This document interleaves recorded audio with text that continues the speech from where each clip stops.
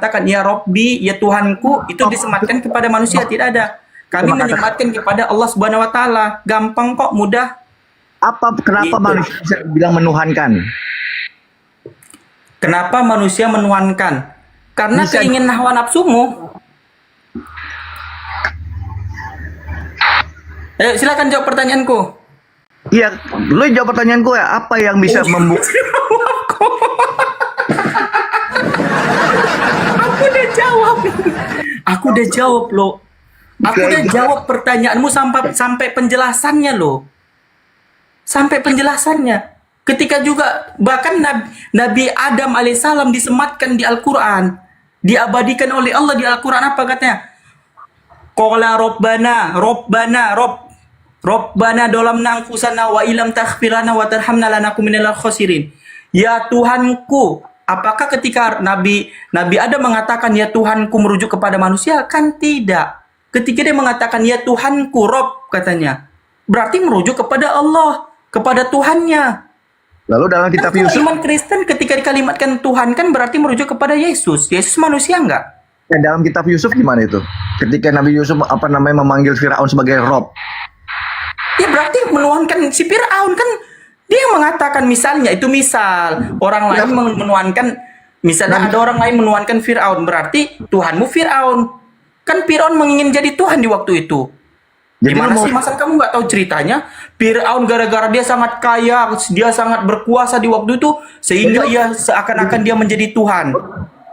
Begitu, makanya apa katanya sama Nabi Musa? Lu mau memfitnah bahwa Nabi Yusuf menuhankan Firaun gitu?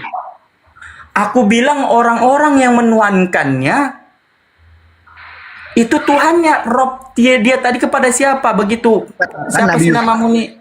Firaun itu sebagai Rob. Apa Iya, lu mau Rob. Tuhan itu bahasa Indonesianya, bahasa Inggrisnya God, bahasa Arabnya Rob, bahasa Ibraninya tuh dibilang Elohim, bahasa bahwa Nabi Arabnya Allah. bukan Firaun? Loh, Firaun itu nama, Firaun itu gelar penguasa di waktu itu. Begitu.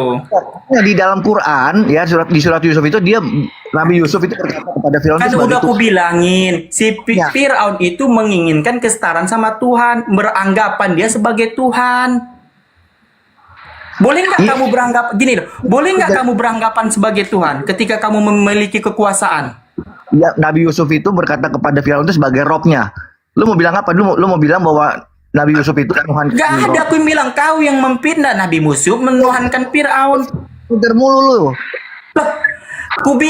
Dengar ya, Firaun itu menginginkan kesetaraan sama Tuhan. Makanya dia Bukan mengatakan, Tahu, selalu ngomong muter-mutermu dari tadi kan ini lu. Lu terlalu belok sana belok sini lu. inilah kualitas Kristen kan. Ya kualitas Islam gini. Oke, silakan jawab pertanyaanku tadi. Yang menderita dan bangkit siapa tadi itu? Wah, dulu pertanyaan gue, apa lu mau Udah jawab pertanyaanmu. Aku pakai data, bertanya pakai data. Nah, aku menjawab juga pakai data. Ketika kalimat Rob itu disematkan ke manusia boleh. Kalau kau menyematkan ke manusia, berarti kamu menuhankan manusia. Bila kau menyematkan kepada kambing, berarti Tuhanmu kambing, Robmu kambing. Jika kau menyematkan kepada apa? Salib, maka Tuhanmu salib, Robmu salib. Itu beda bahasa. Itu namanya bahasa gitu. Kenapa Bahasa orang Arab, bahasa Indonesia, bahasa Ibrani, bahasa apa namanya? Bahasa Yunani. Contohnya, dalam kitab original teksnya kan kalimat Tuhan itu apa dibilang? Kalau dibilang Tuhan itu misalnya Tuhan. Nah, itu Theos gitu. Tuhanmu Theos. Berarti sebenarnya Tuhanmu dewa. Arti Theos itu dewa. Aku nggak mau kemana-mana. Aku maunya di Lukas 24 tadi gitu. lu Silakan. ngerti bahasa Jawa? Dewa itu kan bahasa Sono, bahasa Sanskerta. Jawa gimana sih lu? Apa? Dewa bahasa Sanskerta. Iyalah. Itu bahasa Hindu gimana sih? Dewa tuh bahasa Indonesia, bengal. Dewa bahasa Itu dewa itu bahasa Indonesia.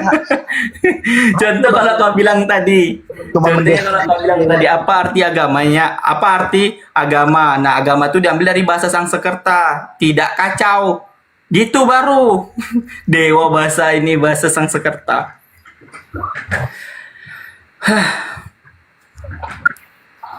Kak, ada narasumber nggak Kak? Aku mau keluar nih Kak. Kak Sri, Kak siapa sih namanya nih? Tahu nih. Aku mau keluar Kak. Udah ini juga mau belanja juga nih. Tahu dia. Apanya Kak? Oi. Dia udah keluar kau. Iya Kang Chan mana ya? Aku mau keluar mau belanja nih. Teman-teman bantu follow aku teman-teman ya. Dia siapa tadi Immanuel tadi lagi ke gereja, dia mau minta Roh Kudus datang kepadanya.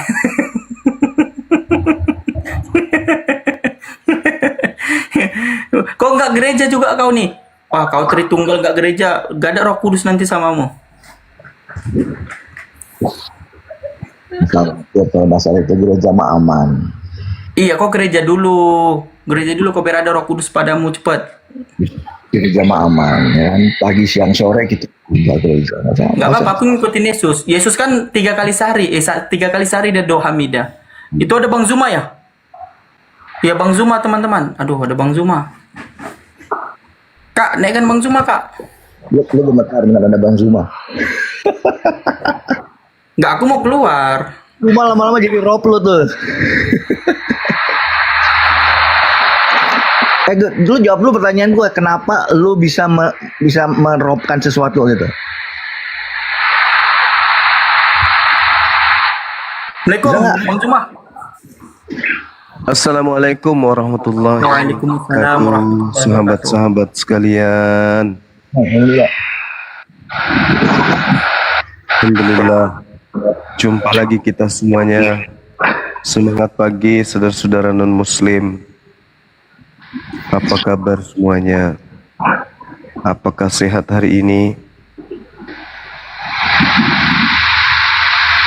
Sehat ya? Alhamdulillah. Alhamdulillah. Ya, Masya Allah.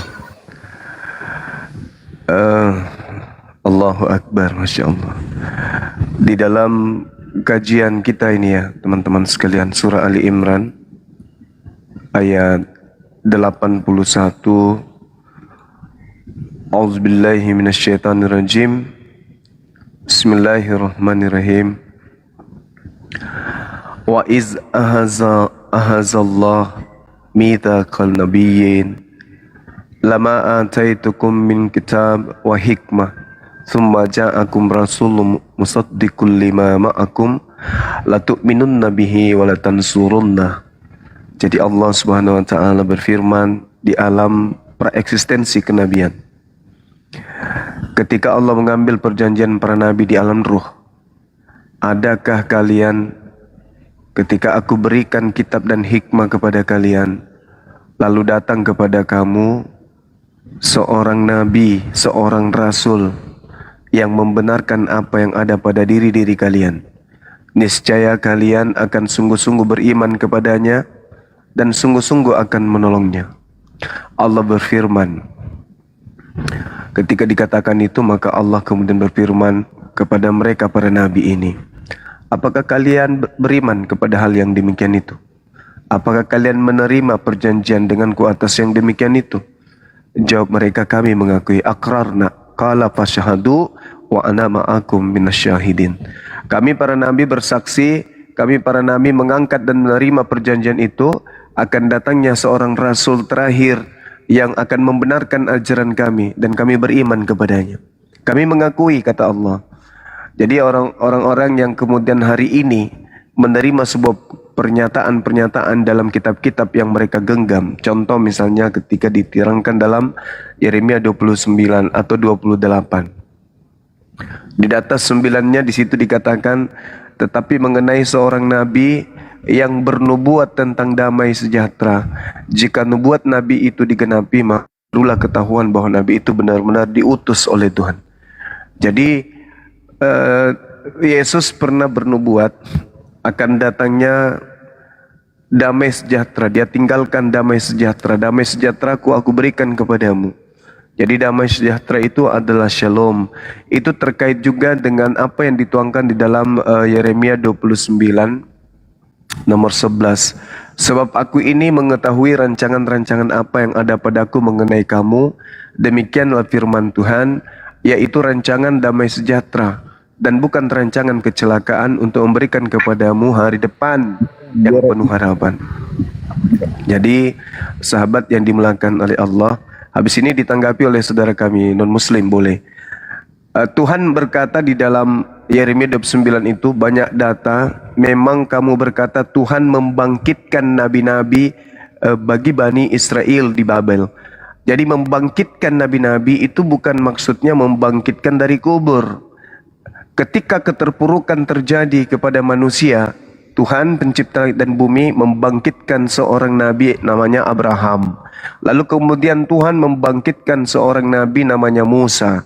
Lalu membangkitkan seorang nabi namanya Daud. Lalu membangkitkan seorang nabi namanya Isa alaihissalam. Terakhir Allah membangkitkan nabi penutup, yaitu baginda Rasulullah Muhammad sallallahu alaihi wasallam. Makanya kalau ada kata bangkit itu bukan berarti keluar dari kubur, kecuali itu ajaran Paulus. Bangkit seorang nabi akan aku bangkitkan, seorang Mesias akan aku bangkitkan. Kalau ajaran Paulus itu langsung berpikir ke kuburan gitu.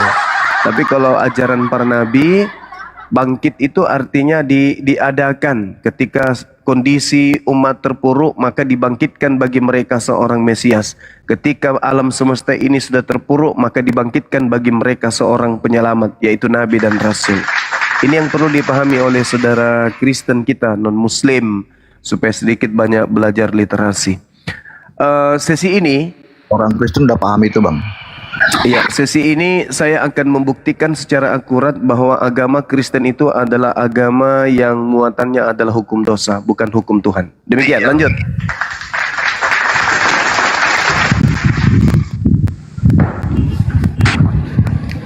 Saya tutup plafon dan juga plafon rumah saya tutup nih. Plafon rumah dan juga gerbang kampung. Biar udara nggak masuk sekampung. Masuk, silakan ditanggapi. Ada yang berdiskusi, silakan. Ajaran Kristen itu terindikasi berdiri di atas pondasi dosa. Semua yang ada yang terkait dengan konsep ketuhanan, kebenaran versi Kristen, semuanya itu adalah satu pengajaran yang berasalkan dari dunia gelap untuk manusia agar hidup dalam dosa dan mati dalam dosa. Cuma Siap. lagi berdiskusi tentang ketuhanan nih, Bang Zunan. Apapun itu Bang, silakan. Ya, kita sedang berdiskusi ketuhanan dan umat-umat ini nggak ada yang bisa dijawab nih, Bang. Iya, boleh. Dari mana ini? Katolik, Protestan? Saya Protestan, Bang. Silakan saudara. Ya, saya cuma mau tanya bagaimana sih orang bisa disebut menuhankan sesuatu, Bang? Oh ya, baik. Jadi contoh, selain Islam dan umat para nabi, itu di luarnya menuhankan hawa nafsu. Kalau dulu zaman Fir'aun, orang menuhankan Fir'aun itu karena Fir'aun yang memaksa mereka. Mereka menuhankan Fir'aun karena mereka takut dibunuh. Keterpaksaan. Tapi ada yang lebih parah lagi. Menuhankan hawa nafsu. Apa itu? Beragama dengan aturan-aturan hawa nafsu. Bukan firman Tuhan, bukan sabda Nabi, tetapi hanya hayalan-hayalan, ilusi-ilusi. Contoh, agama Kristen menyembah makhluk bernama Yesus. Itu hawa nafsu. Kenapa hawa nafsu? Sabar. Kenapa hawa nafsu? Sabar. Kenapa hawa nafsu? Karena orang Kristen tidak memiliki dasar firman Tuhan untuk menuhankan sosok Yesus, dan tidak ada sabda dari nabi-nabi untuk menuhankan sosok Yesus. Mereka kompak ke gereja hari Minggu, itu bukan perintah Tuhan, bukan sabda Nabi, tetapi itu adalah hawa nafsu mereka sendiri. Itu fakta, itu real. Itu bukan, Bang. Gimana? Kawin sampai 4 kali diizinkan itu hawa nafsu bukan bang? Itu bukan hawa nafsu, itu petunjuk. Menikah 4 istri itu adalah membatasi. Nabi-nabi sebelumnya tidak pernah membatasi. Sabar saudaraku, Anda bertanya saya menjawab. Nabi-nabi sebelumnya itu tidak pernah membatasi jumlah istri. Yesus tidak membatasi istri. Anda boleh baca di dalam Lukas 18 nomor 29 nomor 30. Menjadi pengikut Yesus itu bebas. Istrinya mau 10, 100, 1000, 1 miliar itu boleh. Menurut ajaran Yesus, Anda boleh baca sekarang juga ini, kita dengarkan. Lukas 18 nomor 29 nomor 30. Yesus tidak membatasi jumlah istri. Ya apa yang Islam datang membatasi itu. Islam datang membatasi itu. ada anak, Saya masa anakmu 100 ayah 100 ibu? Abang jangan 4 istri. Itu dalil Lukas 18 jangan dibuang abangku. Itu dalil.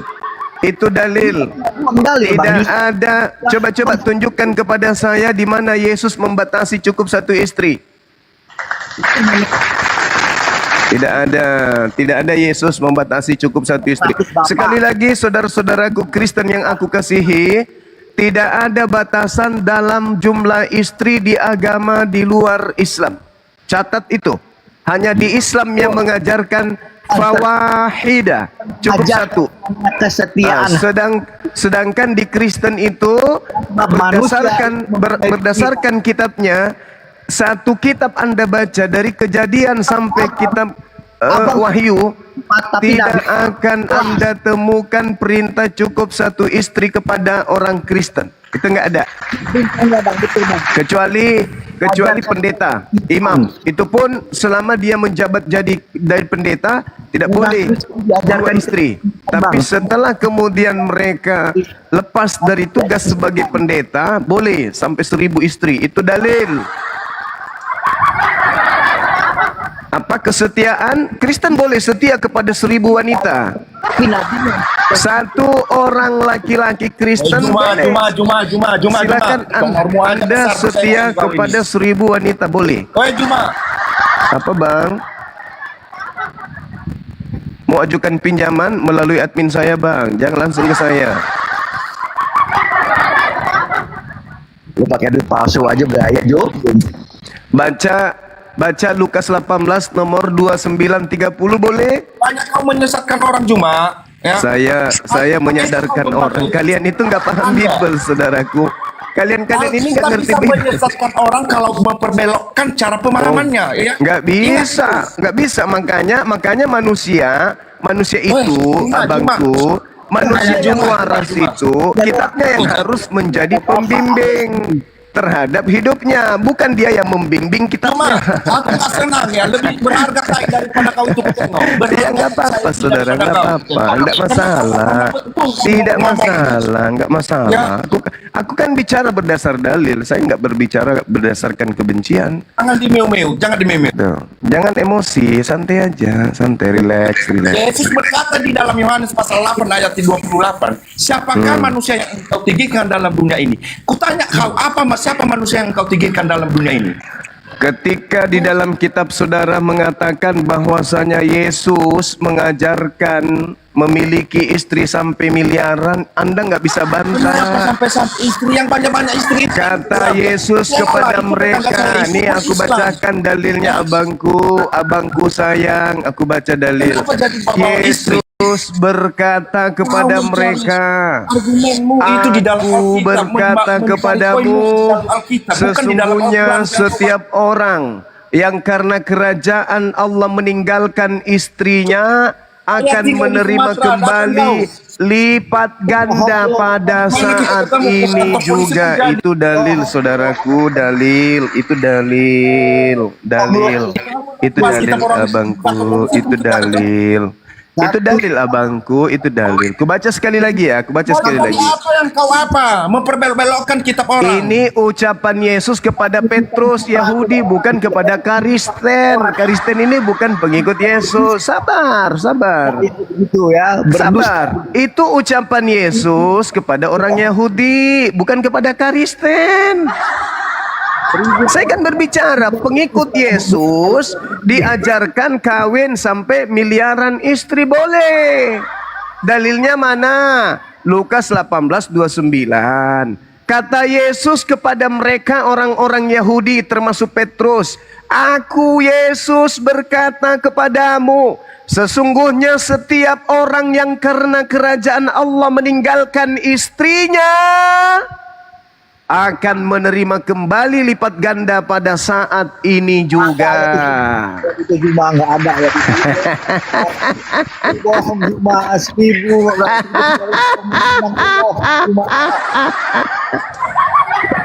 Sekali lagi ketawanya, Dok. Kamu tipu. Saya baca dalil, kecuali Lembaga Bible Indonesia mau merubahnya ya silakan. Itu bukan urusan saya. Saya sebagai penginjil hanya menyampaikan apa yang tertulis di dalam kitab saudara. Ketika tadi ada yang dikatakan, apakah ajaran kebenaran itu mengajarkan 4 istri? Jangan salah, hanya di Islam yang mengajarkan cukup 1 istri. Kalau di agama di luar Islam, termasuk ajaran Yesus, boleh sampai 1000 istri, boleh. Boleh. Mana dalilnya? Nah, ketiga kalinya nih, ku baca. Baca Lukas 18:29 nomor 30.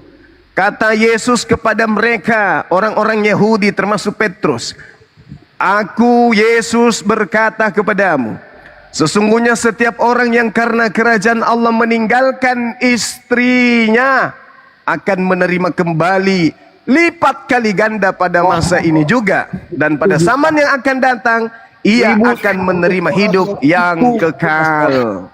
Tipu dong. Itu dalil saudaraku. Saudaraku yang kusayang, yang imut-imut, yang aku cintai, yang aku sangat perhatian terhadap keselamatannya di akhirat. Itu dalil. Bahasa Arab lu yang nggak ditahu orang. Itu dalil. Jangan sakit hati. Mau kayak mana lagi? Itu sudah fakta tertulis di Bible, kok mau dilarang, mau dilanggar. Gimana ini teman-teman? Mau pakai bahasa Arab tapi ditipu-tipu artinya ya. Ini kenapa ngamuk? Kenapa ngamuk saudaraku? Itu dalil. Aku baca lagi mau? Mau aku baca dari belakang? Mau aku baca dari belakang? Belum lagi Yesus menjanjikan 100 istri nanti di surga bagi pengikutnya Bani Israel. Di mana tertulis? Matius 19 nomor 29. Alamak. Yesus menjanjikan pengikutnya 100 istri di surga. Kalian kenapa panas? Kan kalian bukan pengikut Yesus, kalian pentuhan Yesus. Bedakan pengikut Yesus dengan pentuhan Yesus. Kalian kan pentuhan Yesus, kalian menuhankan Yesus, bukan mengikuti Yesus, tapi pentuhan Yesus. Beda saudaraku, beda. Jangan emosi, lawan saya pakai ilmu. Ini belum apa-apa ini, belum apa-apa. Saya berharap Quran di negara kita ini mengadakan diskusi besar Islam Kristen, ya kan ya, di Monas atau di Senayan gitu. Selamat pagi Bang Juma. Disaksikan oleh seluruh penduduk Indonesia kan gitu. Kita kupas tuntas tentang kebenaran kan gitu. Orang baca Alkitab yang bahasa Indonesia aja lo salah. Lalu bahasa Arab. coba Anda yang baca, coba Anda baca Lukas 18:29, silakan. Tongolin. Ya, coba Anda baca. Aku pengen dengar. Silakan. Tongolin aja, tongolin. Anda baca, tongolin. Udah. Banyak alasan. Disuruh baca pun, baca. Ya justru lu yang baca dong, kan tadi lu yang baca.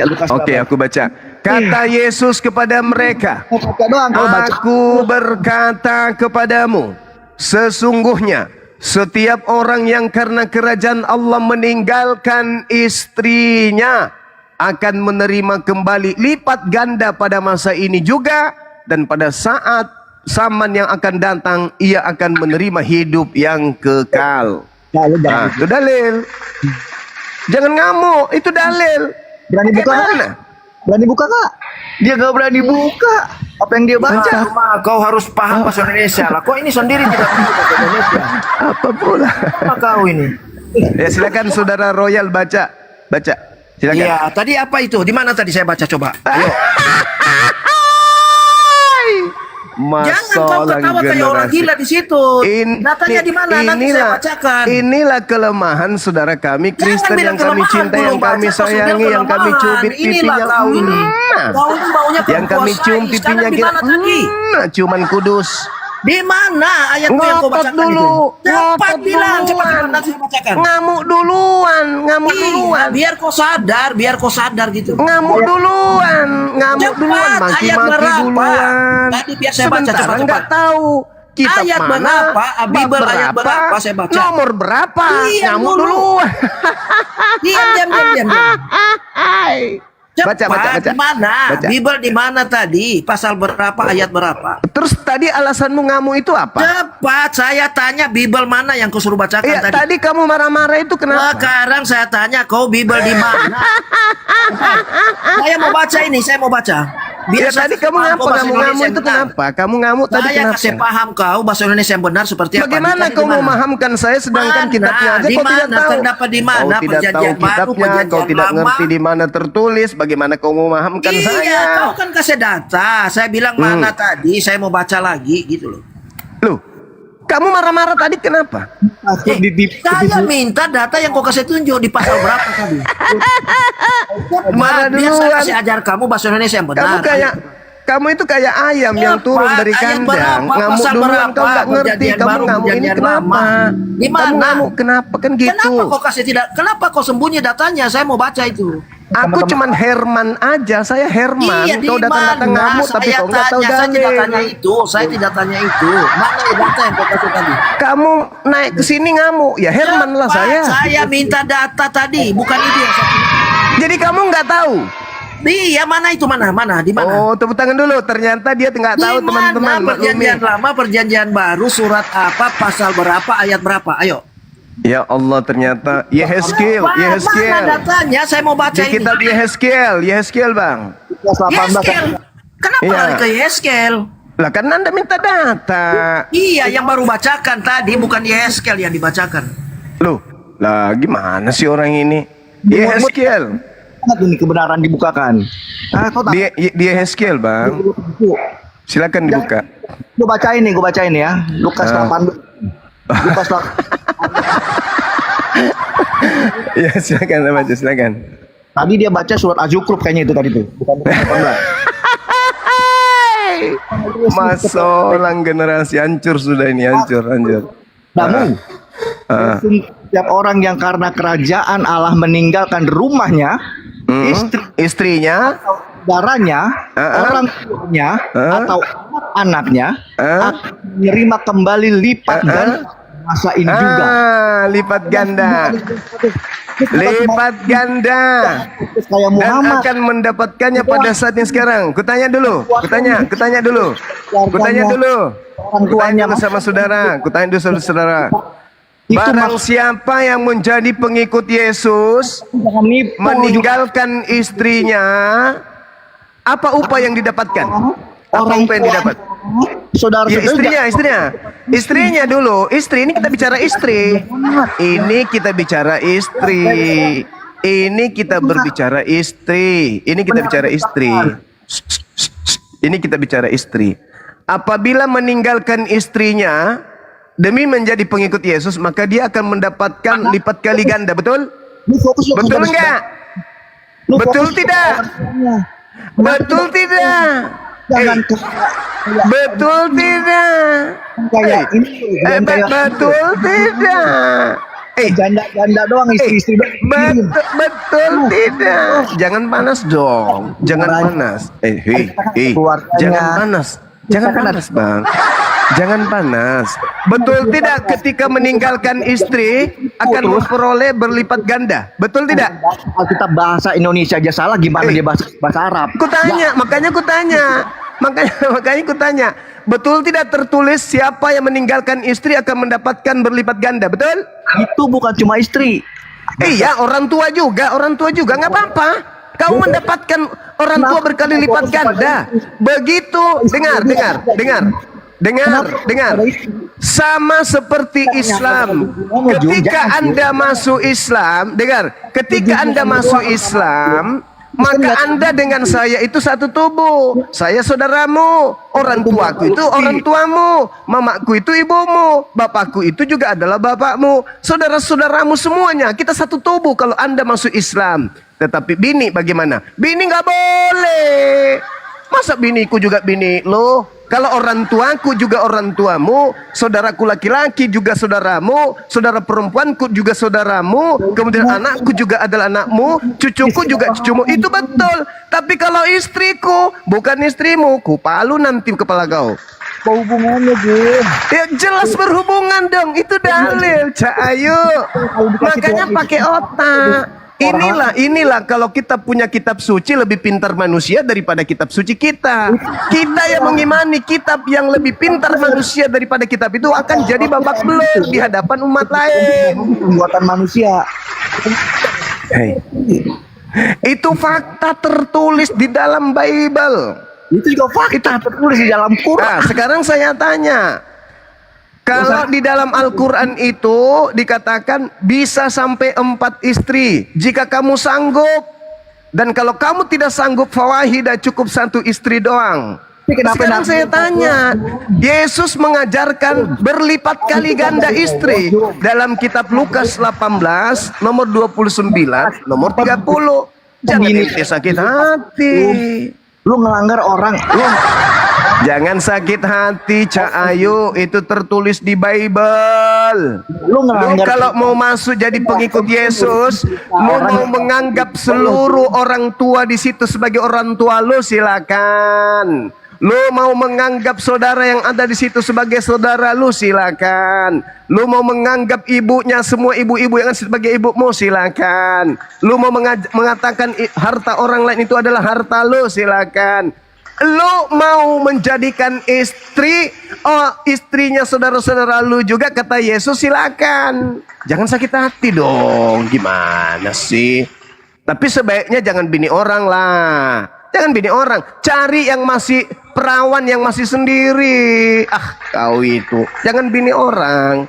Jadi dalil itu jelas. Tapi ingat saudara, di data 28-nya Petrus berkata, kami telah meninggalkan segala kepunyaan kami dan mengikuti engkau. Yang begitu orang bisa. Kata Petrus nih, kami telah meninggalkan segala kepunyaan kami dan mengikuti engkau. Kata Yesus apa? Barang siapa yang mengikuti aku karena kerajaan Allah, maka dia akan memperoleh berkali lipat ganda. Saat ini juga. Nah, kalau kau tinggalkan istrimu, kau dapat apa? Berkali lipat ganda. Di situ apa? Apa yang berlipat kali ganda kalau meninggalkan istri? Jangan ikut ajaran sesat. Kalau meninggalkan istri menurut Yesus, demi Yesus, kita mendapatkan apa di situ berlipat ganda? Kita ini anak mantu kita, Jom. Ya. Saudaraku yang aku cintai dan aku sayangi, I love you full. Sayangnya otak lu tidak bisa berfungsi dengan baik. Padahal dalil sudah diterangkan begitu terang di dalam Biblemu. Wa antum syuhada, engkau menyaksikan dalil itu. Tapi kamu tidak mau mendengarkan. Kau punya mata, tapi kau tidak melihat kebesaran Allah. Kau punya kuping, tapi kau tidak mendengarkan ayat-ayat Allah. Kau memiliki hati, tetapi kamu tidak membuka hatimu agar masuk cahaya ilahi ke dalamnya. Kau menutup dirimu. Kau menutup segala kemampuan potensi yang ada dalam dirimu. Kenapa? Karena kamu merendahkan dirimu di bawah kitabmu. Kitabmu itu tidak lebih pintar dari manusia. Manusia lebih cerdas dari kitab lo. Kau ingin mempertahankan kebenaran dalam kitabmu, makanya kamu keteteran. Nah, itu dalil, saudaraku, dalil. Barang siapa yang oleh karena kerajaan Elohim meninggalkan istrinya, rumahnya, saudaranya, orang tuanya, anak-anaknya, akan menerima kembali lipat ganda pada saat ini juga. Dan pada zaman yang akan datang, ia akan menerima hidup yang kekal. Makanya Yesus itu tidak pernah membatasi jumlah istri. Nabi Musa tidak pernah membatasi jumlah istri. Nabi Abraham tidak pernah membatasi jumlah istri. Nabi Daud tidak pernah membatasi istri. Salomo tidak pernah membatasi istri. Harun tidak pernah membatasi istri. Hanya gereja yang membatasi istri, tetapi seks bebas, tetap berjalan laki sama laki boleh, perempuan sama perempuan boleh, bahkan manusia dengan babi juga boleh. Itu kesalahan fatal disebabkan karena manusia lebih cerdas daripada Bible. Itulah bukti bahwa Bible itu bukan firman Tuhan. Tidak mungkin manusia lebih pintar dari Tuhan. Demikian saudara-saudaraku, apa yang aku sampaikan adalah bentuk wujud kasihku kepada kalian, supaya kalian itu bisa waras meninggalkan kejahatan. Demikian. Saya bicara pakai dalil loh. Jangan Anda mengatakan saya menghujat. Enggak. Tadi saya hanya menangkis tuduhan penghinaan terhadap Islam 4 istri. Kalian, kalau kita melihat nih dalam keadaan situasi manusia hari ini, apabila ada agama yang membatasi 1 istri, maka agama itu melegalkan persinahan. 1 istri, zina jalan. Kalau di Islam, daripada lu berzina, mending lu nikah. Daripada lu maksiat, mending lu nikah. Itu di Islam, solusi. Makanya tidak ada larangan poligami di dalam Bible. Saya ulang lagi. Kalau ada agama yang membatasi cukup 1 istri, maka agama itu dengan sendirinya melegalkan persinahan. Melegalkan sesama jenis. Kalau di Islam nggak boleh. Daripada kau maksiat, ada solusi meskipun pahit. Apa itu? Nikah. Jadi sahabat-sahabat sekalian yang punya harta berlimpah, yang masih muda, ya masih gadis, yang mau dinikahi sama Bang Suma, yuk daftar maksimal 4 orang ya, diterima pendaftaran 10 menit ke depan, silakan DM. Lebih dari 10 menit ditolak, nggak terima lagi. Ayo bapak-bapak, ibu-ibu yang punya harta berlimpah, ada anaknya lulusan kedokteran, sudah jadi dokter kepala rumah sakit, sekarang masih perawan, usianya masih muda, silakan infokan ke Bang Suma. Maksimal 4 orang, yuk. Saya ikhlas, saya ridho jadi suami mereka. Yuk, silakan. 10 menit. Nanti pendaftaran langsung ke Sal. Dia daftar di sana, atau Ustadz Miftah nanti daftar di sana, sekalian langsung nikah masal kami. Ustadz Miftah nanti. Assalamualaikum warahmatullahi wabarakatuh, Gurunda. Waalaikumsalam warahmatullahi wabarakatuh. Daripada kumpul kebo ya kan, kayak kerbau. Ya kan, di depan mimbar kita tidak boleh. Di depan mimbar, depan jemaat kita tidak boleh. Apa yang disatukan Tuhan tidak boleh dipisahkan kecuali oleh maut. Pret. Teori doang, teori. Jangankan wanita kalian ambat. Binatang aja boleh di dalam tempat ibadah kalian kok. Pandai-pandai nipu manusia, kebangetan kali. Kita itu cukup 1 istri, tidak boleh kita itu. Oh, di depan istri iya, begitu periksa dompetnya penuh kondom.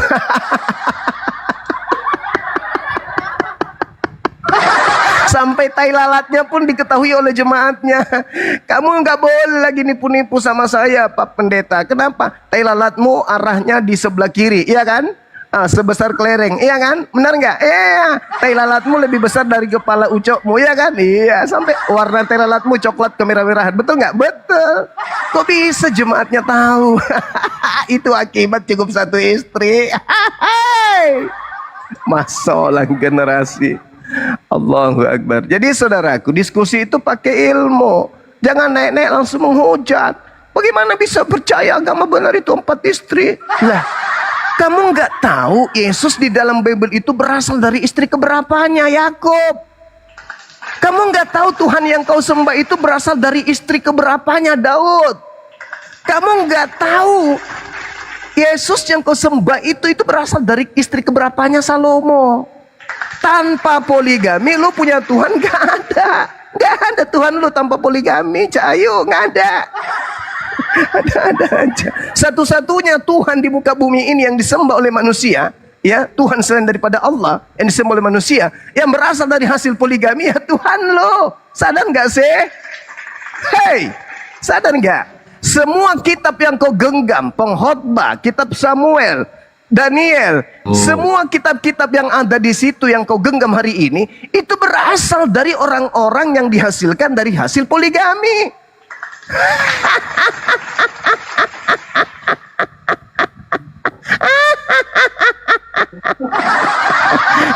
Kalau tidak poligami, siapa yang menulis kitab Daniel? Ayo, jawab saya. Jawab saya. Kalau tidak poligami, bapaknya, emaknya yang nulis kitab Daniel siapa? Yang nulis kitab pengkhotbah siapa? Yang kitab Amsal yang nulis siapa kalau nggak ada poligami? Yang melahirkan Yesus kalau tidak ada poligami siapa? Sekali lagi Bang Suma.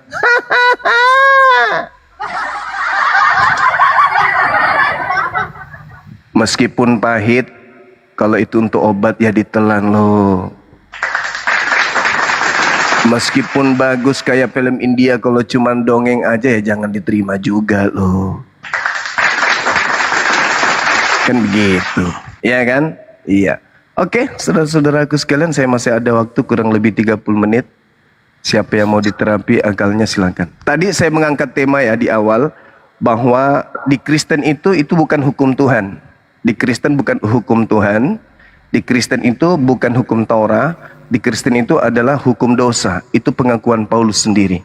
Bahwa yang diajarkan Paulus sebenarnya itu bukan hukum Tuhan, tetapi hukum agar orang berdosa. Itulah yang Paulus ajarkan, yang Paulus tanamkan kepada saudara-saudaraku yang aku cintai, yang aku kasihi Kristen. Maka kami Apologet Islam hadir untuk menyadarkan itu. Semoga alat yang Tuhan berikan kepada kalian berupa akal masih bisa berfungsi. Silakan waktu dan tempat saya berikan. Oke Bang. Bentar.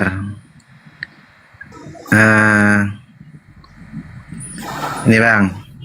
Semua nabi yang mengajarkan kebenaran tapi tidak melakukan apa yang dia ajarkan adalah nabi palsu, ya.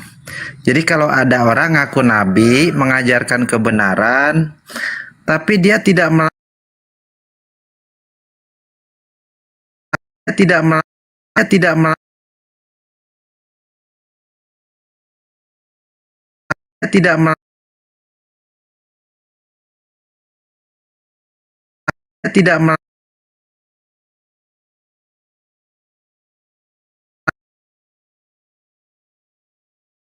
Maksimal Nah, 4. Muhammad istrinya berapa Bang? Ada yang mengatakan 11, 9, 13. Nah, berarti dia berlawanan dengan yang dia suruh sendiri. Itu kamu baca dari dalil mana? Ini dari pengajaran para rasul. Ntar saya gede. Nih, jadi kalau orang ngaku nabi tanpa melakukan apa yang diajarkan, maka dia adalah nabi palsu. Tolak ukur dari kitab lu ajarkan untuk Islam gimana ceritanya? Oke, baik, saya Ya, ikuti berarti namanya. kami tidak mengakui Muhammad itu nabi karena dia nabi palsu, Bang. Iya kan memang, kan kalian umat kafir, kan meski Anda tidak tahu, kami tahu kalian kafir, nggak usah dipamer kali. Sekarang Bagi kami begini. dia nabi palsu, Bang, karena tidak melakukan apa yang Kalian kan diajarkan, Bang. kafir, saudaraku. Jangankan Nabi Muhammad, Yesus aja kalian ingkari. Gimana mau terima Nabi Muhammad? Dia ngajarin Lucu tapi tidak ente. melakukan yang diajarkan, Nah, Bang. sekarang coba kita lihat nih. Matius 23 nomor 1, nomor 2. Apa kata Yesus? Orang Farisi, ahli Taurat telah menduduki kursi Musa. Jangan kau ikuti mereka, tapi dengarkan apa yang mereka katakan. Tapi jangan kau ikuti perbuatan mereka. Diam. Oh, berarti jangan diikuti perbuatan Muhammad ya? Diam. Sebab Jadi ini ahli Muhammadnya jangan diikuti. Tadi kan orang gila ini mah. Saya membicarakan dalilmu. Kok Nabi Muhammad? Ahli Taurat itu Nabi Muhammad. Ya, Muhammad tidak melakukan yang diajarkan. Orang Farisi itu Nabi Muhammad rupanya. Hah? Kau diskusi itu pakai otak. Kalau nggak bisa dibawa. Karena materi saya berat. Materi saya berat. Nah, dia Ini hari- tidak sesuai ini- ucapan dengan Ini berat ini materi saya ini. Materi saya berat. Jangan kau mengikuti perbuatan-perbuatan mereka. Karena mereka hanya mengatakan tapi mereka tidak mempraktekkan. Itu. Nah saudara, coba Anda lihat. Dalam perilaku kehidupan saudara sebagai Kristen.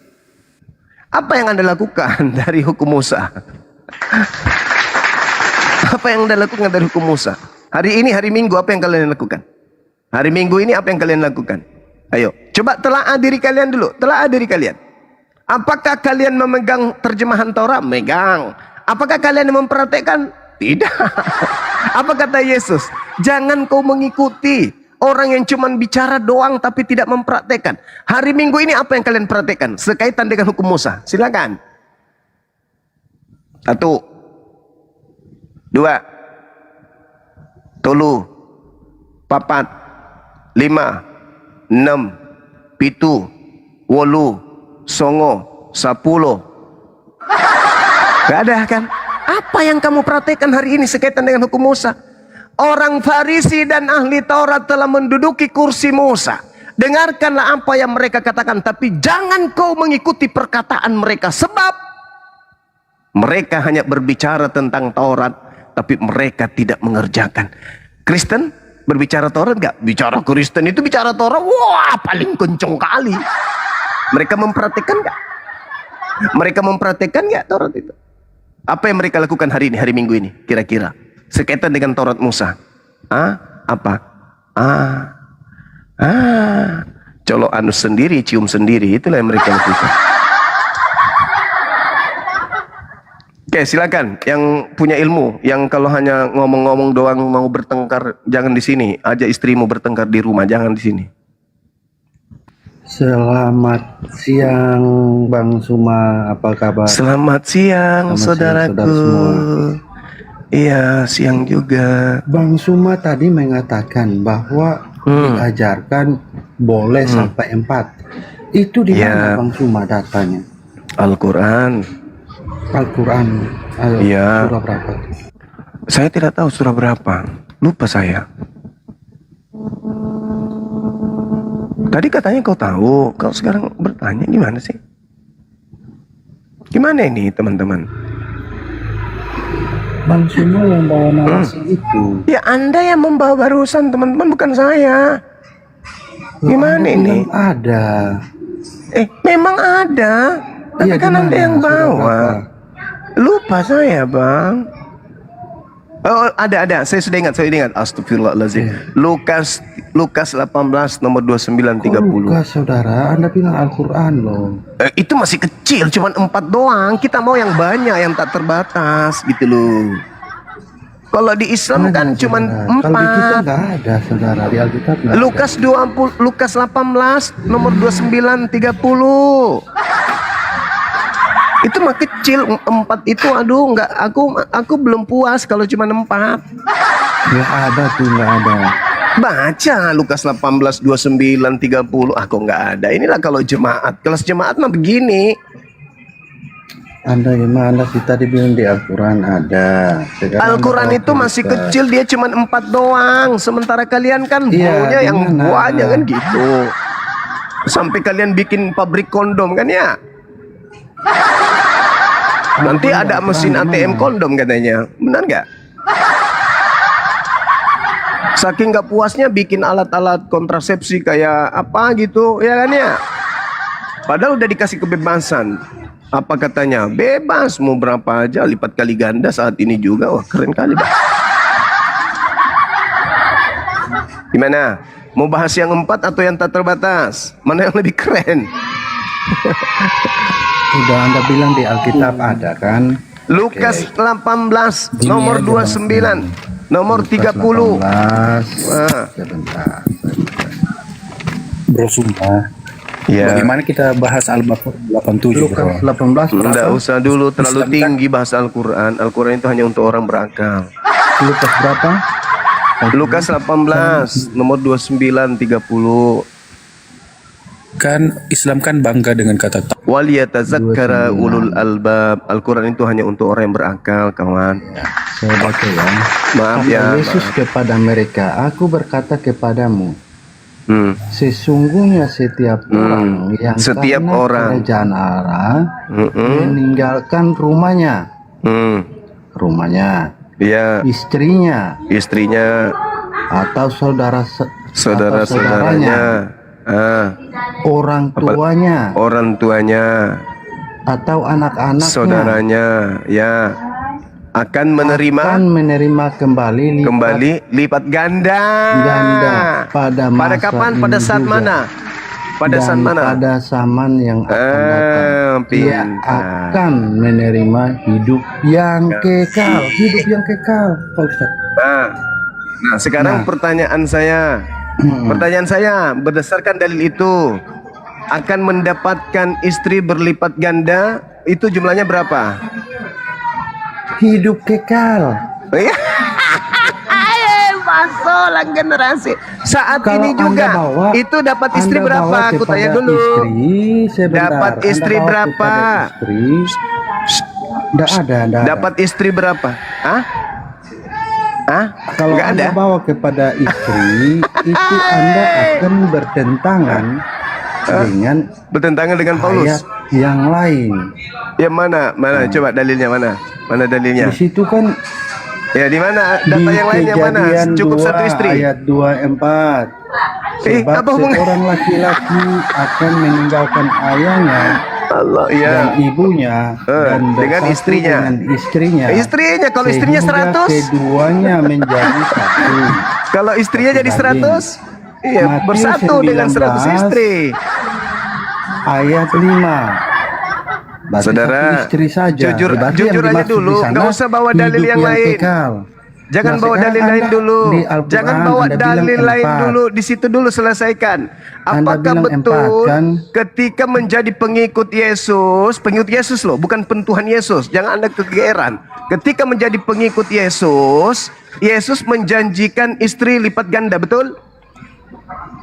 Enggak demikian. Hidup Lalu, yang kekal, hidup yang kekal. Hidup yang melebihi- itu nanti di zaman akan datang. Pada zaman yang akan datang ia akan menerima hidup yang kekal. Zaman sekarang bagaimana? Itu nanti hidup kekal. Zaman sekarang gimana? Zaman sekarang gimana? Itu melebihi itu. Zaman sekarang gimana? Jangan bantah dalil, Zaman saya sudah sekarang tunjukkan datanya. lipat ganda apa saja? Tunggu. Zaman sekarang lipat ganda apa saja? Itu di Matius 19 ayat 5. Jangan kau lebih pintar dari Bibelmu sampai kau akal-akali, jangan. Inilah celakanya kalau Bible lebih pintar orangnya daripada isi Bibelnya. Kenapa? Ini kan orang-orang yang menulis nih, orang yang tahun 2000 tahun yang lalu hidup. Anda sekarang modern, makanya Anda lebih pintar. Lebih pintar kumur-kumur daripada pengarang Bible. Sekarang begini saudaraku, jujur aja dulu. Coba sebutkan, sebutkan apa saja item apa saja yang diperoleh berlipat ganda ketika menjadi pengikut Yesus. Satu, Jangan di-mute lah, bro. saudara, item-item apa saja yang diperoleh berlipat ganda Bang ketika Zuma. menjadi pengikut Yesus? Satu, Bang Suma, di situ Satu. kan hidup kekal. Satu. Itu lebih mahal dari semuanya. Karisten betul-betul penipu ini. Lebih mahal dari punya rumah berlipat Wajarlah ganda. Al-Quran saya mengatakan innalladzina kafaru bin ahlil kitabi wal musyrikina fi nari jahannam khalidina fiha ulaika hum syarrul bariyah.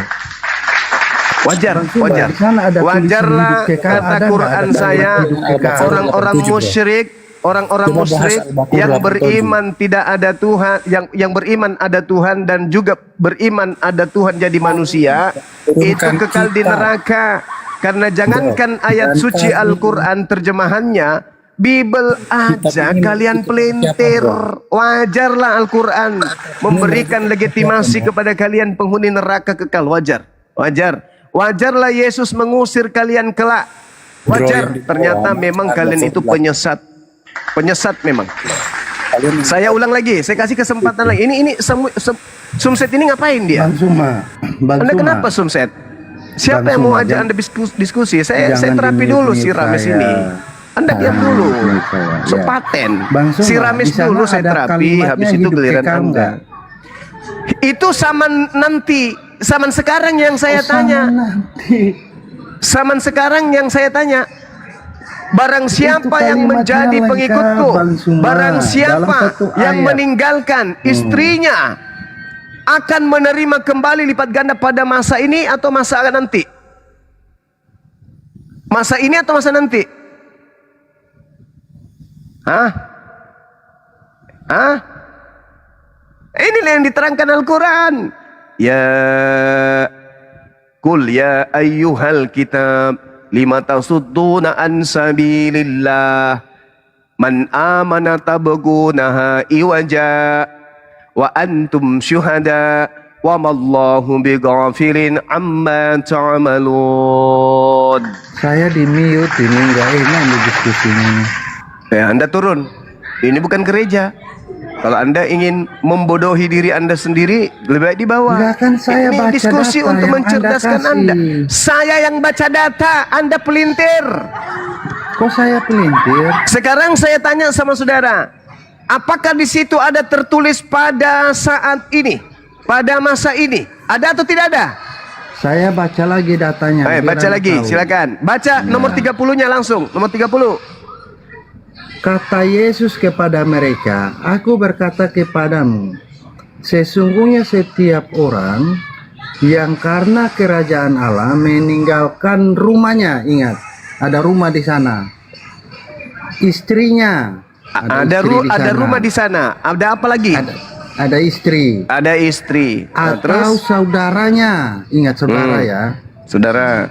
Terus orang tuanya, ada orang tua tuanya. juga. Orang tuanya Atau juga. anak-anaknya Anaknya juga. akan Terus? menerima kembali, lipat Akan menerima ganda kembali. pada masa ini juga. Lipat ganda. Dan Pertanyaan pada saya, saat ini zaman juga kan? yang akan datang, ia menerima hidup yang Ya, kekal. kita bahas masa ini dulu. Masa akan datang itu kan masih belum datang nih. Masa ini Ya. dulu. Masa ini dulu apa saja yang didapatkan? Item apa saja? 1, rumah. 2, Masa ini yang didapatkan lebih mahal dari punya rumah, yaitu damai sejahtera. masa orang Damai lagi dia. mimpi ulu. Aduh, Pak. Karena tidak Parah. mungkin dia mendapat rumah lipat ganda. Gak mungkin dia punya saudara lipat ganda, dan gak Qul mungkin ya juga ayyuhal dia kafirun. apalagi orang tua Udah. lipat ganda. Nggak Udah, kau mungkin. orang gila kau. Kau penyesat. Kau itu penyesat. Kau itu penyesat. Ke gereja atau kau ke pasar beli kemangi. Tinggal kau pilih. Jangan kau naik dengan niatan, dengan semangat tipu-tipu. Jangan. Masih banyak saudara saya Kristen yang mau waras. Masih banyak saudara saya Kristen yang mencintai kebenaran. Masih banyak saudara Kristen saya itu yang mau belajar. Masih banyak saudara Kristen saya yang mencari kebenaran.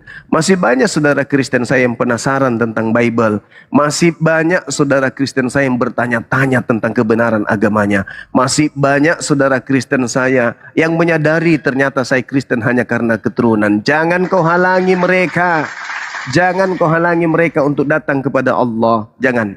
Jangan kau bengkokkan ajaran yang benar itu. Jangan. Ini saatnya kita jujur mengakui kebenaran itu kebenaran, kesalahan itu kesalahan. Jangan ego terhadap keyakinan yang tidak berdasar terhadap kebenaran. Ingat sekali lagi, firman Tuhan itu kudu lebih pintar daripada manusia. Itu firman Tuhan. Tapi kalau ada buku dibilang firman Tuhan tapi lebih pintar manusianya daripada bukunya, terbukti tadi. Kalau kita mau menganalogikan orang tadi itu, seakan-akan dia mengatakan, bodoh kali kitabku ini. Kitab paling bodoh ini. Kenapa kau tertulis begitu? Kau bikin malu aku. Sampai aku harus melilit lidahku. Kau ini kitab bodoh. Kitab bodoh kau ini. Kenapa kau begitu berbunyi? Jangan kau berbunyi begitu. Hei kitab bodoh, jangan. Akhirnya dia pelintir. Kenapa? Karena sejatinya dia lebih pintar dari kitabnya. Dengan kata lain, tulisan yang ada di kitabnya itu bukan firman Tuhan. Karena tidak mungkin manusia lebih pintar dari Tuhan. Sederhana bukan? Sederhana. Oke, lanjut. Masih adakah? Ya, Bang Pro, Muslim apa Kristen Bang Pro? Monitor. Ini aja Kristen sejati dulu lah. Si Juma ini barusan jual obat dia, nggak laku obatnya. Santai ya. Silakan. Gimana Bang Juma? Kita mau bahas apa ini? Itu tadi barusan Yesus Apa mengajarkan pengikutnya untuk memiliki istri berlipat ganda. Siapa bilang? Datanya mana Bang? Datanya dulu. Ini Kristen sejati atau Lah pusat iya sejati? harus berdata kamu. Kalau cuma congor nggak laku Bang. Itu namanya Jadi jual tadi- obat. Jadi tadi kamu nggak dengar? Loh, di mana datanya? Buka dong. Nggak, saya tanya. Jadi tadi kamu nggak dengar? Loh, nggak dengar di mana? Aku aja baru naik ini. Oh, baru naik. Ya udah. Baca Gitu Lukas. kamu gimana sih? Cuma ini jualan Baca. obat nggak laku Bang, nggak ada data. Nah, baca Lukas 18 nomor Lah kau 29, bacalah di 30. situ. Kamu yang baca, aku Ini kan tak tanda-tanda. berhadapan dengan device, aku cuma satu. Ini tanda-tanda Lukas berapa? katanya Coba, Kristen tunggu dulu. sejati. Kristen Tunggu, sejati sabar tapi dulu tidak tahu kamu. Bibelnya. Tunggu, aku Kristen buka sejati dulu. nggak tahu Coba Bibelnya. mana device satu. Masalah Iya, si Juma ini penafsiran liar aja deh ini, nggak jelas. Ini liar Aduh, lagi. Mana device-nya satu?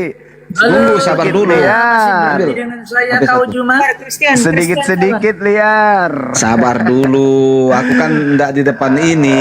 Di depan apa? Di depan hotel. Sedikit-sedikit Ngeyel liar. aja kamu kok di depan hotel jadinya. Sedikit-sedikit liar. cuma penakut Sedikit-sedikit liar. cari-cari kau kemana aja kamu. Ayat berapa tadi Juma? Nggak ngerti Bibelnya, Masya Allah. Ayat berapa? Ayolah kau sebut, saya baca. 29. Lukas berapa tadi? Mas orang genah. Loh, ditanya kok. Ayolah, berapa tadi? Lukas lagi. 18. Astagfirullahaladzim, ya Allah. Lukas 18.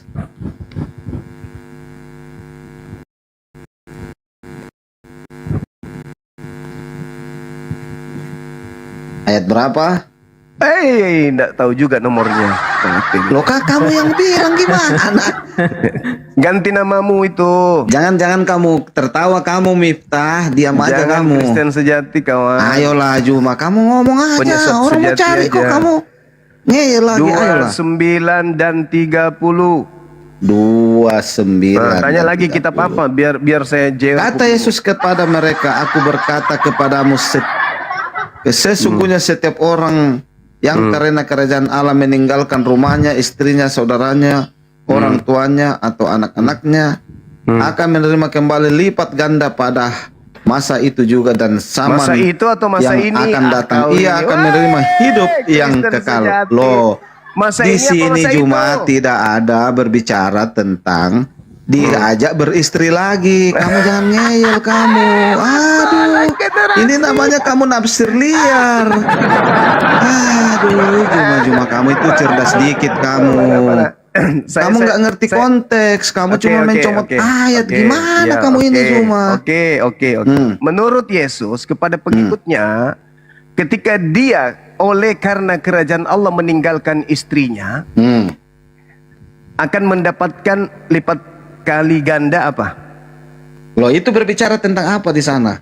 Ya keberkahan, bukan berbicara tentang dapat istri. Jangan kamu samakan. Aduh, Juma inilah makanya kamu 11-12 dengan si Chan ini. Masih mending si Miftah ini. Keberkahan. Miftah masih cerdas dari kamu. Gimana sih kamu ini? Allah ya Karim. Saya lu Juma. Saya yang baca dari ini. Kata Yesus kepada mereka, kutanya dulu sama saudara, sebelum kita lanjut, buka mute-nya. Mereka di sini siapa? Tunggu dulu. Mereka Juma. di sini siapa? Ya orang-orang, contohlah saya lah. Kenapa kamu? Jangan, Loh, jangan. kan mereka. Jangan sembarangan. Setiap orang. Ini kan Jangan setiap orang. sembarangan. Sesungguhnya setiap orang. Jangan Karena kerajaan Allah sembarangan. meninggalkan rumahnya. Dengar. Apakah saya harus meninggalkan rumah, harus beristri? Matius 7 Jangan kamu nomor- nilai dengan nomor dirimu 6. Juma yang dikit-dikit mau beristri teman. Matius Jangan 7 gitu. nomor 6. Ini Jangan namanya kau penafsiran melemparkan liar barang-barang kamu. kudus kepada anjing. Jangan kau melemparkan mutiara kepada babi. Jangan kau merasa Loh, itu artinya apa Juma? Apa artinya itu? Artinya Loh, jangan kau lemparkan kamu Taurat. aku tanya kok harus Jangan kau jawab. lemparkan Taurat. Jangan kau lemparkan Taurat kepada non Yahudi. Jangan. Jangan, itu maksudnya. Barang kudus itu adalah Taurat. Barang kudus itu adalah sinagoge. Salah. Tidak boleh orang-orang non Yahudi masuk ke tempat kudus. Inilah namanya. Kutanya dulu samamu. Kan menafsir liar kamu Juma. Ini pertanyaan yang terakhir buat kamu. Kalau kamu tidak jujur, Anda boleh dibawa. Beli cemangi, urut ucokmu. Sekarang saya tanya samamu. Sebutkan apa saja yang Jangan kemana-mana kamu. Sebutkan Satu masalah Juma. biar kau tahu diri. Ini bukan kalau kau diskusi. biar kau tahu diri. Satu bahwa yang tema dimaksud- Juma. Saudara, Jangan ya udah turunkan di bawah teman-teman. Satu Turunkan tema aja. saja. Kok kamu Turun. Anda di bawah. Dengarkan ya saudara-saudaraku ya, dengarkan. Dengarkan saudaraku Kristen. Anda mulai hari ini harus percaya diri dan harus tahu diri. Ada enggak di antara kalian yang bisa menyebutkan barang-barang kudus apa saja milik orang Yahudi? 1, 2, 3. Mana Kristennya di sini yang mana? Meninggal Bang Juma, meninggal. Oh, meninggal. Adinda Bang Juma. Sal. Udah diam Bang dulu kau, Juma. diam kau. Cumi yang dikasih roh, diam dulu. Coba, iya Bang Juma gimana? Dinda Sal. Coba adik ini sebagai mantan Kristen, sebutkan benda-benda atau barang-barang kudus milik Yahudi itu apa aja? Barang-barang kudus milik Yahudi nggak ada Bang Iya. Juma diikutin orang Kristen. Enggak, maksudnya barang-barang kudus mereka itu apa aja? Barang-barang kudus. Ya. Tabut Contohnya itu Bang Juma perjanjian. Tabut yang perjanjian. Di dalamnya berisi Terus apa lagi Dinda? tongkat Harun. Nah, tabut perjanjian itu Manat, baru Ya, tentang tongkat. larangan-larangan kan 10 hukum Dua Taurat. batu. Itu nggak ada Diam dulu, diikutin Bang Cumi, Juma. turunkan siapa yang naikkan ini? Turunkan orang yang tak berakal, turunkan aja. Iya, Taurat, tabut perjanjian. Taurat, tabut perjanjian, Gitu. kaki Dian, termasuk nggak? Iya kan, terus sinagoge, termasuk nggak sinagoge? Termasuk Bang Zuma, termasuk sinagoge. Termasuk. Tapi itu nggak ada diajarkan Bang Zuma. Nah, pertanyaan saya bukan ke situ. Barang-barang ini boleh nggak dikasih kepada Romawi Yunani? Nggak boleh. Boleh nggak orang-orang Kristen miliki benda-benda ini? Nggak boleh sepengetahuan aku Bang Juma. Boleh nggak orang Kristen masuk ke sinagoge? Nggak boleh. Boleh nggak orang Kristen merusak upacara peribadatan orang Yahudi? Nggak boleh. Boleh nggak orang Kristen ini masuk kemudian ketika orang Yahudi sedang menyembah Elohim di tengah-tengah mereka? Nggak boleh. Berarti jangan kau memberikan barang kudus kepada anjing, yang dimaksud di situ siapa? Keluar dari Israel. Nah, jangan kau melemparkan mutiara kepada babi, yang dimaksud di situ siapa? Kepada orang Kristen. Jadi ini keanehan muncul di Indonesia karena ucapan Yesus untuk Yahudi yang sejatinya larangan Yahudi untuk melemparkan ajaran mereka kepada orang Kristen. Di Indonesia orang Kristen seakan-akan jangan kau lemparkan ajaran Kristen ke orang Islam. Orang yang lemah akal bisa ditipu sama mereka. Padahal itu ucapan Yesus untuk Yahudi, agar Yahudi tidak memberikan barang kudus mereka kepada Kristen. Makanya saya tadi bertanya di dalam Lukas 18 nomor 29 itu, kata Yesus kepada mereka, mereka ini siapa? Oh, kami prep. Kami katanya, Kristen katanya. Matamu robek. Mana ada? Itu ucapan Yesus kepada Yahudi, Bani Israel, bukan kepada kalian yang dianggap sebagai A dan dianggap sebagai B. Aku berkata kepada kamu Bani Israel, bukan kepada pemakan A dan pemakan B, bukan. Sesungguhnya setiap orang yang dimaksud di situ adalah Bani Israel. Karena kerajaan Elohim, mana ada kalian ke kerajaan Elohim? Kerajaan Theos, iya. Meninggalkan rumahnya, meninggalkan istrinya, meninggalkan saudaranya, meninggalkan orang tuanya atau anak-anaknya, akan menerima kembali lipat ganda pada masa ini juga. Si penyesat tadi mengatakan pada masa itu. Memang dia harus melintir. Itu yang Al-Quran katakan itu. Itu yang Al-Quran katakan. Jadi ketika menjadi pengikut Yesus dan meninggalkan itu semua, maka mereka akan mendapatkan lipat ganda apa saja? Satu, rumah. Ya kan? Masya Allah. Menjadi pengikut Yesus akan mendapatkan rumah berlipat ganda. Kedua, ini yang bahaya ini yang bikin sakit hati orang Kristen ini. Bang Suma, boleh saya berargumen dikit bang? Sabar dulu. Saya selesaikan dulu. Sedikit lagi. Ini yang bikin sakit hati orang Kristen ini. Ketika menjadi pengikut Yesus dan meninggalkan istrinya yang tidak mau menjadi pengikut Yesus, maka akan memperoleh lipat kali ganda istri. Itu dalil. Itu dalil. Lalu kemudian mendapatkan saudara. Kalau menjadi pengikut Yesus akan mendapatkan banyak saudara, akan mendapatkan banyak orang tua, akan mendapatkan banyak anak-anak, dan yang paling sadis di sini mendapatkan banyak istri. Istri kalau istri diapain istri? Diapain? Ya, Dijadikan kalung. Dijadikan kalung perhiasan. Jadi Yesus itu tidak pernah membatasi jumlah istri kepada orang Yahudi, karena memang tidak ada perintah kepada orang-orang Bani Israel untuk membatasi istri. Nabi Muhammad SAW, manusia mulia inilah yang membatasi istri menjadi maksimal 4 kalau sanggup, tapi kalau tidak sanggup fawahidah cukup 1. Subhanallah. Zuma, aku boleh izin Bang Zuma, disclaimer yang tadi Bang Zuma. Boleh, silakan. Nah, misalnya ini sampai viral ya, maafkan aku ya mama bapakku, aku tadi bukan bermaksud itu, tapi memang itu datanya gitu. Kalaupun memang nanti viral ini, aku minta maaf ya, karena di rumah kan aku nggak debat Bang Zuma gitu. Disclaimer ya, aku udah minta maaf, bukan aku nambah-nambahin, memang gitu datanya gitu. Lanjut Bang Zuma. Iya, jadi dalil, silakan. Ada yang mau menanggapi dalil itu boleh, silakan. Gini bang Zuma, saya nanggapi dulu perkataannya Bang Zuma. Dari mana ini saudara, Katolik, Protestan? Protestan. Ya, oke, lanjut. Kita semua emang menyembah orang Israel punya Allah, makanya kita dompleng sama Israel. Jadi apa-apa itu Israel bang. Gitu. Oke, saudaraku. Bukan ikut. Emang Allah orang Kristen kan Israel bang. Yesus kan orang Israel. Baik saudaraku, aku hargai imanmu ya. Itu loh. Jadi, bukan ikut-ikut. Emang Allah yang benar itu Allah yang disembah oleh orang Israel. Itu loh. Oke, baik. Saya ingin membacakan sebuah dalil kepada saudara. Ketika saudara mengatakan bahwa Tuhan saudara itu adalah Tuhan yang disembah oleh orang Yahudi, orang Israel. Nah, ya. Kita lihat di dalam kitab saudara, Tuhan yang Anda sembah itu kan namanya Yesus, ya kan? Dan Yesus itu kan orang Israel, Yesus.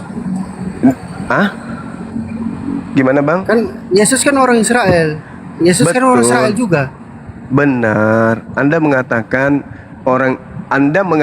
ingin menyembah, ya kan? Ingin menyembah yang disembah oleh Bani Israel, benar nggak? Israel. Iya. Tetapi faktanya Anda justru menyembah orang Israel, orang Yahudi. Ya kan dia menyatakan diri lewat orang Israel masalahnya. Lah kan alam semesta ini Allah yang benar itu. Tuhan menyatakan diri melalui alam semesta ini. Ya, di dalam Yesus. Orang Israel itu bang. Iya, alam semesta ini adalah pernyataan adanya Tuhan gitu loh. Tapi bisa aja orang klaim-klaim bang. Yang dikenal sebagai Allah yang benar itu kan Allah yang disembah oleh orang Israel. Sekarang kalau saya mengatakan kalau saya mengatakan pencipta alam semesta ini adalah maha besar? Salahkah itu? Pencipta alam semesta ini maha suci. Salah enggak itu? Pencipta alam semesta ini maha kuasa, maha perkasa. Salah enggak? Tapi betul nggak maksudmu? Betul nggak orangnya sama yang dimaksud orang Israel? Masalahnya di situ. Ke orang, Bang, ke orang. Pencipta alam semesta ini, pencipta alam semesta ini maha besar. Setuju nggak? Begini loh, nggak yang bisa dituju kan? Bang Suma, Akal saudara yang ini. dituju Bang Suma sama nggak?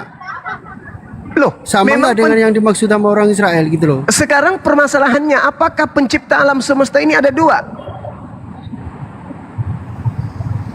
Satu kan? Satu, maha besar nggak? Sekarang tujuannya Bang Suma kan, betul nggak sama nggak dengan yang dipercaya Israel? Tadi katanya pencipta langit dan bumi itu cuman satu. Pencipta alam semesta yang satu ini maha besar, maha kuasa, maha perkasa, maha menghidupkan, maha mematikan. Hakikat inilah yang kami sembah, karena hakikat itu cuman satu, nggak ada yang lain. Makanya kami itu tidak melihat Tuhan kami. Kalau Tuhan yang dilihat itu sudah tidak sama dengan Tuhan kami. Apakah orang Yahudi melihat Tuhan mereka? Enggak. 2 Samuel 7:22, Tuhan itu tidak serupa dengan apapun, berarti tidak pernah dilihat. Yesus mengatakan dalam Yohanes 5 nomor 37, Tuhan yang mengutus aku. Bukan nomor ayat.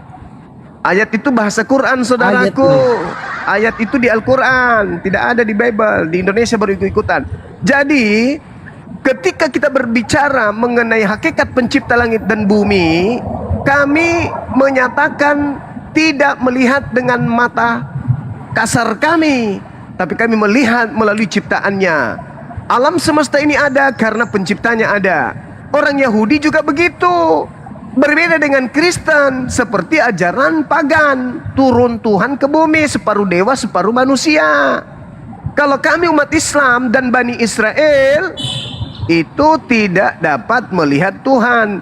Yesus berkata di dalam Yohanes 5 nomor 37, Bapa Tuhan yang mengutus aku tidak pernah kau lihat mukanya, wajahnya, tidak bisa kau dengar suaranya. Itulah Tuhan. Yang disebut iman itu percaya karena tidak melihat. Itu iman. Kristen bukan di situ. Kristen itu percaya karena melihat, turun ke bumi jadi bayi, jadi orok, dibunuh, bangkit keluar dari kubur. Itu baru diimani. Itu bukan iman, itu percaya namanya. Begitu saudaraku. Makanya kalau nggak ada, kalian percaya bangkit dari mana? Kalau nggak Yesus bangkit, apa yang ayo bangkit? saya tanya itu. Apa yang bangkit? Bukan Yesus yang bangkit keluar dari kubur. Terus siapa? Nggak. Iblis itu yang keluar dari kubur, itu iblis. Oh, penghujatan kau semua. Penghujatan ini mah. Kau baca dalilnya Matius 12:38-40. Angkatan jahat ini minta satu tanda, dan tidak akan diberikan satu tanda apapun selain tanda Yunus. Sebab Yunus 3 hari 3 malam dalam perut ikan, begitu juga anak manusia 3 hari 3 malam dalam perut bumi. Itu tanda untuk siapa? Orang jahat atau untuk orang baik? Untuk orang jahat. Ulang lagi. Bangkit keluar dari kubur itu tanda untuk orang jahat atau untuk orang benar?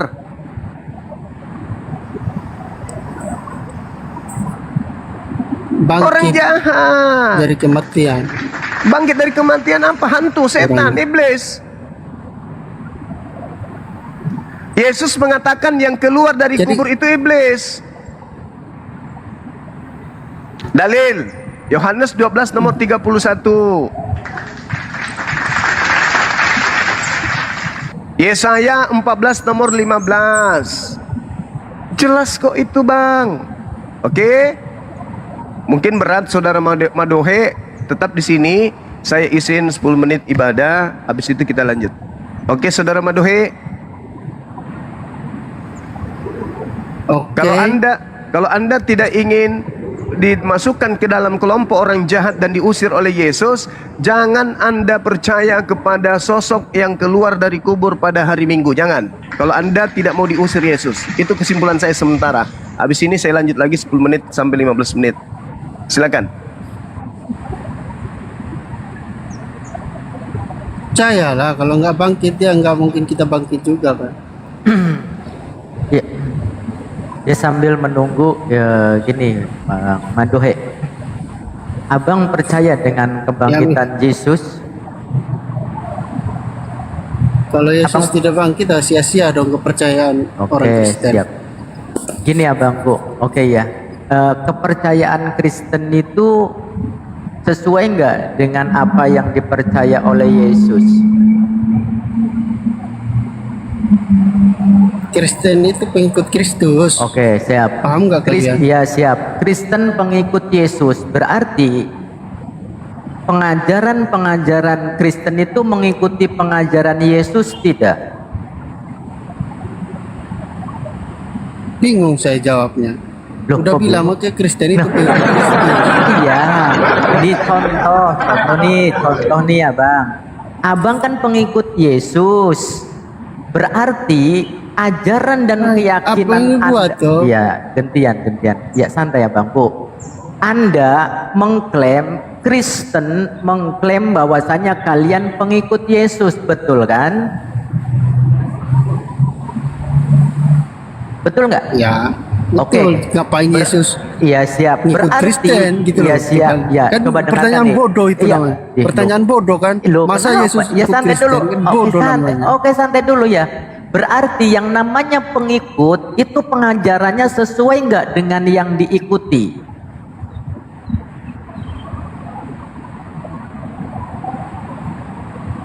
Pasti sesuai kalau Sesuai. Oke, sesuai ya. Berarti apa yang Ya iyalah. dikatakan? Ya santai ya bangku, santai ya. Nah, kalau menurut Yesus Tuhan itu maha kekal atau tidak kekal?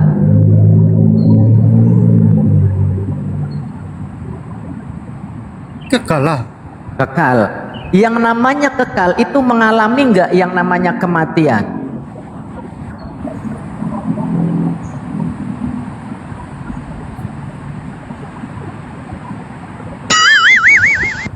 Enggak. Nah, yang namanya kekal, Anda sendiri yang menjawab. Yang namanya kekal tidak mengalami yang namanya kematian. Kalau yang bangkit dari kuburan itu mengalami Iya kematian sudah tidak? kekal lah. Ya tenang dulu abangku. Tadi kan abang yang menjawab. Yang namanya kekal tidak mengalami kematian. Nah, Yesus yang bangkit itu mengalami kematian tidak? Asyhadu. Itu dinatur, itu manusianya. Nah, ayo. Kalau Allah mulai kuasanya enggak ada. abang mulai bengkok dari ajaran Yesus tadi. Beberapa menit yang lalu abang mengatakan pengikut Yesus, pengikut Kristus adalah sesuai ajarannya dengan Kristus. Nah, tadi yang namanya kekal Ya, sama tidak Yesus. pernah. Aduh, Bang. Firman yang Bang. hidup. Bang, coba dengarkan dulu, Bang. Menurut Yesus yang namanya kekal itu tidak pernah mengalami kematian. Kalau Yesus yang bangkit itu mengalami kematian tidak? Nah, ayo. Dia mengalami lah. Terus dia Mengalami bangkit. berarti itu kekal nggak? Itu manusianya. Oke, gini Bang.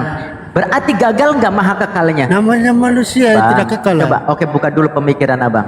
Abang buka dulu Oh, itu pemikirannya yang kamu bang. tidak mengerti. Oke siap. Gini bang. Kan Itu kita yang berbicara. kalian nggak pelajari itu.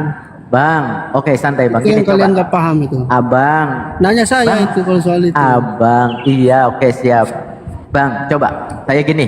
Saya analogi yang sederhana bang. Kalau kambing itu melahirkan apa bang? Oh.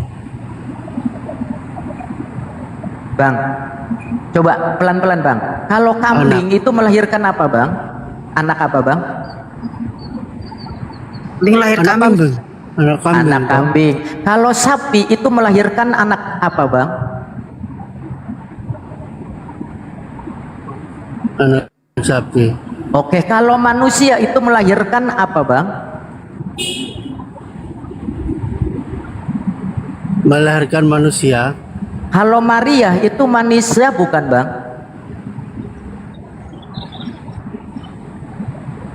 Iya. Berarti yang Manusia. dilahirkan itu manusia, betul nggak? Siapa nama yang dilahirkan Maria, Bang? Betul. Iya, siapa yang Yesus. dilahirkan manusia? Kok betul Yesus? Berarti Yesus itu manusia Betul. atau bukan manusia? Ayo jujur, Bang. Jujur lah, Manusia. Bang. Manusia. Nah, yang namanya manusia itu ciptaan Manusia. atau bukan ciptaan? Oke, manusia itu ciptaan atau sang pencipta?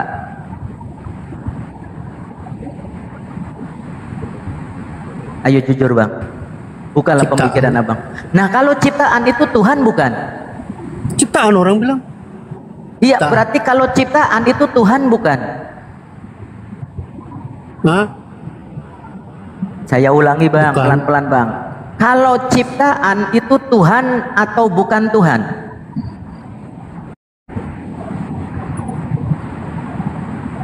Bukan Tuhan. Ayolah, Bang. Berarti Nah, Yesus ciptaan. itu, berarti kalau Yesus itu Tuhan atau bukan Tuhan? Jujurlah, Bang. Buka pemikiran Abang. Kalau Yesus itu beda, manusia. Manusia 100%, Tuhan 100%. Kami Itu iman. diajarkan begitu, nggak? Oke, tadi Paham Anda nggak? mengatakan, Kalau oke, manusia. siap. Nah, santai, Bang. Bang. Diajarin. Santai, Bang, nanti dulu. Tadi Anda mengatakan bahwasanya Anda mengklaim pengikut Kristus. Yesus mengajarkan nggak 100% Tuhan, 100% manusia? Yesus mengajarkan seperti itu nggak? Pelan-pelan, Bang. Buka pemikiran Abang, coba. Abang tadi, saya ulangi lagi, saya tegaskan. Tadi Bukan. Abang mengatakan, nanti Bang, coba saya tegaskan Kita lagi. yang dipelajari. Bang, coba Bang.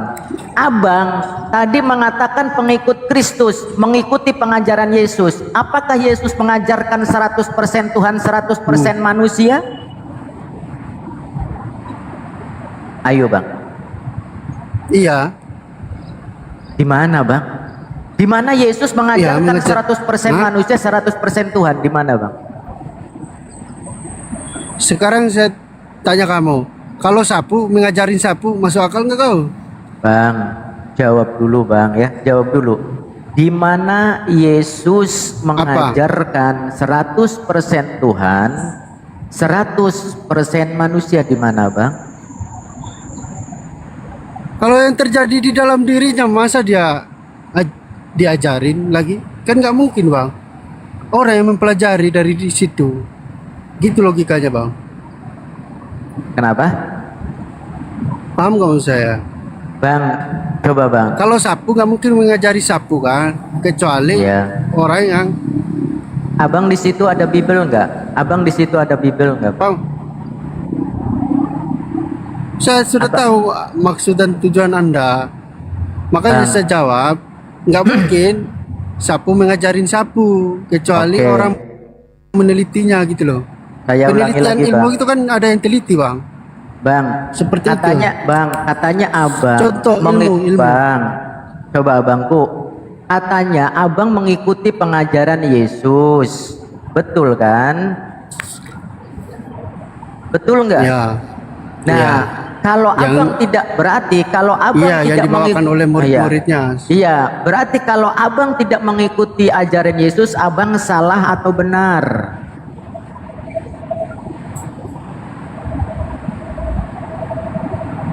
Salah lah kalau nggak Salah.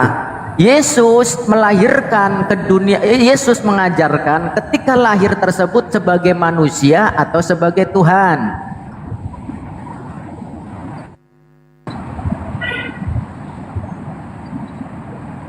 Nah, manusia ya. berarti kalau manusia itu Tuhan bukan?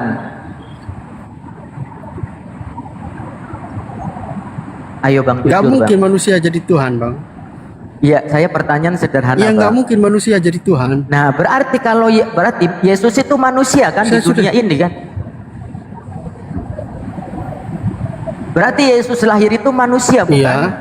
Berarti Yesus Tuhan bukan, Bang? Iya, emang. Berarti Yesus Tuhan bukan? Dia manusia. Manusia ya, berarti yang namanya manusia Tuhan bukan? Bukan. Bukan, berarti Yesus bukan? Bukan Tuhan. Berarti Yesus bukan? Berarti Yesus Tuhan atau Tapi bukan ada Tuhan? Allah. Allah Saya tidak bertanya Allah, yang Bang. dalam Yang diri saya Yesus tanyakan ada. Yesus, Bang. Yang saya tanyakan Yesus. Berarti Yesus itu Tuhan atau bukan Tuhan? Kalau dia manusia.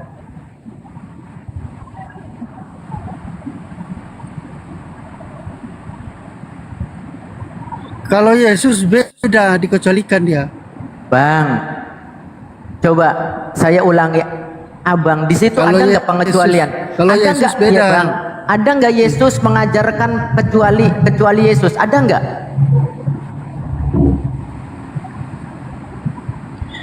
Orang yang mempelajari, bukan Yesus yang ngajarin kalau soal itu, Bang. Murid-murid. Abangku, saya yang ulangi lagi, mempelajari. Bang. Bang, Para saya ulangi. rasulnya. Bang, saya ulangi lagi. Yesus lahir itu sebagai manusia bukan?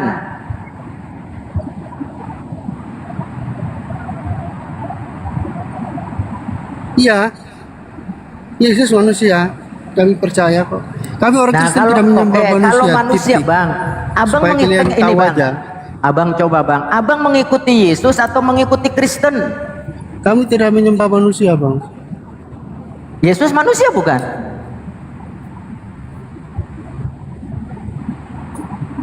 Iya. Berarti Yesus Tuhan bukan? Udah saya jawab iya. Iya, berarti Yesus Tuhan bukan? Kan dia Kan manusia. sudah saya bilang pengecualian tadi. Tuhan, Oke, Bang. Tuhan ya. Kalau namanya Apa? Ini Yesus ya udah itu gini, Tuhan. Bang. Apa yang menyebabkan Anda menuhankan Yesus?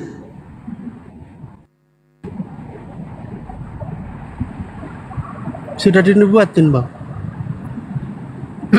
Nih, Sudah Bang, ya. dinubuat, dibuatin. Abang masih percaya ya pengajaran Yesus ya? Dari Ini udah 10 menit. zaman dulu. Gurunda udah monitor Gurunda? Belum ya? Bang, Abang ini ingin menjadi antikristus ataukah pecinta Kristus?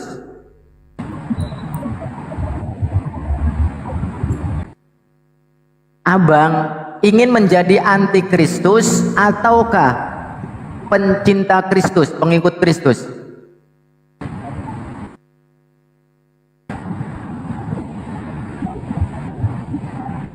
Abangku, coba. Antikristus tahu nggak? Anti siapa Yesus kau? Iya, Bangku, santai dulu. Iya, Abang ini ingin menjadi pengikut Kristus Contoh kamu yang ataukah antikristus? Bang, Kamu kan dengarkan antikris. dulu. Bang, coba dengarkan dulu. Abang ini ingin Pengikut menjadi Kristus. pengikut Abang. Kamu yang antikris kan? Oke, kita buktikan. Di Yohanes 1 nomor 7, Bang. Saya baca ya, Bang ya. Sebab banyak penyesat telah muncul dan pergi ke seluruh dunia yang tidak mengaku bahwa Yesus Kristus telah datang sebagai manusia. Itu adalah penyesat dan antikristus. Penyesat dan antikristus ini yang mengaku Yesus sebagai manusia atau bukan manusia?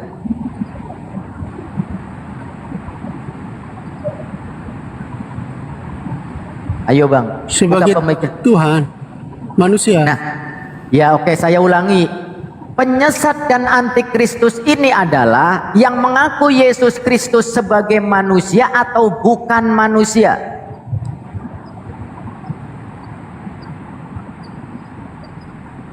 Bukan manusia. Bukan manusia. Nah, sekarang saya ulangi lah pelan-pelan nih ya, Bang. Pelan-pelan ya. Pelan-pelan. Yang tidak mengaku bahwa Yesus Kristus telah datang sebagai manusia itu adalah penyesat dan antikristus. Jadi yang tidak mengaku Yesus datang sebagai manusia adalah penyesat dan antikristus. Nah, sekarang saya tanya, Bang. Baca dulu, Bang, dari atas, Bang. Ya ini ada baca ini, Bang, dari tadi juga dibaca. Coba, Bang, ini kitab Abang. Saya ulangi Kami lagi, kan Bang. mengakui, Bang. Kami mengakui sebagai manusia dan sebagai Tuhan, Oh, Bang. Ait di mana sebagai Tuhannya, Bang? Abang ini katanya abang pengikut Kristus. Berarti abang penyesat dong kalau begitu. Coba saya ulangi lagi, Bang. Sebab banyak penyesat telah muncul dan pergi ke seluruh dunia yang tidak mengaku bahwa Yesus Kristus telah datang sebagai manusia. Tuh, yang tidak mengaku Yesus Kristus telah datang sebagai manusia itu adalah si penyesat dan antikristus. Berarti kalau ada yang mengaku Yesus itu adalah Tuhan, berarti apa, Bang?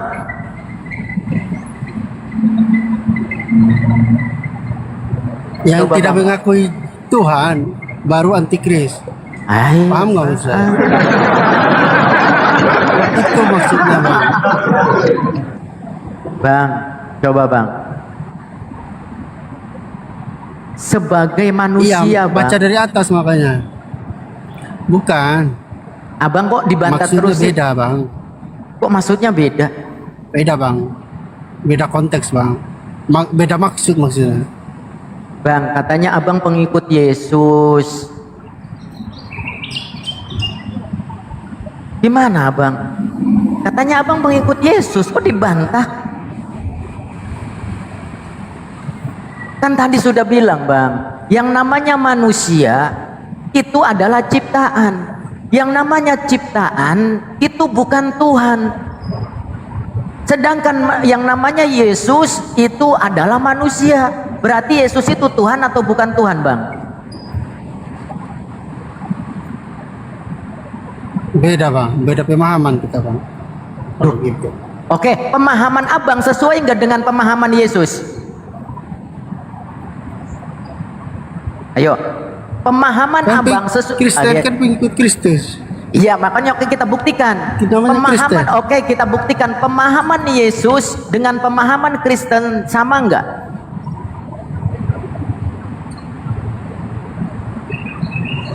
Ayo.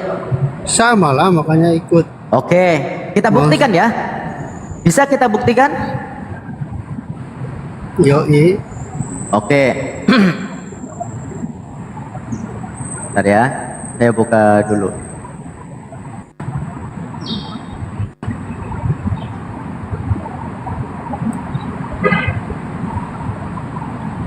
Wah, Gurunda udah monitor Gurunda.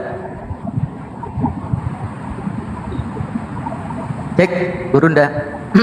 Oke ya Bang ya, kita buktikan. Ya sambil menunggu Gurunda ya teman-teman ya. Kita buktikan ya. Apakah pemahaman Kristen itu sesuai dengan pemahaman Yesus? Inilah hidup yang kekal itu, yaitu bahwa mereka mengenal Engkau satu-satunya Elohim yang benar dan mengenal Yesus Kristus yang telah Engkau utus. Yesus di sini mengaku sebagai utusan ataukah sebagai Tuhan, Bang?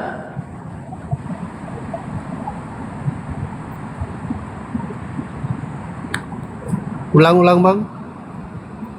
Inilah hidup yang kekal itu, yaitu bahwa mereka mengenal Engkau satu-satunya Elohim yang benar dan mengenal Yesus Kristus yang telah Engkau utus.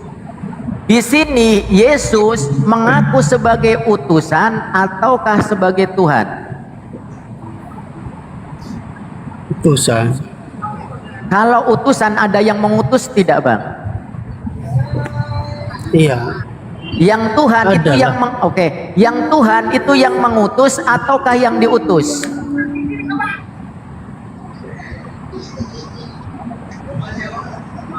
Yang mengutus lah. Yang mengutus, sedangkan Yesus ini diutus atau yang mengutus? Yang diutus kan.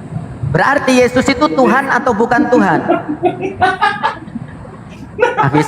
Akisal itu Akisal mute dulu Akisal. Bocor nggak bisa di mute Ustaz, lanjut. Coba saya ulangi lagi Bang. Yesus yang diutus, ada yang mengutus. Siapa yang mengutus Bang? Yang mengutus Bapak. Bapak Elohim. Nah, yang Tuhan itu Bapa atau Yesus? Dua-duanya. Ait. Oh, katanya abang pemahamannya sama dengan Yesus. Coba bang, coba ayo relungkan bang, buka pemikiran abang. Abang katanya mencintai Yesus, abang katanya pengikut Yesus. Nah sekarang coba saya ulangi lagi. Dan mengenal Yesus Kristus yang telah engkau utus. Yesus mengaku sebagai utusan atau Tuhan? Ayo, katanya sama pemahamannya dengan Yesus. Diutus. Nah, yang namanya utusan Tuhan atau bukan Tuhan?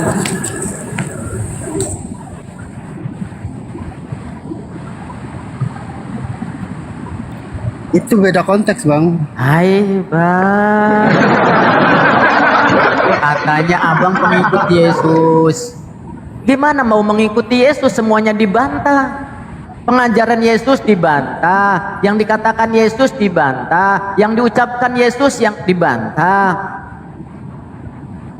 Bagaimana Anda menjadi pengikut Yesus? Iya bang. Oke, sekarang saya tanya ulang. Abang ingin mengikuti Yesus ataukah tidak mengikuti Yesus?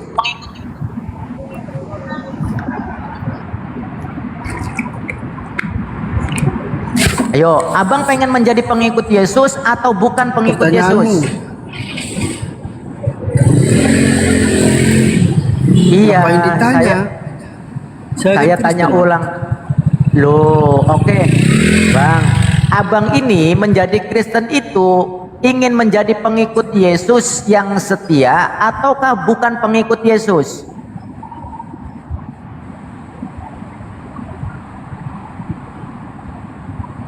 Pengikut Yesus yang setia lah. Oke, kalau pengikut Yesus yang setia berarti menganggap Yesus itu utusan atau Tuhan? Tuhan ya. Baik, Bang. Yang diajarkan Yesus itu sebagai utusan atau sebagai Tuhan? Oh, utusan. Kalau utusan itu Tuhan atau bukan Tuhan? Bukan. Bukan, berarti Yesus Tuhan bukan? Kalau kecuali Yesus. Loh, ini pengakuan Yesus, ini yang berkata siapa ini? Ini yang berkata siapa ini? Yesus. Yesus mengatakan dirinya Tuhan atau utusan? Utusan. Berarti kalau utusan Tuhan bukan? Bukan. Berarti Yesus Tuhan atau bukan Tuhan? Tuhan. Allah Karim, Bang. Katanya pengikut Yesus yang setia, Bang. Coba, kenapa dibantah pengajaran Yesus? Ini yang berkata siapa ini, Bang? Yang berkata ini siapa, Bang? Ayo, Bang, buka akal waras Abang. Itulah yang namanya doktrin, Bang. Itulah yang namanya doktrin, Bang. Ini yang berkata Yesus, Bang.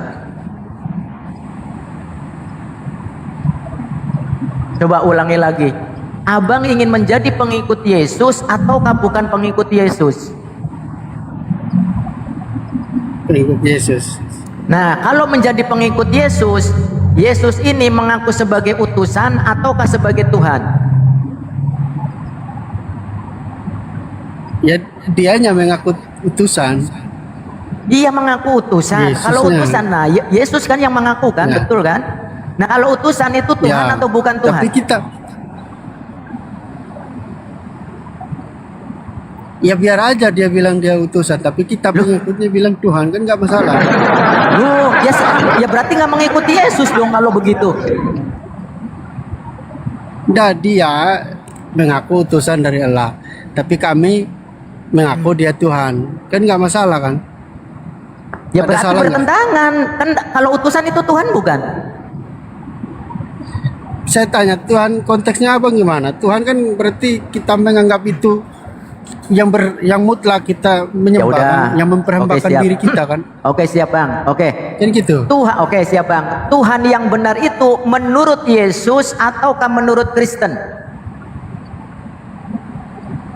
Menurut Yesus lah. Oke, menurut Yesus ya. Betul ya? Ya. Awas. Tuhan yang benar adalah yang menurut Yesus. Berarti yang tidak menurut Yesus itu salah, betul kan? Ya, betul. Oke, coba Abang konsisten nggak? Matius 11:25. Pada waktu itu berkatalah Yesus. Siapa yang berkata, Bang? Yesus, ya. Yesus. Perkataan Yesus benar atau salah? Benar. Benar ya, awas ya. Aku bersyukur kepadamu Bapa, Tuhan langit dan bumi. Menurut perkataan Yesus, Tuhan langit dan bumi itu siapa, Bang? Bapaknya. Yesus mengaku nggak sebagai Tuhan? Enggak. Enggak, berarti yang Tuhan itu Bapaknya. Bapak. Berarti Tuhan yang benar menurut Yesus siapa? Bapaknya. Berarti Yesus itu Tuhan atau bukan Tuhan? Kalau Kristen namanya Kristen. Tuhan dia. Maka Tuhan bagi pertanyaannya orang gini Kristen. Bang, maka pertanyaan sederhana, Tuhan yang benar menurut Yesus ataukah menurut Kristen? Menurut Yesus.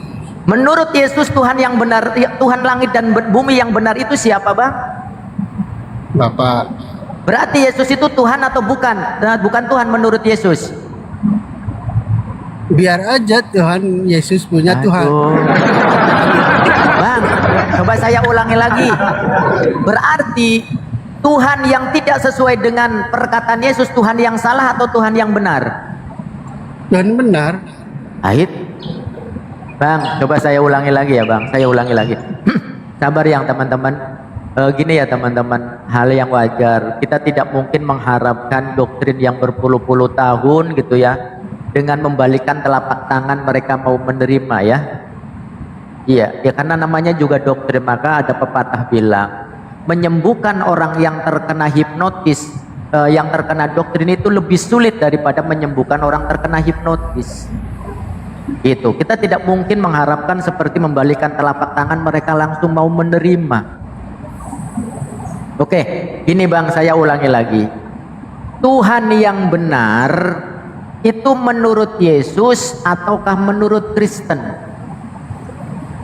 Menurut Yesus lah. Berarti yang tidak sesuai dengan Yesus Tuhan yang benar atau Tuhan yang salah? Salah lah. Nah, menurut Yesus Tuhan yang benar adalah Bapa. Menurut Kristen Ya. Tuhannya adalah Yesus. Berarti yang salah yang mana? Yesus atau Kristen? Nggak ada yang salah di situ. Allah Bang. Tadi coba Bang, tadi Abang tadi pertanyaan Tuhan yang benar itu menurut Yesus atau menurut Kristen? Menurut Yesus lah. Nah, menurut Yesus Tuhan langit dan bumi adalah Bapa. Menurut Kristen Tuhannya adalah Yesus. Yang benar Kristen atau Yesus? Ya. Yesus. Berarti yang mengatakan Yesus Tuhan itu salah atau benar? Benar ya. Ayo Pak, gimana? Katanya Tuhan yang benar Bang. Tuhan yang benar itu menurut Yesus. Pengikut Kristus. Iya. Karena berarti Kristus, mana oke. Yesus berarti, bilang Bang, itu yang oke Bang. Bang, ikut. gini Bang. Tuhannya Coba, Yesus, Bang. Tuhannya Kristen juga lah. Kan namanya pengikut. Mana sih abang ini nggak paham-paham? Bang, kalau yang namanya pengikut Pasti itu ikut lah. Ya, yang namanya. Oke, Mengikuti lah. mestinya ikut. Nah, berarti ikut mengikuti Yesus lah Yesus. semua. Ya, Pak. Berarti mengikuti Iya. Yesus kan? Nah, Tuhannya Yesus siapa? Iyalah. Tuhannya Yesus. Tuhannya Kristen juga. Nah, oke, siapa Tuhannya Yesus? Itu bapaknya toh. Bapaknya. Tuhannya Kristen siapa? Dua-duanya. Oh, berarti ada berapa Tuhan? 3. Allah Karim.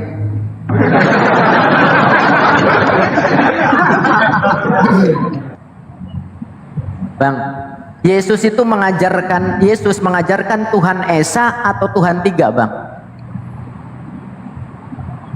Di sini yang Tiga, tertulis, Bang, Yesus itu mengajarkan satu-satunya ataukah tiga-tiganya, Bang? Tiga, Bang. Ini tulisannya apa, Bang? Tulisannya, Bang? Namanya dia yang omong, masa mau bilang Abang mau mengikuti Yesus tidak? Bang, yang tertulis Iya. kata-kata Yesus satu-satunya ataukah tiga-tiganya, Bang? kan Yesus yang ngomong, masa mau bilang Oke, abang mau berdua mengikuti Yesus, abang mau mengikuti Yesus ataukah bukan Yesus? Yesus lah. Nah, Yesus mengatakan satu-satunya, Yesus mengatakan satu-satunya atau tiga-tiganya?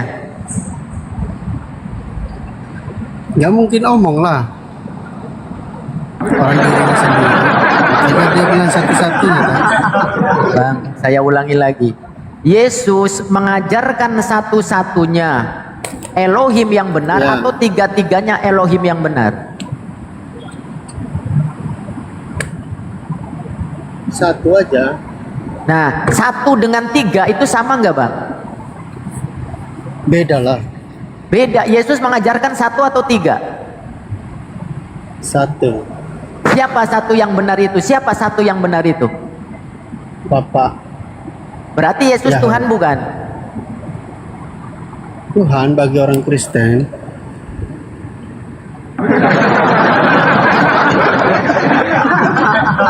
Itulah yang namanya doktrin, Bang. Abang nggak jujur. Gurunda, monitor Gurunda. Gurunda udah monitor, Gurunda.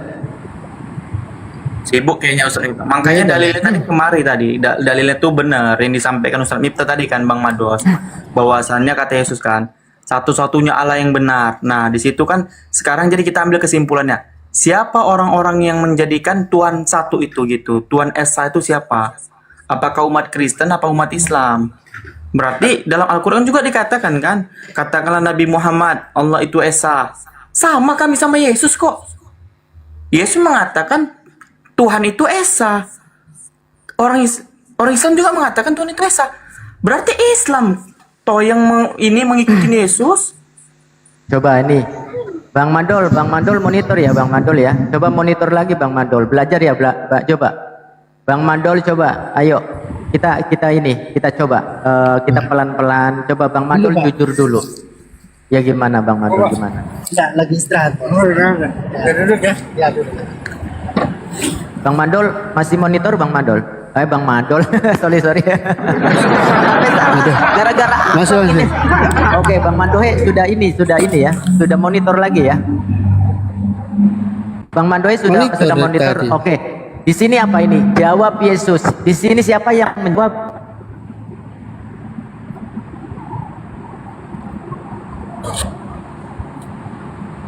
Yang menjawab siapa? Yesus. Yesus.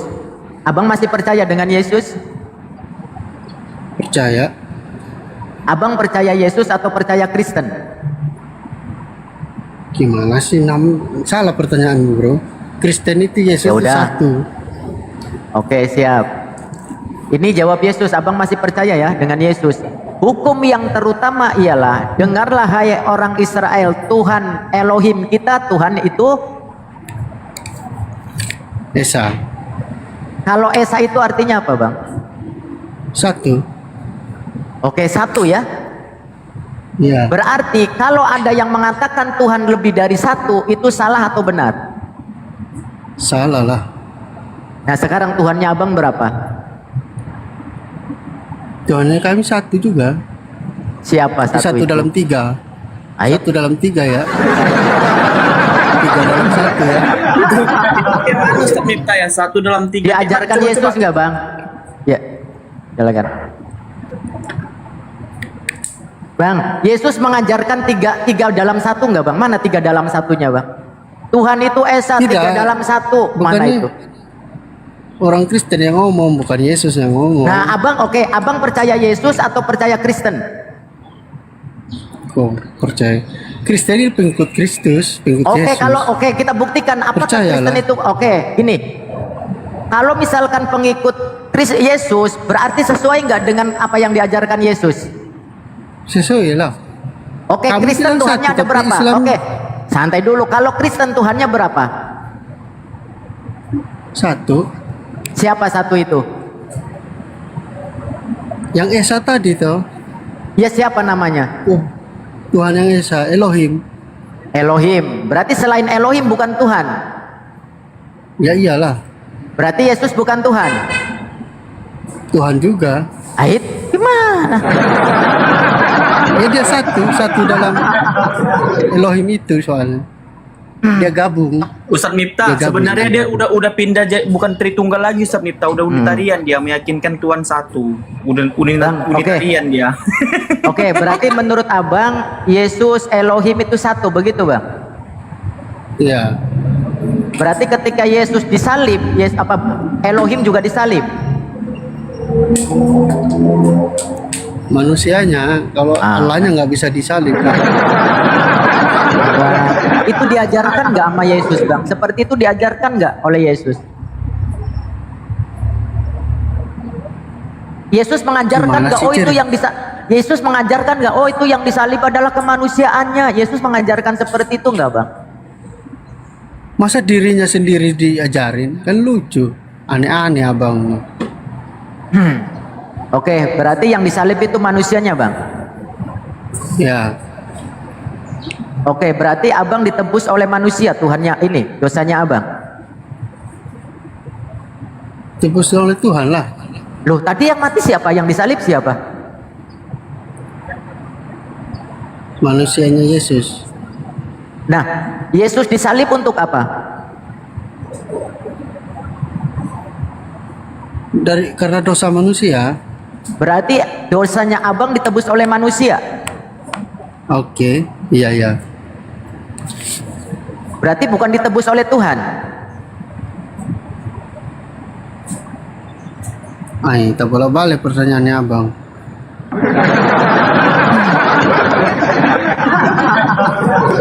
Ya salam. Di sini saya mau ini udah mendekati zuhur. Saya mau persiapan zuhur dulu. Mungkin Bang Zuma monitor Bang Zuma. Abang coba abang ini ya. Lanjut aja Bang Miftah, lanjut aja. Saya senang dengar pengajaranmu. Bang Yosi kan Kristen ya, Bang Yosi ya. Bang Yosi Kristen masih ya? Lanjut Bang, saya senang pengajaran tadi itu. Iya.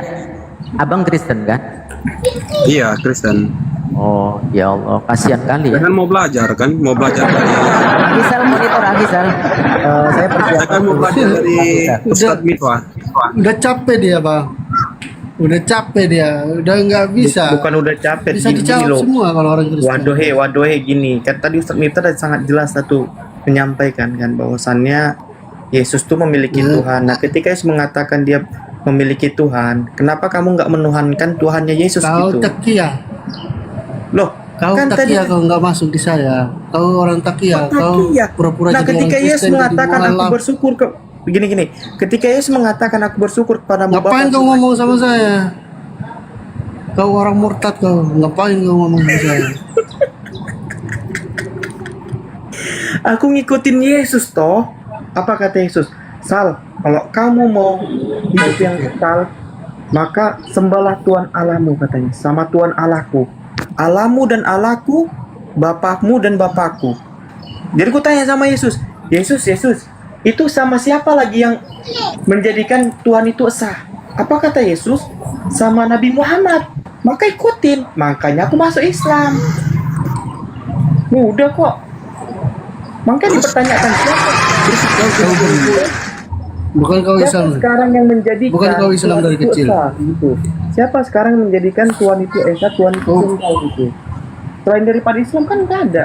Berarti ajaran Yesus ini adalah ajaran samawi begitu, yang diajarkan oleh Nabi Muhammad, nabi-nabi sebelumnya, Nabi Abraham, Ishak, Yakub dan Nabi Muhammad sampai itu di mana? Yesus duluan dari Nabi Muhammad, Bang Sal. Memang iya, Yesus duluan baru Nabi Muhammad. Tetapi pengajaran mereka satu. Apa kata Yesus?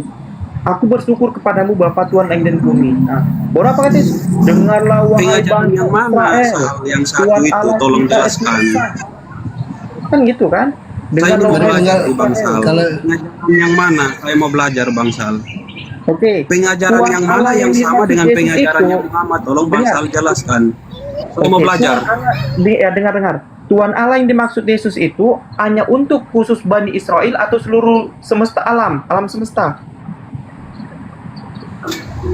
Nah, pernyataan Yesus ketika dia naik ke surga dan dia menyampaikan Ya, aku kepada tanya gini, muridnya, pergilah ke Tuhannya seluruh yang bangsa dituhankan dan Yesus, baptislah jawab aja mereka pertanyaan dalam itu. nama Bapa, Putra dan Roh Kudus. Yose. Apakah itu hanya untuk Bani Israel? Yose, dengarkan Abang Muni Yose. Dengarkan Abang Muni.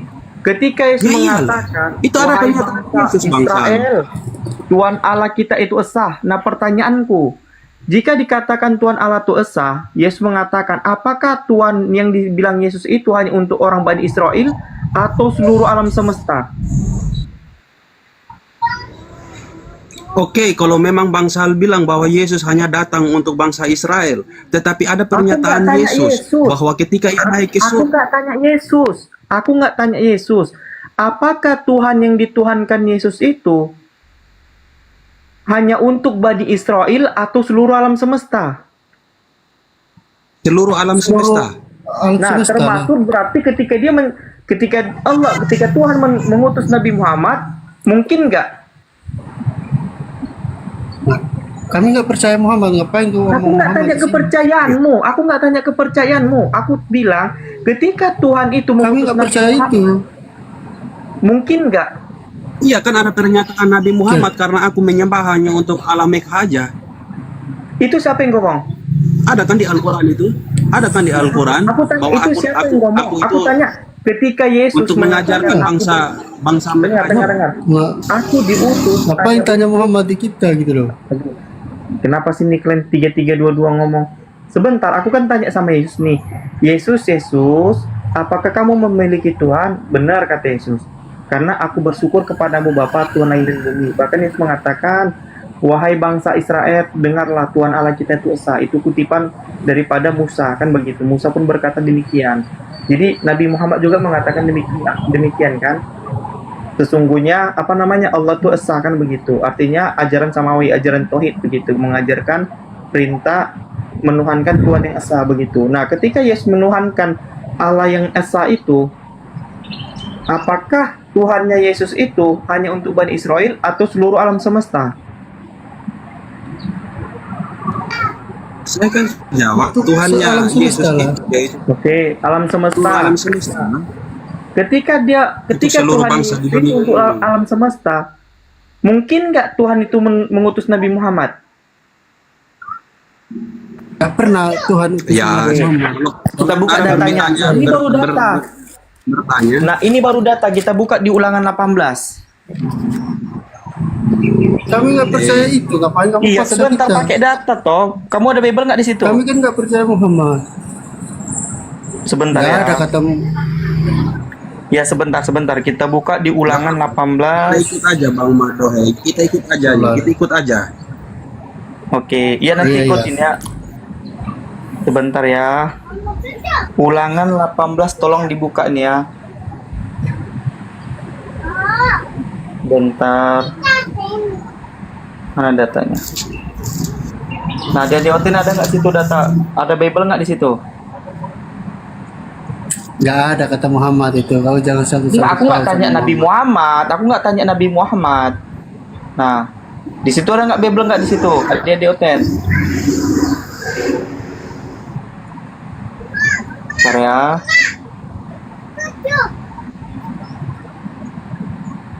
Di ulangan 18 coba buka di ayat 32 kalau nggak salah. Coba buka.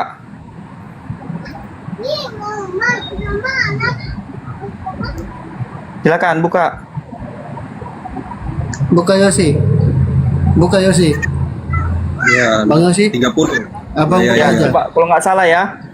Coba di ayat 30 apa isinya? Coba baca Bang Yosi. Ulangan 18 Kasih sampai jelas di sama dia. 22 Oh aja. ya. Coba apa isinya? Sampai 22 aja. Oh, berarti ulangan 34. Ulangan 34. Ulangan 34 nomor 10, baca. Bar.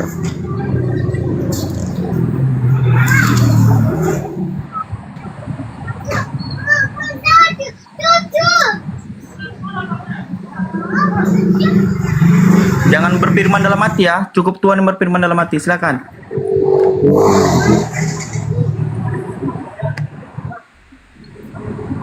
Sabar. Seperti Musa yang dikenal Tuhan dengan berhadapan muka, tidak ada lagi nabi yang bangkit di antara orang Israel. Nah, siapa nabi itu yang tidak ada lagi nabi yang bangkit dari bangsa Israel? Dari mana itu? Nabi mana lagi itu yang dibangkitkan Tuhan?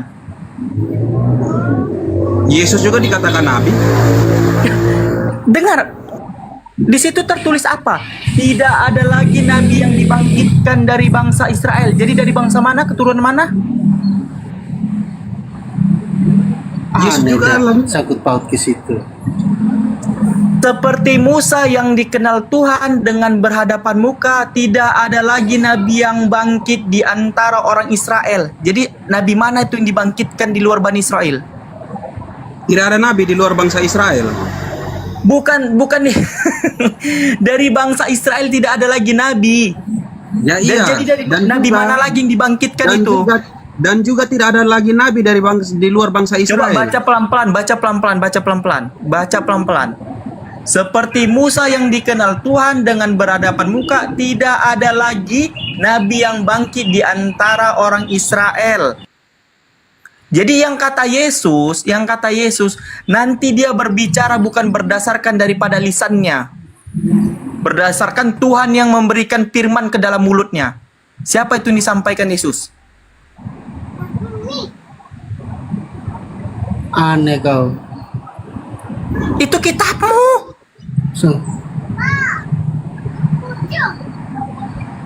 Omong Roh Kudus dibilang Muhammad. Aneh kau. Itu kitabmu. Itu kan maksud. Itu kitabmu. Berarti kalau kamu bilang enggak ada, secara tidak langsung kau mengatakan Yesus berbohong, begitu? Kalau kamu bilang Maksudnya tidak ada, lain, berarti kau kamu lain. secara tidak langsung mengatakan itu berbohong, Yesus berbohong. Bang Zuma, silakan Bang Zuma. Assalamualaikum warahmatullahi wabarakatuh. Waalaikumsalam warahmatullahi wabarakatuh. Sini dah mau zuhur Bang Zuma. Iya, silakan Linda. Iya. Tadi ada pengakuan bahwa tidak ada nabi di luar Israel. Coba Anda baca di 1 Korintus 12:28. Dan Tuhan telah menetapkan beberapa orang dalam jemaat. Pertama adalah rasul, kedua adalah nabi, kemudian ketiga sebagai pengajar, dan seterusnya. Itu di jemaat mana itu? Di jemaat yang ada di Korintus. Kemudian kalau kita lihat di dalam Kisah Para Rasul 13, pada waktu itu di dalam jemaat Antioquia ada beberapa nabi dan pengajar, yaitu Barnabas, Simeon, Lukius, Menahem, dan juga ada Saulus. Nah ini nabi-nabi di luar Yahudi nih, seperti Lukius atau siapa gitu. Naikin Pak Bombon naikin Pak Bombon, ada Pak Bombon itu. Jangan kalian Iya naikkan. Itu adalah nabi-nabi di luar Yahudi, kata Paulus. naikin Pak Bombon. Tapi bukan di situ poin pengajar. Iya, silakan hostnya dinaikkan, moderator dinaikkan. Iya. Jadi kalau kita berbicara mengenai kebenaran hari ini, itu hanya ada Islam dan Kristen. Siapa di antara dua agama ini yang benar? Apakah Islam atau Kristen? Itu aja, tak ada lagi yang lain. Nah sekarang kita lihat Bang Zuma, Iya. biar adil naikin Pak Bombon. Ya silakan Pak Bombom, silakan. Minta permintaan Pak Bombom. Bukan itu. Pak Bombom, saya kasih duit 1 miliar kalau berani naik di saat aku ada di koma. Main ceret kalian ntar kalau Pak Bombon naik. Main ceret. Mana nggak berani naik? Kalian nggak berani naikin. Jadi kalau kita berbicara mengenai kebenaran itu hanya ada di Islam atau hanya ada di Kristen. Tak ada lagi di luar sana. Kalau Yahudi ini kan memang benar dalam tataran Bani Israel, benar pada masa Nabi Musa alaihissalam. Nah sekarang kalau kita berbicara akhir zaman, Islam dan Kristen, kita lihat pola yang ada di agama Kristen ini. Pola yang ada dalam Kristen, Taurat itu adalah sampah, kan gitu ya. Sementara kalau dalam pandangan Islam, Taurat itu adalah cahaya yang menyelamatkan kaumnya Bani Israel. Nah, Paulus mengajarkan sebuah pengajaran. Kita lihat apa pengakuan Paulus di dalam Roma 7. Sebab aku tahu bahwa di dalam aku, yaitu di dalam aku sebagai manusia, tidak ada sesuatu yang baik. Jadi Paulus, pendiri agama Kristen, mengakui bahwa di dalam diri Paulus itu tidak ada sesuatu yang baik. Ini pendiri agama saudara. Tetapi bukan hal berbuat apa yang baik. Sebab bukan apa yang aku kehendaki. Saya baca dulu ayat berapa? Dari 18 sampai data nomor 25. Saya baca, lalu kemudian Anda tanggapi nanti. Sebab aku tahu bahwa di dalam aku, yaitu di dalam aku sebagai manusia, tidak ada sesuatu yang baik. Sebab kehendak memang ada di dalam aku, tetapi bukan hal berbuat apa yang baik. Tuh. Jadi kehendak yang ada dalam diri Paulus itu adalah kehendak yang berkaitan bukan hal berbuat baik. Sebab bukan apa yang aku kehendaki, yaitu yang baik yang aku perbuat, melainkan apa yang tidak aku kehendaki, yaitu yang jahat yang aku perbuat. Jadi apa yang dilakukan Paulus ini adalah yang jahat.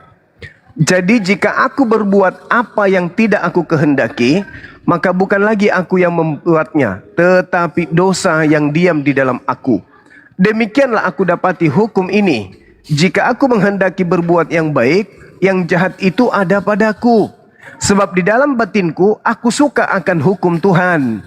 Tetapi di dalam anggota-anggota tubuhku aku melihat hukum lain yang berjuang melawan hukum akal budiku dan membuat aku menjadi tawanan hukum dosa yang ada di dalam anggota-anggota tubuhku. Aku manusia celaka. Siapakah yang dapat melepaskan aku dari tubuh maut ini? Syukur kepada Tuhan oleh Yesus Kristus Tuhan kita. Jadi dengan akal budiku aku melayani hukum Tuhan, tetapi dengan tubuh insaniku aku melayani hukum dosa. Sampai sini paham saudara-saudara? Tetapi dengan tubuh insaniku, tubuh jasmaniku, aku melayani hukum dosa. Aku mencintai hukum Tuhan. Apa itu Taurat? Aku cinta hukum Taurat itu, kata Paulus. Tetapi dengan tubuh insaniku aku melayani hukum dosa. Makanya semua hukum Taurat itu dibantah oleh Paulus. Kenapa dibantah? Karena Paulus sedang melayani hukum dosa yang ada pada dirinya. Jadi Kristen ini bukan dibimbing oleh Paulus menuju kepada hukum Tuhan, tetapi dibimbing oleh Paulus untuk melayani hukum dosa. Makanya babi boleh, semua yang diharamkan Tuhan boleh, semua yang dilarang Tuhan boleh dilanggar. Kenapa? Karena Paulus sedang melayani tubuhnya untuk melayani hukum dosa. Sekarang kalau berdasarkan hukum Tuhan, makan babi haram atau halal? Dosa atau tidak? Menurut hukum Tuhan dosa. Menurut Paulus dosa enggak? Tidak. Nah sekarang Kristen mengikuti hukum Paulus atau hukum Tuhan? Hukum Paulus. Nah inilah posisi yang saya katakan tadi, bahwa orang-orang Kristen ini adalah anti Kristus, anti terhadap Yesus. Kenapa anti terhadap Yesus? Karena mereka lebih melayani ajaran hukum dosa. Makanya mereka bebas melakukan dosa karena mereka didoktrin bahwa mereka sudah ada penebus, yaitu Yesus. Sekarang kalau saudara Kristen kita tanya, mana sisi keilahian Yesus? Mereka akan berkata, lihat bagaimana dia membangkitkan orang mati. Kita tanya, pada saat Yesus membangkitkan orang mati, dia Tuhan atau dia manusia? Pada saat dia membangkitkan Lazarus, posisinya sebagai Tuhan atau sebagai manusia? Sebagai manusia. Kenapa Anda katakan sebagai Tuhan? Karena itu tadi, separuh dari bagian tubuh Paulus membimbing manusia kepada dosa. Yesus kemudian membuat air jadi anggur. Yesus mengatakan menghidupkan orang dan membangkitkan orang mati. Dan kemudian dikatakan dia akan menyelamatkan dan memberikan hidup yang kekal. Ketika Yesus mengatakan itu, aku akan memberikan hidup kekal, itu dia katakan sebagai Tuhan atau sebagai manusia? Sebagai manusia. Tapi kenapa selalu dianggap Tuhan? Karena ada kekuatan gaib yang mempengaruhi untuk melayani hukum dosa. Nah, kalau orang Kristen ini mengatakan bahwa Yesus itu Tuhan, dia juga manusia, dia juga Tuhan. Pada saat mana dia Tuhan? Pada saat dia membangkitkan orang mati, berarti dia sudah antikristus. Kenapa? Yesus datang membangkitkan orang mati sebagai manusia. Yesus datang memberikan hidup kekal sebagai manusia. Yesus datang mengajarkan Bani Israel sebagai jalan menuju kepada Elohim untuk memperoleh hidup yang kekal sebagai manusia. Manusia, manusia, manusia, manusia, manusia. Tapi Kristen sebagai antikristus selalu menghadang ajaran Yesus dengan mengatakan dia Tuhan. Dia Tuhan. Dia Tuhan. Dia Tuhan. Dia Tuhan. Padahal ketika hidup di bumi, Yesus itu apapun yang dia lakukan, apapun yang diucapkan, dia melakukan dan mengucapkan itu sebagai manusia. Siapakah antikristus itu? Mereka yang tidak percaya Yesus datang sebagai manusia. Siapa mereka ini? Kristen. Makanya di gereja mereka menuhankan Yesus karena mereka anti terhadap kemanusiaan Yesus. Anti Yesus, saudara kita Kristen ini. Mereka anti Yesus dan rangkulan dengan Bapak Paulus, di mana Bapak Paulus melayani dengan tubuh jasmani, yaitu melayani hukum dosa. Maksudnya melayani hukum dosa itu adalah memuaskan jasadnya dengan melanggar semua perintah Tuhan sehingga membangkitkan dosa-dosa. Sekian, silakan. Oke, baik Bang Suma. Ketika Bang Suma sudah terlalu panjang menjelaskan tentang kemanusiaan Yesus itu sendiri, saya sangat berterima kasih dan saya juga mendapatkan ilmu dan mendapatkan poin di sini Bang Suma. Tetapi kebanyakan Bang Suma ini selalu memframing apa yang menjadi ayat-ayat firman kami. Betul, ketika Yesus datang di dunia itu dia menjadi manusia. Tetapi Bang Suma terlalu melihat dalam konteks kemanusiaan Yesus itu sendiri. Bang Suma tidak melihat konteks keilahian Yesus itu sendiri. Kenapa saya melihat seperti itu? Bang Suma selalu memframing dan melihat konteks kemanusiaan Yesus itu sendiri. Nah, sebenarnya Bang Suma tidak jujur. Ketika malaikat Gabriel diutus kepada Bapa untuk menyampaikan kabar gembira kepada Bunda Maria, itu sebenarnya Bang Suma harus paham bahwa Yesus itu dari mana. Di situ ketidakjujuran Bang Suma, bahwa Yesus itu datang dari surga, bukan datang dari dunia. Satu. Dan yang kedua Bang Suma terlalu melihat kemanusiaan Yesus itu Yesus Kristus, tetapi Bang Suma tidak melihat keilahian Yesus itu keilahian Yesus Kristus. Karena Yesus berkata di situ bahwa di dalam Bapa ada aku dan di dalam aku ada Bapa. Dan di situ juga Bang Suma tidak melihat.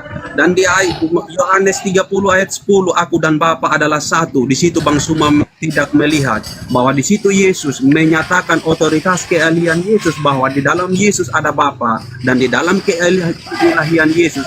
Itulah yang Bang Suma tidak lihat. Bang Suma terlalu melihat Yesus itu dalam konteks kemanusiaan, tetapi Bang Suma tidak melihat Yesus dalam konteks otoritas keilahian. Betul apa yang disampaikan Bang Suma tadi, bahwa Yesus membangkitkan Lazarus, itu adalah Bapa atau tidak Allah yang membangkitkan, tetapi Bang Suma harus tahu bahwa di dalam Yesus ada Bapa. Nah, di situ Ehad satu, Yesus dan Bapa adalah satu. Tidak ada nabi siapapun yang berkata seperti itu kecuali Yesus, Bang Suma. Tidak ada nabi terakhir pun yang berkata seperti itu. Tetapi hanya Yesus yang mengklaim bahwa aku dan Bapa adalah satu. Di situ Bang Suma tidak jujur bahwa otoritas keilahian Yesus ada di dalam pribadi Yesus dan ada dalam pribadi Bapa. Di situ Bang Suma tidak jujur. Kebanyakan Bang Suma mencomot ayat dan memframing bahwa Kristenlah yang anti Kristus. Sebenarnya bahwa kami Kristenlah yang mengikuti Yesus dan kami tahu bahwa keilahian Yesus adalah keilahian Bapa. Dan di situ bahwa klaim-klaim Yesus menyatakan dirinya kepada bangsa Israel, mereka hanya melihat kemanusiaan Yesus sendiri. Yesus berkata bahwa sebelum ada Abraham ada, aku sudah ada. Di situ Bang Suma tidak jujur. Pernyataan siapakah itu? Tidak ada yang bisa mengklaim, tidak ada yang berkata seperti itu, dan tidak ada nabi yang berkata seperti itu. Bang Suma. Nah, di sini Bang Suma terlalu memframing kemanusiaan Yesus, tetapi Bang Suma tidak melihat otoritas keilahian Yesus itu sendiri. Silakan Bang Suma. Oke, saudara, tolong tunjukkan data kepada saya pada saat mana Yesus itu bukan manusia. Apakah pada saat dia mengatakan Bapa di dalam aku di dalam Bapa, dia berkata sebagai Tuhan atau dia berkata sebagai manusia? Kalau dia masih berkata sebagai manusia, tetapi Anda mengatakan dia adalah ilahi, berarti Anda antikristus. Saya tanya ulang lagi. Pada saat manusia Yesus berkata, Bapa di dalam aku di dalam Bapa, apakah Yesus di situ berkata sebagai manusia atau sebagai Tuhan? Jawab. Ketika Yesus hadir di dunia, dia datang sebagai manusia. Pada saat dia berkata Pada saat dia berkata Bapa di dalam aku di dalam Bapa, Yesus berbicara dalam konteks kuadrat ia sebagai manusia, Bang Suma. Lalu di mana ilahinya? Di mana ilahinya, Bang Suma? Ketika dia menyatakan suatu atau dia menyampaikan kepada orang-orang, Yesus tidak gila hormat, Bang Suma. Yesus tidak bilang saya lah kau Allah. yang gila, bukan Yesus yang gila. Saya adalah saudara saya yang adalah gila. Tuhan Saya bersama tanya. Tetapi perbuatan-perbuatan Saya Yesus bertanya, pada adalah saat gila dia Yesus. mengatakan Bapa di Anak dalam manusia aku di dalam diberikan kuasa Bapa, untuk dia mengampuni berkata dosa. sebagai manusia. Saya tanya, terus sisi keilahiannya mana? Sampai Anda melupakan sisi kemanusiaannya. Berarti Anda antikristus. Kan udah kubilang, apapun ucapan Yesus, dia mengucapkannya sebagai manusia. Apapun ucapan Yesus, dia mengucapkan sebagai rasul utusan Tuhan. Terus Anda datang melantiknya menjadi Tuhan. Berarti Anda ini antikristus. Coba, sekali lagi saya tanya. Tolong tunjukkan sisi keilahian Yesus. Silakan. Oke, Bang Suma, ketika Bang Suma memframing bahwa saya adalah antikristus, di sini saya mengatakan kepada Bang Suma bahwa kami yang mengikuti Yesus, itulah kami pengikut Yesus. Siapa yang antikristus? Orang-orang yang tidak percaya kepada Yesus Kristus, itu yang dikatakan antikristus. Tolong tunjukkan kepada saya, kalau Anda tidak percaya Yesus itu manusia, dengan mengatakan dia adalah Tuhan itu sendiri, itu Anda sudah membantah Yesus itu mutlak manusia. Tapi ketika Anda mengatakan dia Tuhan, Anda anti terhadap Yesus. Anda sadar nggak tuh? Ketika Anda melantiknya menjadi Tuhan, berarti Anda sudah anti. Anda sudah memperlihatkan sifat anti Anda terhadap Yesus. Siapakah penyesat itu? Bukankah dia yang pergi ke seluruh dunia, yang tidak percaya, yang tidak menerima Yesus datang sebagai manusia. Tanda-tanda orang yang tidak menerima Yesus datang sebagai manusia adalah yang menuhankan Yesus. Berarti Anda menolak dia manusia. Karena Anda menuhankan dia, makanya Anda tolak dia sebagai manusia. Mulut Anda mengatakan dia manusia, tapi praktek iman dia Tuhan. Itulah bukti akurat kalau Anda antikristus. Makanya saya bertanya, tolong tunjukkan sisi keilahian Yesus sampai Anda membantah sisi kemanusiaannya. Silakan. Jadi begini, Bang Suma, saya berbicara konteksnya, saya tidak membantah bahwa Yesus adalah manusia. Karena apa? Yesus lahir dari rahim Bunda Maria. Tetapi di situ Bang Suma tidak jujur ketika Allah itu mengutus malaikat Gabriel untuk menyampaikan kabar gembira bahwa engkau akan melahirkan anak dan beri nama dia Yesus Kristus. Anak Tuhan atau anak manusia? Anak Tuhan atau anak manusia? Anak Tuhan atau anak manusia? Jujur. Saya sudah jujur, malah saya bertanya, bahwa Yesus Kristus itu datang dari surga. Anak itu sebagai Bapa atau anak itu sebagai manusia? Ketika malaikat Gabriel datang diutus oleh Allah menyampaikan kabar gembira kepada Bunda Maria tentang melahirkannya seorang bapak atau seorang anak. Seorang anak. Seorang anak berarti dia bukan Tuhan. Di situ sebenarnya Bang Yuma harus keilahian. tahu bahwa Yesus datang itu dari surga, bukan datang dari dunia. Datang karena dari langit, Allah itu bukan sendiri, dari surga. Bapa itu sendiri Datang dari langit. mengutus malaikat Gabriel. Iya, Malaikat Gabriel tahu, ngerti, menyampaikan paham kabar gembira, Bang Suma. saya paham. Jangan celoteh kosong. Sekarang sisi keilahian Yesus yang Anda buat sebagai bahan untuk menolak sisi kemanusiaannya apa? Mana coba? Saya sudah bilang Bang Suma, di sini saya tidak bicara tentang menolak atau menerima. Anda menolaknya karena Anda melantiknya menjadi Tuhan. Dalam sisi kemanusiaannya Yesus, karena Berarti ia Anda lahir dari antikristus. Banu Maria, Anda Bunda Maria, antikristus. bahwa dia adalah manusia. Anda antikristus. Tetapi Allah itu. Coba tunjukkan di mana dalilnya Bapak berfirman kepada Gabriel kalau Bapak akan turun ke bumi menjadi anak. Di mana itu? Di mana dalilnya Bapak turun ke bumi mengosongkan dirinya menjadi anak, itu tertulis di mana? Ayo. Nah, sebenarnya saya tidak perlu lagi berbicara tentang dalil kepada Bang Suma. Bang Suma sudah tahu semua berarti dalil di situ. Anda jelas Tetapi Anda adalah di situ Bang Suma tidak jujur. Di situ Bang Juma tidak jujur bahwa Yesus itu adalah datangnya dari surga. Kenapa saya bilang Yesus datangnya dari surga? Karena ia diutus langsung oleh Allah. Saudara, yang datang dari surga itu otomatis Tuhan nggak? Yang datang dari surga itu otomatis Tuhan gitu?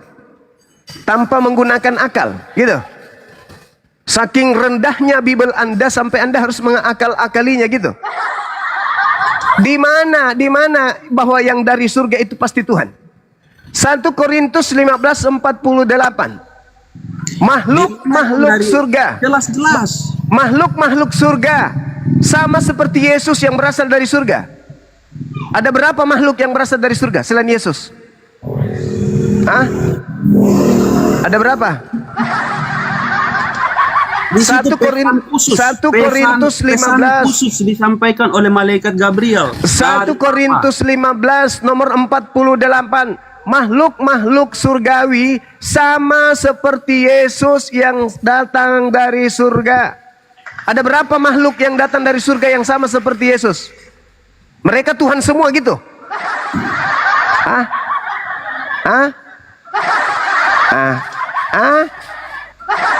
Di situ Bang Suma tidak jujur. Di batas kota ini Bang Suma tidak jujur ketika Yesus itu datang dari surga. Betul-betul ia diutus oleh Bapa kepada malaikat Gabriel menyampaikan Anda mengatakan kabar gembira.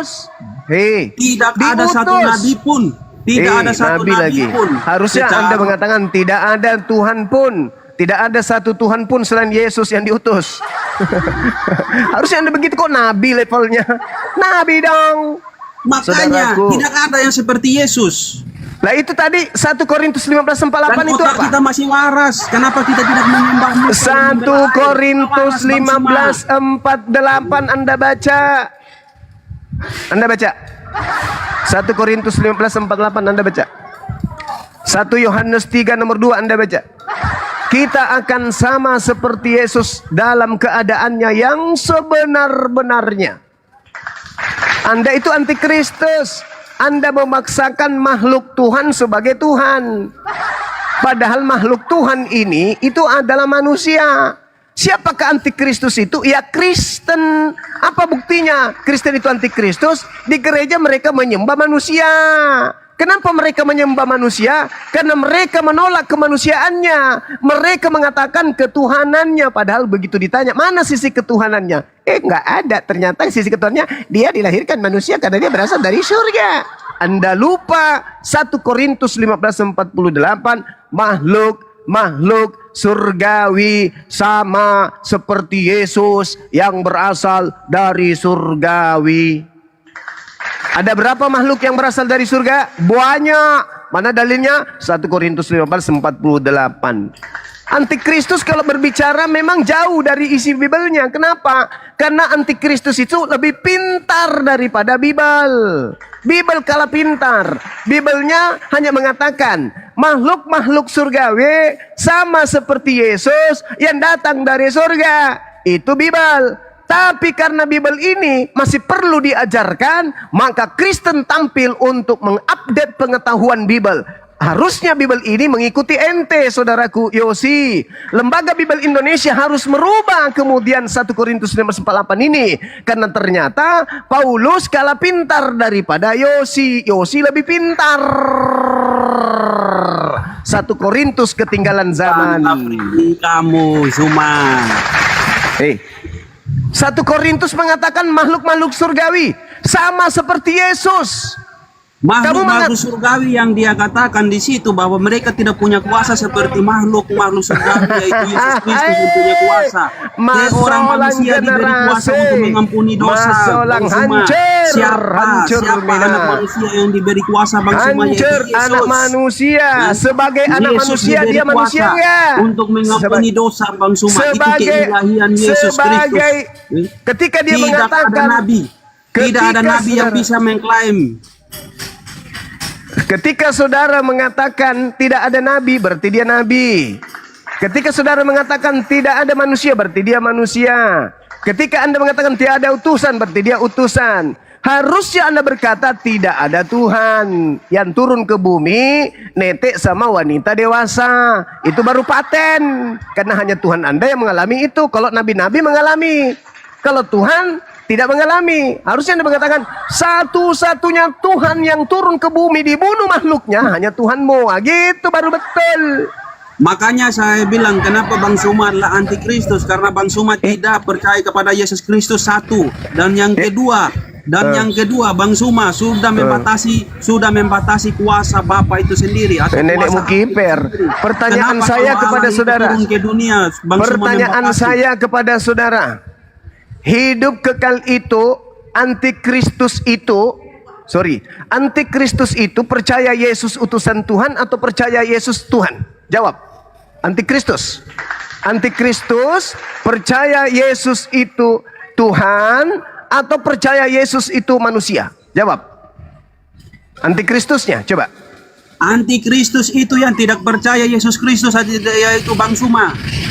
Oke, saya kasih dalil. Yohanes 17 nomor 8.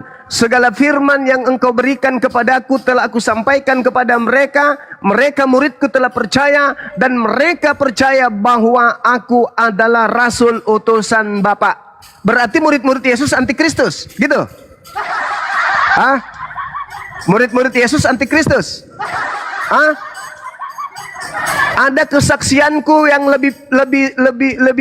ada kesaksianku yang lebih penting dari kesaksian Yohanes Pembaptis, kata Yesus, bahwa seluruh mujizat yang aku lakukan, mujizat itulah yang bersaksi tentang aku bahwa Bapa yang mengutus aku.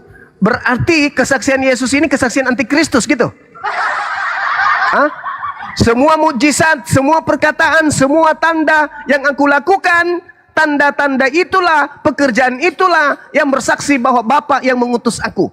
Yesus bersaksi dirinya adalah utusan. Dia adalah manusia yang diutus oleh Tuhan yang bukan manusia. Apakah Yesus bersaksi kalau dirinya antikristus? Hah? Sedangkan kamu berbicara Yesus itu Tuhan, Yesus itu Tuhan, Yesus itu Tuhan. Kamulah antikristusnya. Karena yang disebut antikristus adalah mereka yang pergi ke seluruh dunia yang tidak mengaku Yesus datang sebagai manusia. Itu antikristus. Oh, kami mengaku Yesus datang sebagai manusia. Bullshit. Itu cara penipuan setan. Kau mulutmu mengatakan kami percaya dia ada datang sebagai manusia, tapi ada tetapinya. Tetapi dia adalah Tuhan itu sendiri. Itulah bukti kau antikristus. Karena kamu menjilat ludahmu sendiri. Kau meludahi mukamu sendiri. Kau ngaca, habis itu kau ludahi. Kena di muka wajahmu sendiri. Kau katakan antikristus adalah dia yang tidak menerima Yesus sebagai manusia. Oke. Awas Bang Suma. Umat Islam sampai kapanpun, umat Islam sampai kapanpun, Yesus tetap manusia. Tidak pernah berubah menjadi hantu, apalagi Tuhan. Nah sekarang saya balik kepada saudara Yosi. Saudara Yosi yang aku cintai, yang aku sayangi, yang aku kasihi. Aku tanya samamu, tolong tunjukkan sisi yang bukan kemanusiaan yang ada pada diri Yesus. Ketika dia di bumi, dia manusia. Posisi Yesus berada di manakah?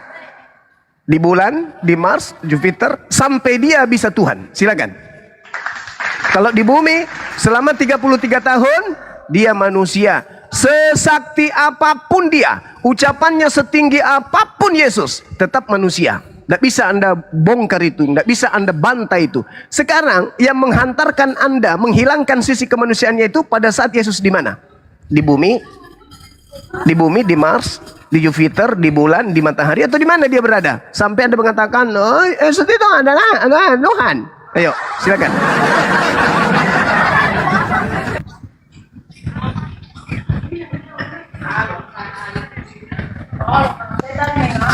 Oke, terima kasih gurundaku yang terbaik, Bang Suma yang sangat pintar di dunia ini. Ketika Bang Suma sama-sama orang yang aku kasihi. Silakan. Nah, ketika Yesus turun di dunia 2000 tahun yang lalu, itulah kami percaya bahwa Yesus Kristus adalah Tuhan, dan kami percaya Yesus mati dan bangkit pada hari yang ketiga naik di surga. Tidak bisa membantah iman kepercayaan kami bahwa Yesus berarti Anda antikristus. Mati sekalian pun Bang Suma, tetapi Yesus Kristus adalah Tuhan. Oke, antikristus. Udah selesai. Terima kasih. Anda sudah jujur, antikristus. Udah kubuktikan bukan teman-teman? Saudaraku Kristen yang masih bisa sehat, kita sudah buktikan bahwa iman Kristen itu adalah iman antikristus. Itu udah jelas tuh. Udah selesai. Saudara Yosi, Anda rehat, Anda istirahat, Anda renungkan, Anda adalah antikristus. Sekarang mungkin ada saudara Zeus atau ada Dinda Ardiansa mau sampaikan. Silakan Dinda. Assalamualaikum warahmatullahi wabarakatuh. Silakan. Waalaikumsalam warahmatullahi wabarakatuh. Assalamualaikum Gurunda Zuma. Assalamualaikum teman-teman. Waalaikumsalam warahmatullahi wabarakatuh. Ya Dinda, lanjut. Ya lanjut Gurunda, saya nyimak dulu Gurunda. Afwan. Dinda Ardiansa, aku titip surat Roma 7 ya Dek, pelajari itu ya. Roma 7 ayat berapa Gurunda? Dari 18 sampai 25 itu dipelajari. Siap, atau dari Abangku. 13 satu perikop. Tapi singkatnya, kita ini orang yang berakal, cukup data 18 sampai data 25 itu kita sudah bisa melumpuhkan ajaran yang dari barat ini. Kalau mereka ini adalah agama yang berdiri di atas hukum dosa. Roma 7 ayat nomor 18 sampai nomor 25. 18-25. Oke, saya catat dulu Gurunda ya. Ya. Oke, terima kasih ya. Lanjut Gurunda. Terima kasih ya. Iya, saudaraku Yosi antikristus. Hati-hati di jalan.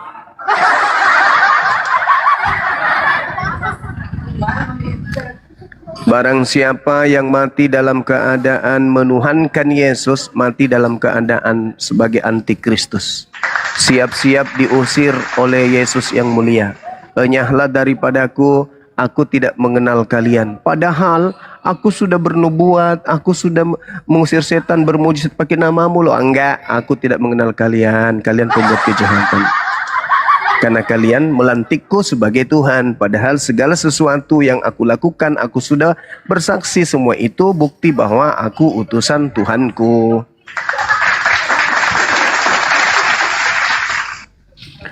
Jadi kalau ada agama mensyaratkan untuk menjadi Tuhan kudu jadi manusia, lalu mati, bangkit dari kubur, baru jadi Tuhan, itu ajaran irrasional yang tidak bisa diterima oleh akal.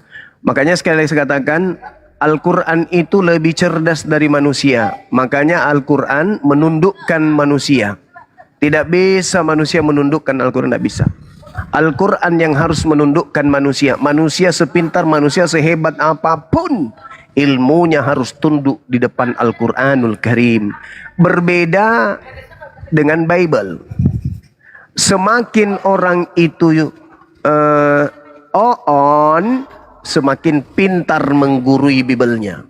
Semakin orang itu blow on, semakin hebat mengajarkan Bible-nya.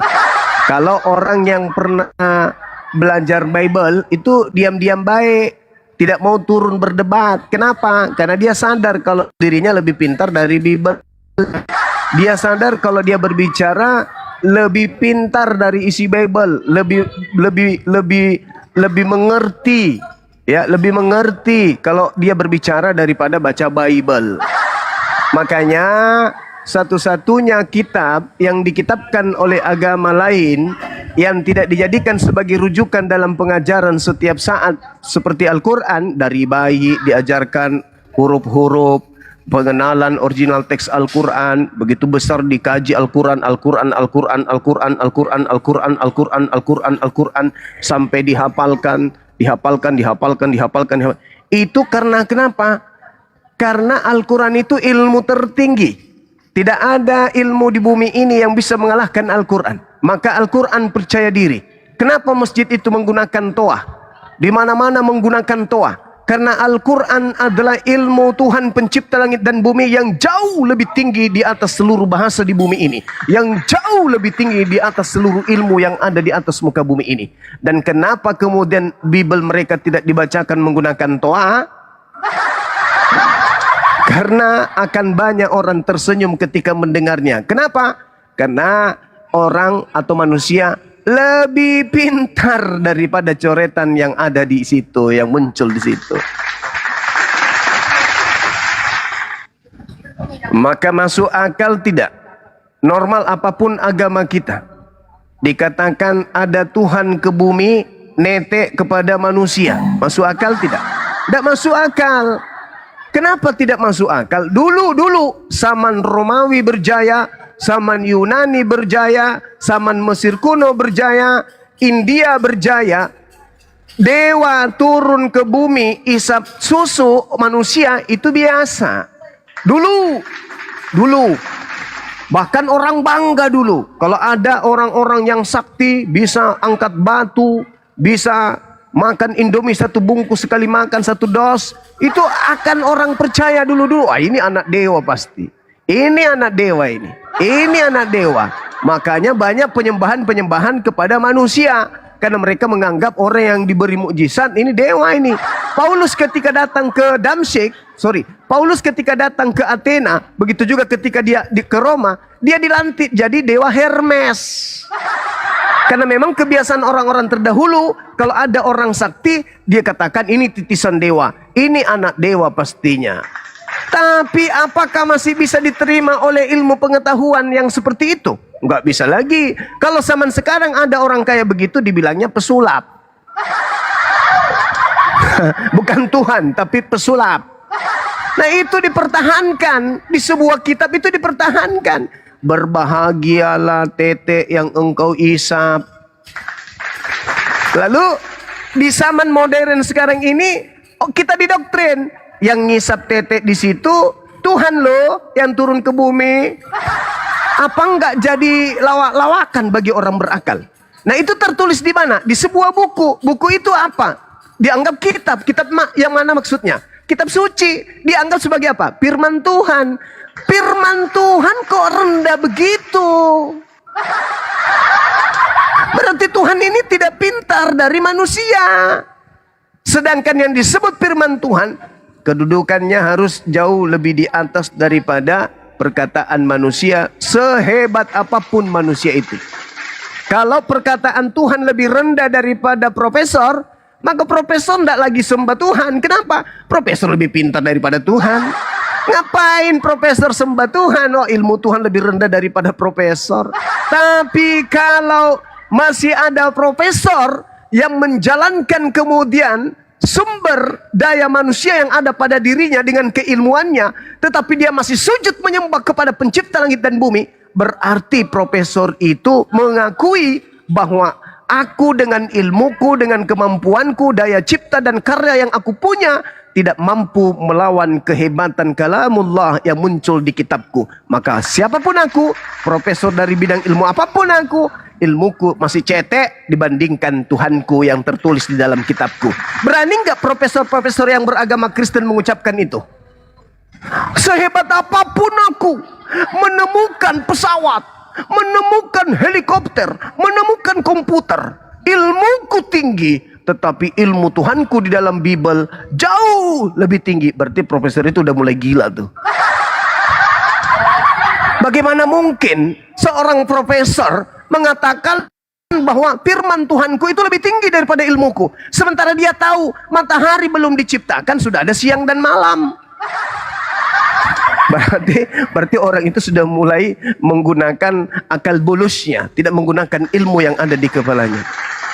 Gak mungkin seorang profesor Islam ketika dia mengkaji sebuah keilmuan, disiplin ilmu apapun itu, kembali kepada Quran, mereka akan geleng-geleng kepala, mereka akan takjub dan akan mengatakan, subhanallah, maha benar engkau ya Allah, maha benar atas segala firman-Mu.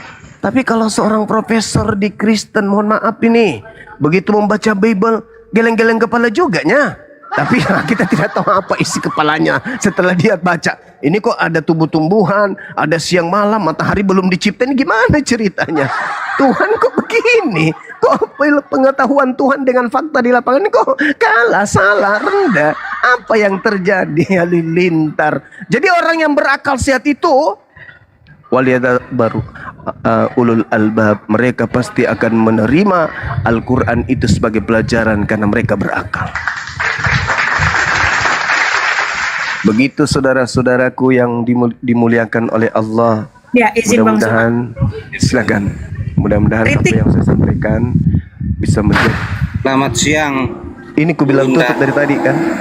Saya bilang tutup kan dari tadi?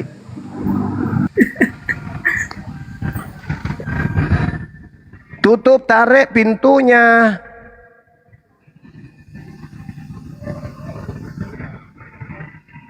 Oke, lanjut. Ya, lanjut Bang Ritik, silakan Bang Ritik. Ya, yang saya tahu Yesus adalah Tuhan. Antikristus Kok muncul bisa? lagi. Dari Yesus sisi adalah mana? yang tersulung, dibangkitkan dari orang mati. Anda Kristen juga sulung loh. Kok ada lupa? Yang pertama di dunia ini yang bangkit dari kematian hanya Yesus, tidak ada yang lain. Anda orang Kristen di dalam kitab Anda sendiri juga disebut sebagai yang sulung loh dari segala ciptaan. Disebut dia sulung adalah satu-satunya yang pertama Anda juga sulung, dibangkitkan. saudaraku. Anda juga sulung di dalam Bible Anda. Anda sulung juga. Anda sulung di Ya, dalam kalau ikut kitab Yesus apa? ya. Anda Ikut yang Yesus ya sulung jadi sulung. juga. Anda sulung. Coba Anda baca Yakobus 1:18. Atas kehendaknya sendiri ia telah menjadikan Kristen oleh firman kebenaran, supaya Kristen pada tingkat yang tertentu menjadi anak sulung di antara semua ciptaannya. Sulung yang dimaksud itu adalah yang pertama dibangkitkan. Berarti Anda lebih pintar manusia. dari Bible. Kan Anda udah bilang kan? Di Korintus itu ada. Anda lebih pintar dari Bible Anda. Yakobus 1:18 tertulis, atas kehendaknya sendiri dia telah menjadikan Kristen oleh firman kebenaran, supaya Kristen pada tingkat yang tertentu menjadi anak sulung di antara semua ciptaannya. Kristen menjadi anak sulung di antara seluruh ciptaannya. Kau bantah itu berarti terbukti kitabmu bukan firman Tuhan, karena ente lebih pintar dari kitab ente. Sulung dari bangkit dari kematian. Apa pula? Hei, Lazarus lebih dulu bangkit daripada Yesus Tuhan kau itu. Jangan kau pelintir kemana-mana. Ini Nanti buka babak mata belur. rohani Bang Juma. Ku tanya dulu saudara, duluan mana Lazarus atau Yesus yang bangkit dari kubur? Duluan mana? Yang bangkit kematian naik ke surga kan Yesus yang pertama di dunia ini. Aduh, Masalah generasi naik ke surga lebih duluan Elia, lebih dulu Elia daripada Yesus, betul? Elia tidak mati. Sama itu lebih hebat lagi berarti. Loh, lebih hebat mengerti Elia. nggak sulung yang Lebih dimaksud Bang hebat Juma? Elia berarti daripada Tuhan lo. Elia Lanjutkan langsung Bang Kingdom. berangkat. Lanjutkan Bang Kingdom. Antikristus tidak Dari akan kematian. tidak akan bisa lolos. Antikristus ini nggak akan pernah bisa lolos. Ya, saya hadapi si Zuma ini. Oke, Zuma. Mana? Pertemuan yang ke-14 nih, Bro.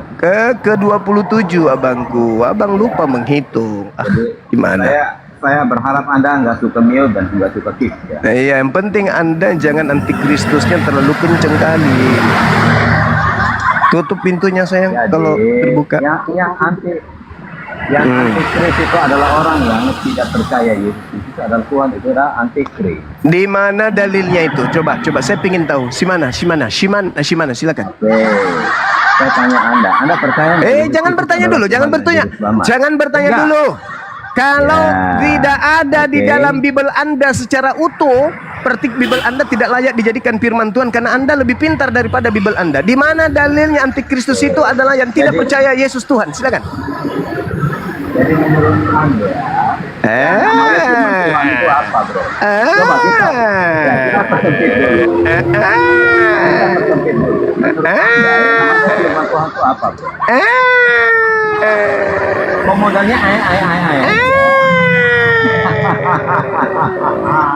Kalau ilmu masih Yang namanya- nihil, salah, yang namanya mending firman Tuhan itu Anda apa? ke pasar beli kemangi, halusin, campur kapur siri, baluri, si uco, Anda uru uco aja.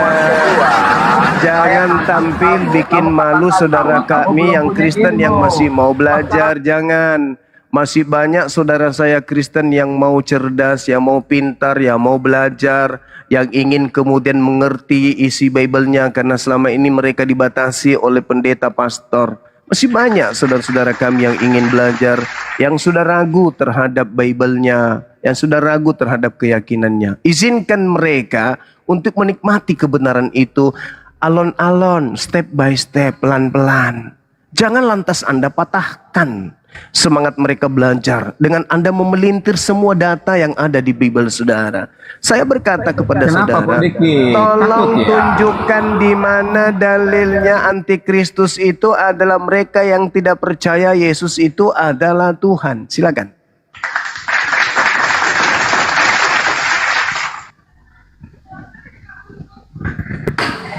Saya hanya punya satu device, jadi saya nggak bisa bukain.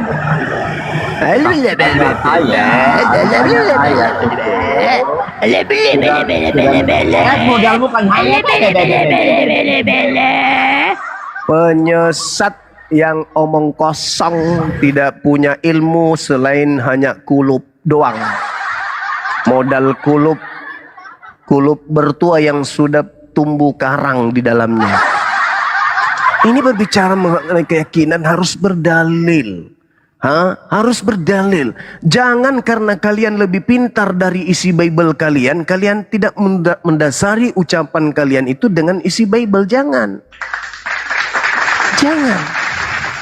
Orang diskusi lintas agama itu ya bawa Bible, bawa Al-Quran. Ini kok bawa kulup yang sudah penuh tiram.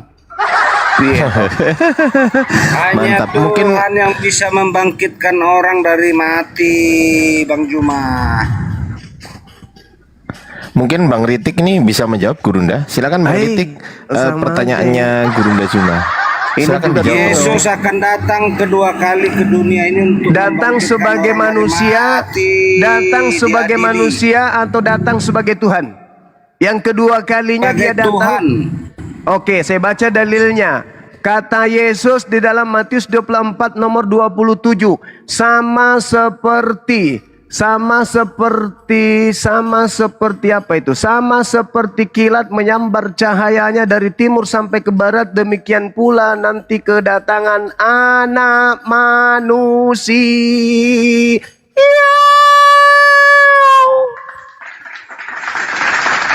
Yang datang Tuhan atau anak manusia? Hoi! Antikristus. Tuhan. Antikristus. Tuhan. Ketahuan kan? Loh, bagaimana anak manusia bisa membangkitkan orang dari kematian? Saya ulang dari lagi kubur? pengakuan Yesus sendiri. Ketika ia datang kedua kalinya nanti, ia nampak di tengah langit anak manusia atau Tuhan. Bagaimana cara anak manusia membangkitkan? Itu urusan lo, itu urusan lo. Itu urusan lo. Nih teman-teman sekalian, mute dulu. Ini bukti kalau kitab mereka bukan firman Tuhan. Kenapa? Karena mereka lebih pintar dari kitabnya. Tidak mungkin kalau Tuhan itu bodoh, tidak mungkin. Sementara mereka mengatakan yang nampak di tengah langit adalah Tuhan. Dalilnya jelas, engkau akan melihat anak manusia di tengah langit. Dan seluruh manusia akan melihatnya, seluruh manusia akan meratap. Anak manusia akan menampakkan diri di tengah langit. Tetapi antikristus yang lebih pintar dari Bible ini mengatakan bahwa yang nampak di tengah langit adalah Tuhan. Itulah bukti bahwa kitabnya bukan firman Tuhan, sekaligus bukti bahwa mereka adalah antikristus. Baca dalil, bos. Baca dalil. Matius 24 nomor 27, nomor 29, nomor 30. Anak manusia, anak manusia, anak manusia. Kata malaikat di dalam Kisah Para Rasul 1 nomor 11, apa yang kau lihat anak manusia terangkat ke langit, anak manusia akan turun kedua kalinya sama seperti engkau melihat dia terangkat ke langit. Anak manusia, anak manusia, anak manusia. Kata Yesus, anak manusia akan datang untuk menghakimi. Anak manusia, anak manusia, anak manusia. Ayo, ayo, woi, antikristus, woi, antikristus. 2000 tahun kalian sebagai antikristus. 2000 tahun kalian sebagai antikristus. Kapan kalian mau sadar, saudara-saudaraku? Aku menyayangi kalian, aku mencintai, menyayangi kalian. Sampai saya harus di sini, ya, di sini menemani kalian. Di saat anak-anak saya butuh liburan, di saat keluarga saya butuh saya, aku di sini karena saya cinta dan sayang kepada kalian. Saya takut selepas dari sini 5 menit kemudian Tuhan mencabut nyawa kalian dalam keadaan antikristus. Takut saya. Saya merasa zalim kalau saya tidak memberitakan kebenaran ini. Kata Yesus di dalam kitabmu, ketika ia datang, dia akan memuliakan aku. Aku mengajak kalian untuk memuliakan beliau. Jangan menghinakan, jangan mengikuti ajaran Roma 7. Dinda Ardiansa, Roma 7, 18 sampai nomor 25, itulah bukti kekelaman, kelaparan,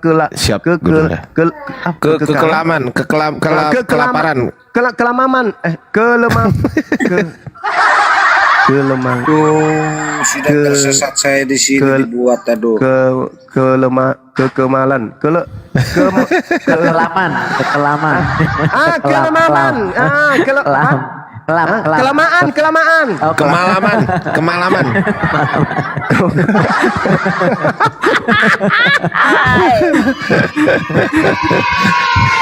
Roma 7 nomor 18 sampai nomor 25. Itulah yang kemudian menghantarkan mereka hancur di dalam kekelamaman.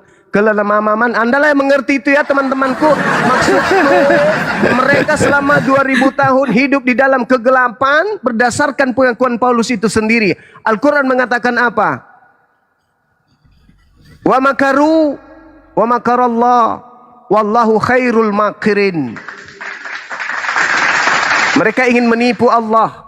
Mereka ingin mencederai utusan Allah.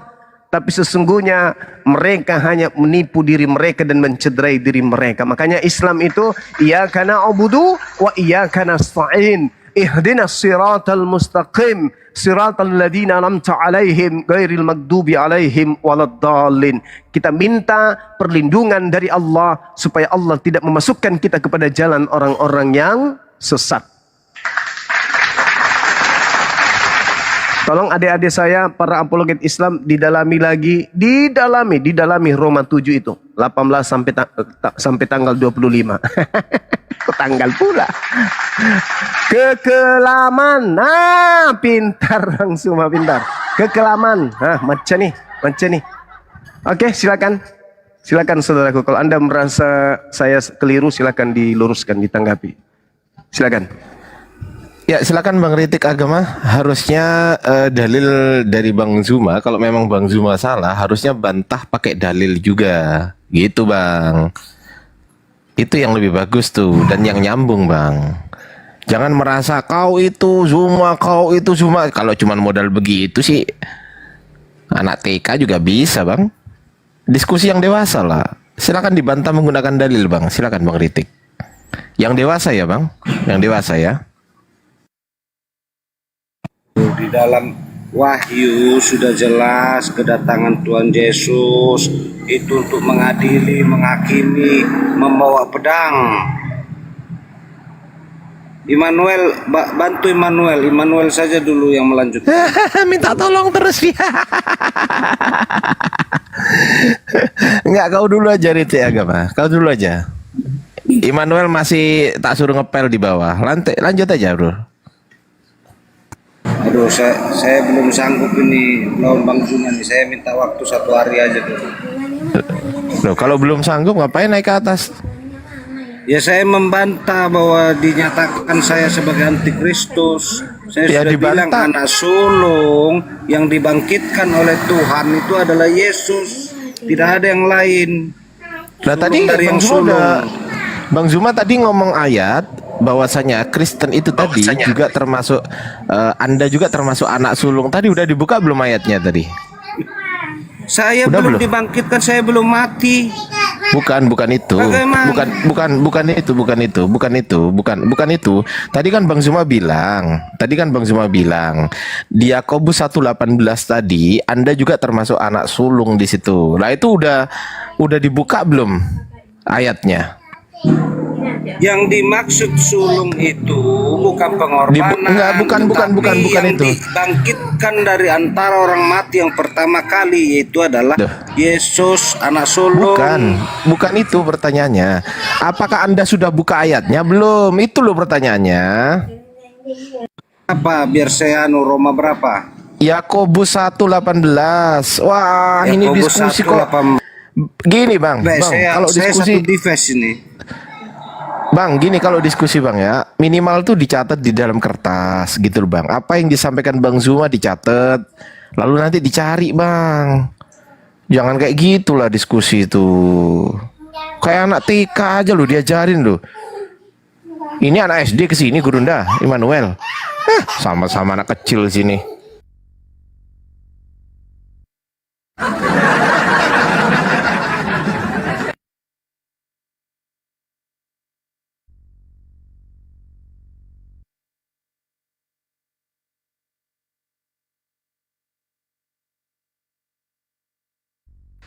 Ya, sembari nunggu teman-teman dibantu tap-tap layar. Sudah saya baca. Ya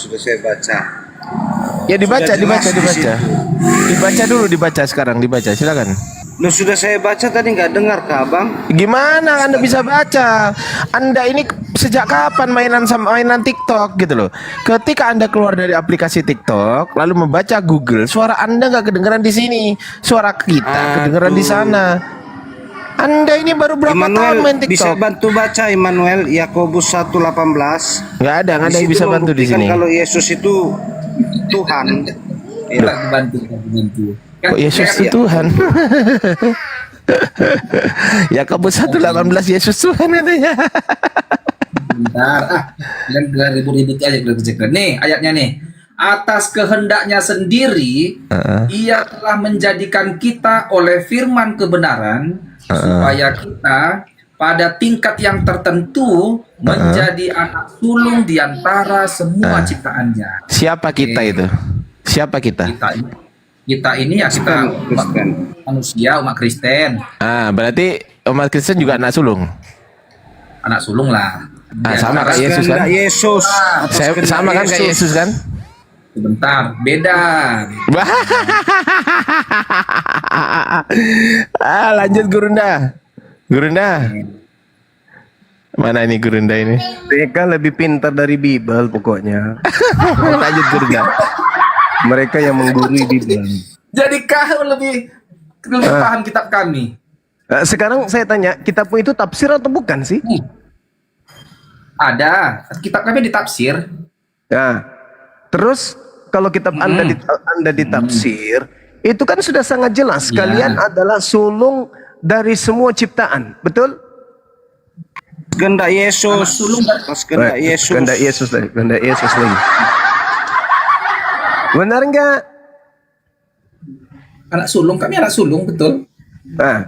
Yesus? Sulung dari anak sulung itu kan kata kiasan itu.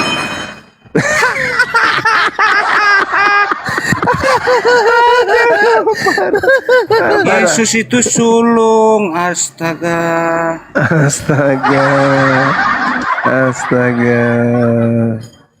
Jadi saudaraku, kok bisa Gurunda? Dia kok kepikiran ya mengatakan kiasan ya Gurunda? Aku aja gak kepikiran loh. Waduh, kiasan. Memang hancurnya karena pegangan kalian itu ya bukan Kalian agak lebih pintar dari kiasan, dia. bukan kiasan. Apa?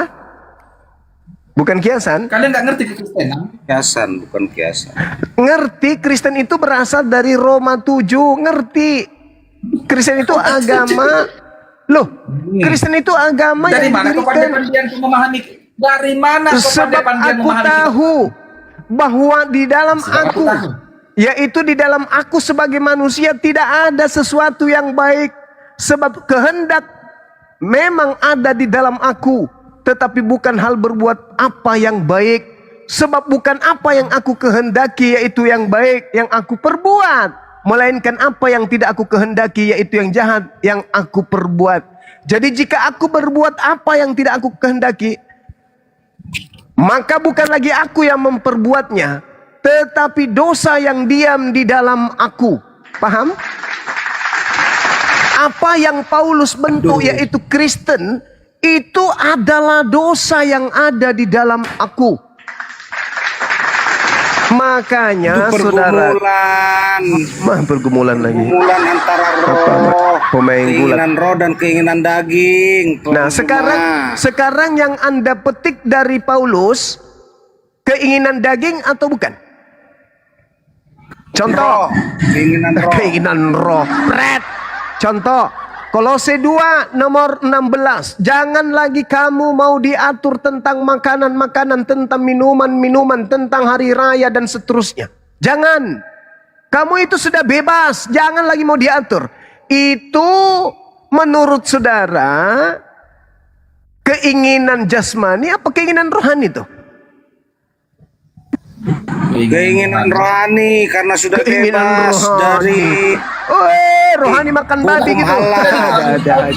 Aduh. Saudara, sekarang ketika dilarang jangan kau makan babi, itu yang dilarang jasadnya atau rohaninya? Oh, kita yang kembali ke Tuhan, daging ini tinggal di bumi, jadi robe otak. Makanya Paulus pendiri agama Anda mengatakan itu. Jadi jika aku berbuat apa yang tidak aku kehendaki, maka bukan lagi aku yang memperbuatnya, tetapi dosa yang diam di dalam aku. Demikianlah aku dapati hukum ini. Jika aku menghendaki berbuat apa yang baik, maka yang jahat itu ada padaku. Sebab di dalam batinku aku suka akan hukum Tuhan, yaitu Torah. Tetapi di dalam anggota-anggota tubuhku, aku melihat hukum lain yang berjuang melawan hukum akal budiku, yang membuat aku menjadi tawanan hukum dosa yang ada di dalam anggota-anggota tubuhku. Berdosa enggak ketika orang makan babi menurut hukum Tuhan? Juma, biar ku baca dulu Kolose 1 ayat 15 ya.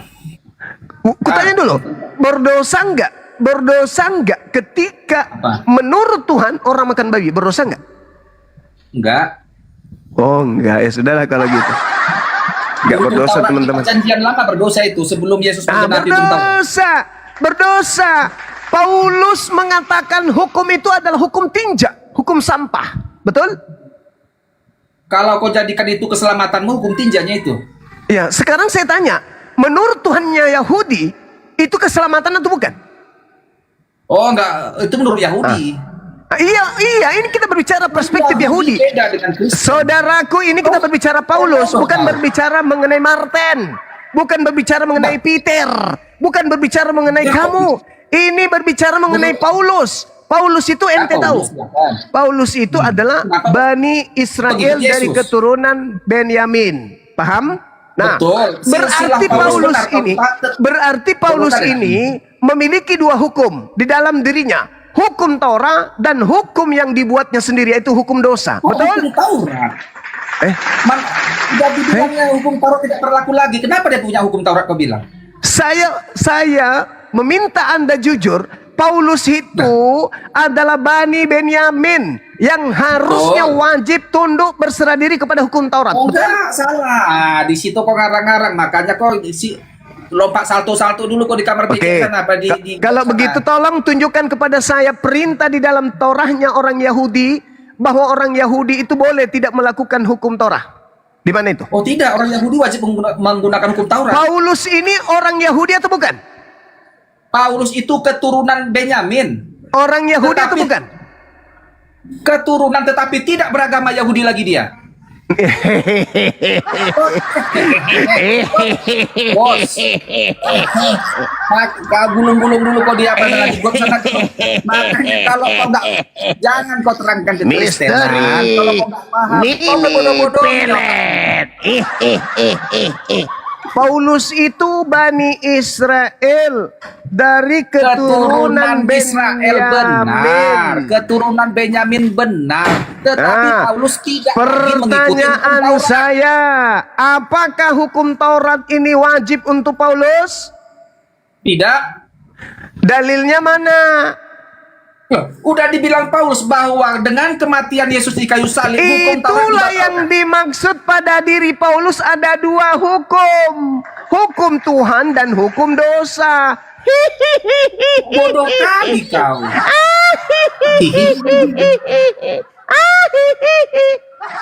Itu yang dimaksud pada diri Paulus yang adalah Bani Israel ini dari keturunan Benyamin ini. Dengar, tolong tunjukkan data di dalam kitabnya Yahudi bahwa Taurat itu tidak berlaku bagi keturunan Benyamin. Silakan. Mana ada itu? Setelah Yesus disalibkan sudah berakhir. Berarti nggak ada kan? Nggak ada. Berarti hukum Taurat itu harusnya dengarkan saudaraku, dengarkanlah, dengarkanlah aku. Saya tanya dulu samamu, berdasarkan hukum Tuhan, hukum Taurat itu berlaku untuk Yahudi sampai kapan? Berdasarkan hukum Tuhan. Hukum Taurat Mesias berlaku datang, sampai Mesias datang. Sebentar dulu kawan, sebentar. Hukum Taurat berlaku sampai semua nabi seperti kawan. Di mana itu? Kata siapa? Kata siapa itu? Kata siapa? Saya bisa baca di mana? Di Torah mana? Kata Yesus.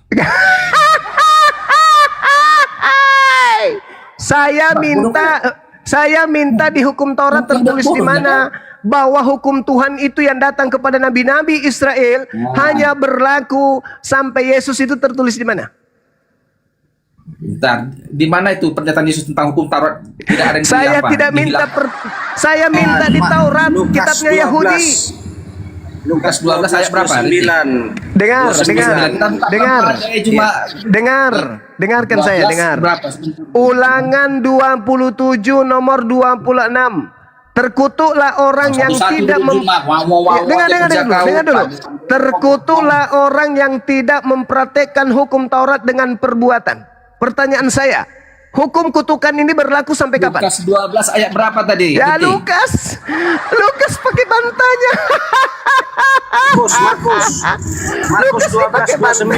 Markus dipakai bantal Taurat. Ya udah ikan hiu ya, besok ya. 12:29. Telepon kong, telepon kong, bisa telepon mana lah? Ya udah, telepon kong ini, telepon kong ini. Melaku. Itu lumba-lumba itu mau. Saya ambilkan papa ya. Iya. Ambilkan papa ya. Iya, lumba-lumba. Oh, tak gelem, nggak puas. Ikan Paulus.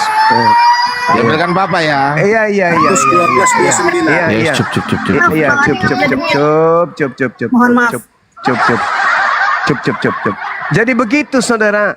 Sampai kapan kutukan ini berlaku bagi Bani Yakub ketika mereka tidak mempraktikkan hukum Taurat? Sampai Yesus. Nasihat Yesus di dalam Matius 23 nomor 1 Anda baca, nomor 2 Anda baca. Ayo. Bahkan sampai di data Matius 23 nomor 32 sampai 36 apa katanya? Kalian itu keturunan ular-ular. Ini bukan Yesus, bukan Kristen. Kalau Yahudi disebut Yesus keturunan ular-ular. Keturunan ular beludak. Kenapa? Karena mereka melanggar hukum Tuhan yang datang. Makanya Yesus mengatakan, barang siapa yang meniadakan hukum Taurat meskipun yang paling terkecil dan mengajarkan kepada orang lain, maka dia akan menempati tempat terhina dalam kerajaan langit. Itu tak ada batasannya. Hukum Taurat itu menurut mereka itu nggak ada batasannya.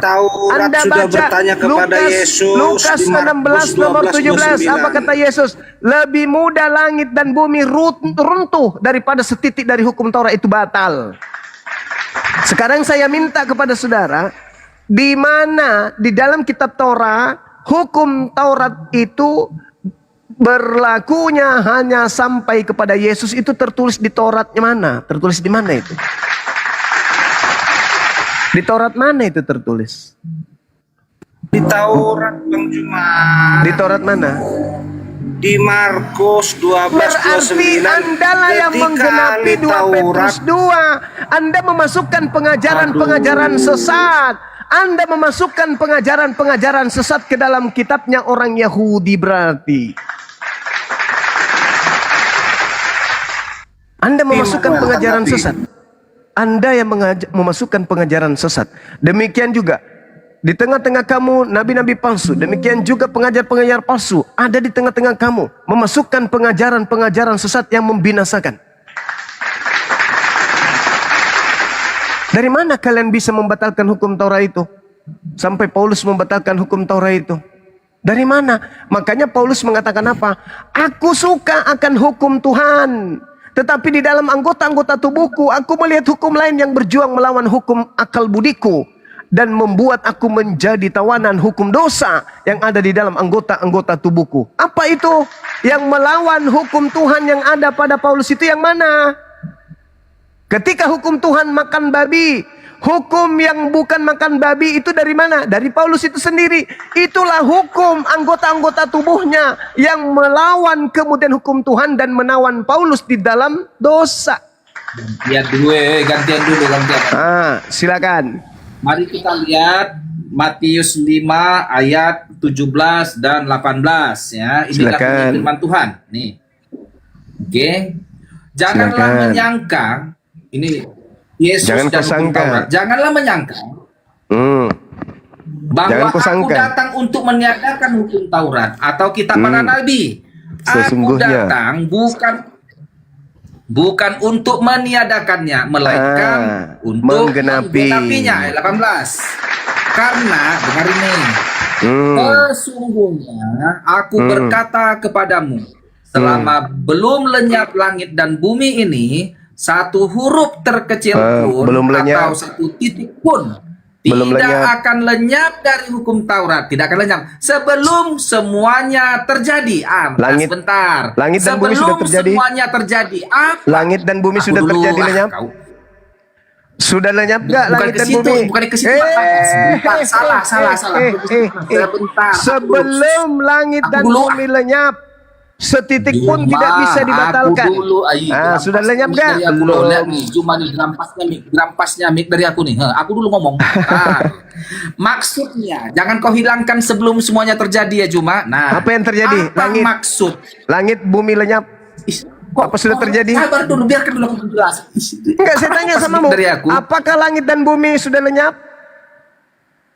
Sabar dulu, aku dulu menjelaskan Juma. Tenang dulu. Kamu jangan lebih pintar dari Bibelmu, akan semakin ketahuan. Sebelum semuanya terjadi. Artinya sebelum langit dan bumi lenyap. Sebelum Yesus menggenapi sebelum Yesus menggenapi hukum Taurat dan kitab para nabi di atas kayu salib. Setelah Yesus setelah ujung-ujungnya doktrin, dogma. Jangan kau lebih pintar dari kitab lu. Sebelum langit dan bumi lenyap, setitik pun tidak boleh dibatalkan. Betul nggak kata Yesus itu? Kuncinya ini sebelum semuanya terjadi, tetapi kau apologet menghilangkannya agar kau mengarahkan sebelum langit dan bumi. Salah. Sekarang begini, saudaraku Immanuel, apa dasar pijakan Yesus mengatakan sebelum langit dan bumi lenyap? Kalau ternyata ujung-ujungnya genapnya Torah itu di atas salib. Kamu yang salah tafsir. Kamu yang menyalah-nyalahkan kitab lu sendiri. Kau yang lebih pintar dari kitab lu. Sabar dulu, kau tuan rumah, kau rampas dari aku. Aku takut langit dan bumi lenyap, setitik hukum Taurat pun tidak boleh batal. Lukas 16 nomor 17. Langit dan bumi sudah lenyap belum?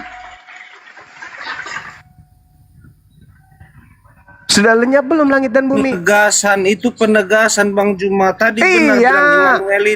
Iya, harusnya kalau memang berdasarkan kemudian salib, harusnya Yesus jangan mengambil langit dan bumi dong.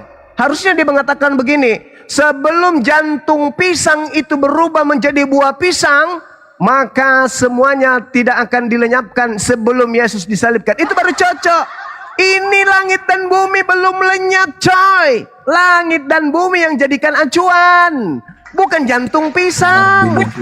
Ya Allah ya Karim, begitu sulitnya.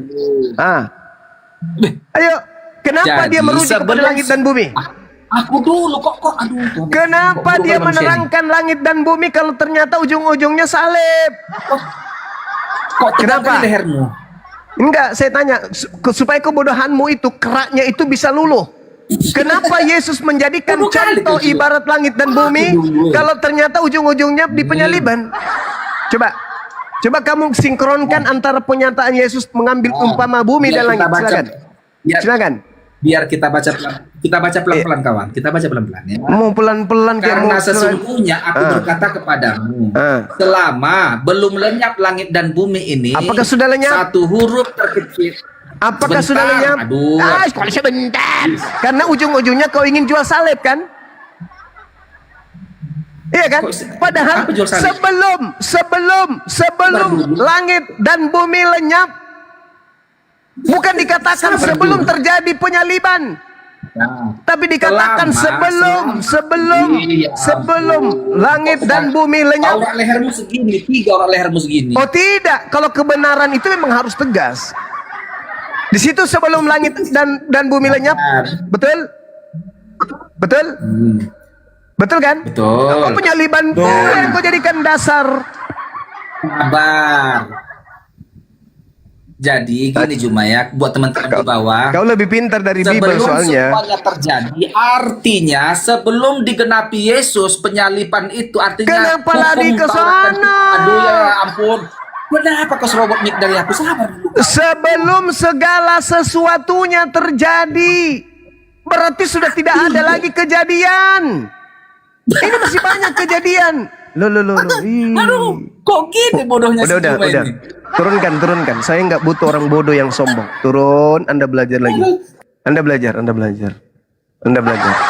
Sebelum segala sesuatunya terjadi, belum terjadi kemudian Aceh gempa, belum terjadi Poso, Palu kemudian bencana, belum terjadi, kok kiamat terhapus duluan. Sebelum segala sesuatunya terjadi, Taurat setitik pun tidak boleh dihilangkan. Kok larinya ke salib, Cahayu? Itulah ajaran hukum dosa yang Paulus ajarkan. Yang dua ajaran Tuhan bertentangan di dalam dirinya. Yang pertama ajaran Torah, yang kedua ajaran setan. Nah, ajaran setan ini lebih besar yang ada pada diri Paulus daripada ajaran Torah. Ada dua ajaran hukum di dalam diri Paulus, dan itu Paulus akui sendiri. Makanya dalam 2 Korintus 12 nomor 7 ada utusan iblis di dalam tubuhku yang menggocok aku. Utusan iblis inilah yang menghantarkan Paulus menghujat Yesus, memfitnah Yesus, menghujat Elohim, memfitnah Elohim, menghujat Adam, memfitnah Adam, menghujat Torah, memfitnah Torah. Dan inilah yang digenggam, dirangkul oleh Kristen hari ini. Itu fakta, itu real. Maka ketika Paulus datang, Paulus tidak bisa ngapa-ngapain, cuman mulutnya aja yang gede. Tapi ketika Yesus yang datang, Yesus mengusir siapa? Mana Paulus menyelamatkan pengikutnya yang memanggil Yesus Tuhan? Kemana Paulus? Kemana Paulus yang mengajarkan orang Kristen bernubuat, mengusir setan, bermujizat pakai nama Yesus? Kemana Paulus? Ketika Yesus datang mengusir pengikutnya. Ente leheng ente. Paulus hanya ada di tempat kesengsaraan kekal, yaitu neraka. Itu fakta. Kemana Paulus ketika kalian diusir? Yang mengajarkan bermujizat mengusir setan di luar Yahudi pakai nama Yesus kan Paulus. Kemana dia pada saat kalian diusir oleh Yesus? Kemana? Paulus yang mana? Lagi di neraka main kecapi. Pakai akal sehat. Pakai akal sehat.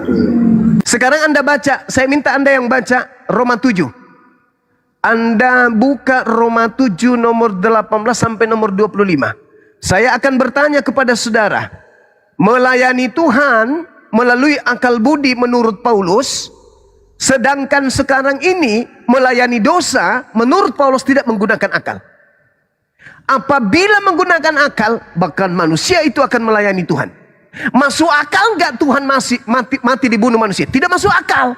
Tetapi Anda imani, berarti Anda sedang bercumbu dengan alam dosa. Jadi dengan akal budiku aku akan melayani hukum Tuhan. Data nomor 25-nya. Dengan akal budi aku akan melayani Tuhan. Tetapi dengan tubuh insaniku aku melayani hukum dosa. Masuk akal? Apakah Anda melayani Tuhan dengan akal Anda ketika Anda percaya dalam agama Anda Tuhan turun ke bumi? Mati dibunuh manusia? Masuk di akal Anda enggak itu? Masuk di akal Anda enggak? Masuk di akal. Masuk di akalku. Tuhan mati dibunuh manusia masuk akal? Masuk karena ada nubuatnya. Masuk akal pencipta langit dan bumi mati? Oh enggak, kalau itu enggak masuk di akal itu. Itulah agama saudara. Berarti Yesus bukan Tuhan yang turun ke bumi mati dibunuh oleh manusia, tapi dilantik menjadi Tuhan. Kenapa? Karena itu untuk memenuhi syahwat sehingga dia melayani hukum dosa. Jangan kau membunuh orang yang benar. Perintah Tuhan. Akal budi, Yesus nggak boleh dibunuh. Tapi kalau melayani hukum dosa, membunuh orang benar demi untuk melegalkan dosa, boleh. Dosa-dosa orang Kristen dilegalkan kemudian dengan matinya orang benar di atas tiang salib. Betul nggak? Ahli Taurat mana yang sudah masuk sorga? Orang-orang Kristen dosanya ini kan ilegal, tetapi kemudian menjadi legal dengan membunuh orang benar. Betul? Betul dong. Maka Paulus mengatakan, jadi dengan akal budiku aku melayani hukum Tuhan, tetapi dengan tubuh insaniku aku melayani hukum dosa. Hukum Tuhan yang dimaksud Paulus di sini tentu Torah. Dan hukum dosa yang Paulus maksud di sini tentu kitab-kitabnya, 13 kitabnya. Coba Anda lihat Efesus 2 nomor 15. Dengan matinya Yesus di atas tiang salib, Yesus telah membatalkan hukum Tuhan beserta segala ketetapan yang ada di dalamnya. Itulah yang dimaksud oleh Paulus. Dan Kristen berada di mana? Kristen berada di hukum dosa, bukan berada di hukum Tuhan. Makanya hukum Tuhan disebut sebagai perjanjian lama, hukum dosa disebut sebagai perjanjian baru. Itulah kalian. Benar, tidak benar itu, tidak benar. Kami bantah. Itu fakta. Sekarang Anda uraikan Roma 7 dari data 24-25 saya diam. Uraikan kepada saya tapi ingat. Ingat, kitab Anda harus lebih cerdas daripada saya. Jangan saya yang lebih cerdas dari kitab Anda. Silakan. Keselamatan sudah datang dari Yesus Kristus. Tidak dengan cara ada mengimani dirinya sebagai Tuhan atau mengimani dirinya sebagai utusan Tuhan. Dengan cara mengimani dia Tuhan atau utusan Tuhan. Sebagaimana di Yohanes 1 ayat 29, Yesus penebus dosa dunia. Kau setarakan dia dengan binatang itu. Mana ada? Nah itu binatang. Domba itu apa? Tuhan itu. Hah? Tuhan coba yang bisa menebus dosa manusia. Coba kau baca Yohanes 1:29. Coba kau baca. Tuhan atau binatang di situ? Yesus penghapus dosa dunia. Yesus atau binatang di situ? Kau baca dulu, kau baca. Kamu baca, kau baca. Kamu baca. Kamu baca. Itu dia anak domba Allah. Anak binatang sebagai penghapus dosa dunia. Coba di mana ada Tuhannya Yahudi disebut domba? Tuhan nih, Tuhannya Yahudi ada nggak disebut domba? Tuhannya Yahudi.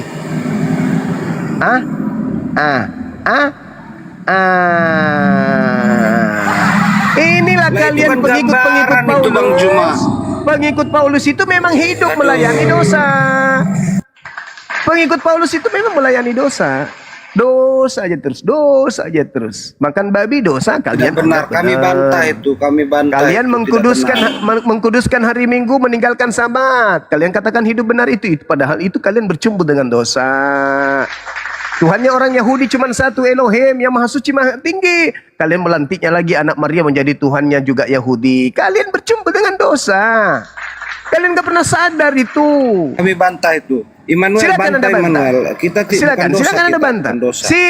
Silakan. Apakah makan babi itu bukan dosa menurut Tuhan? Apakah tidak bersunat itu bukan dosa menurut Tuhan?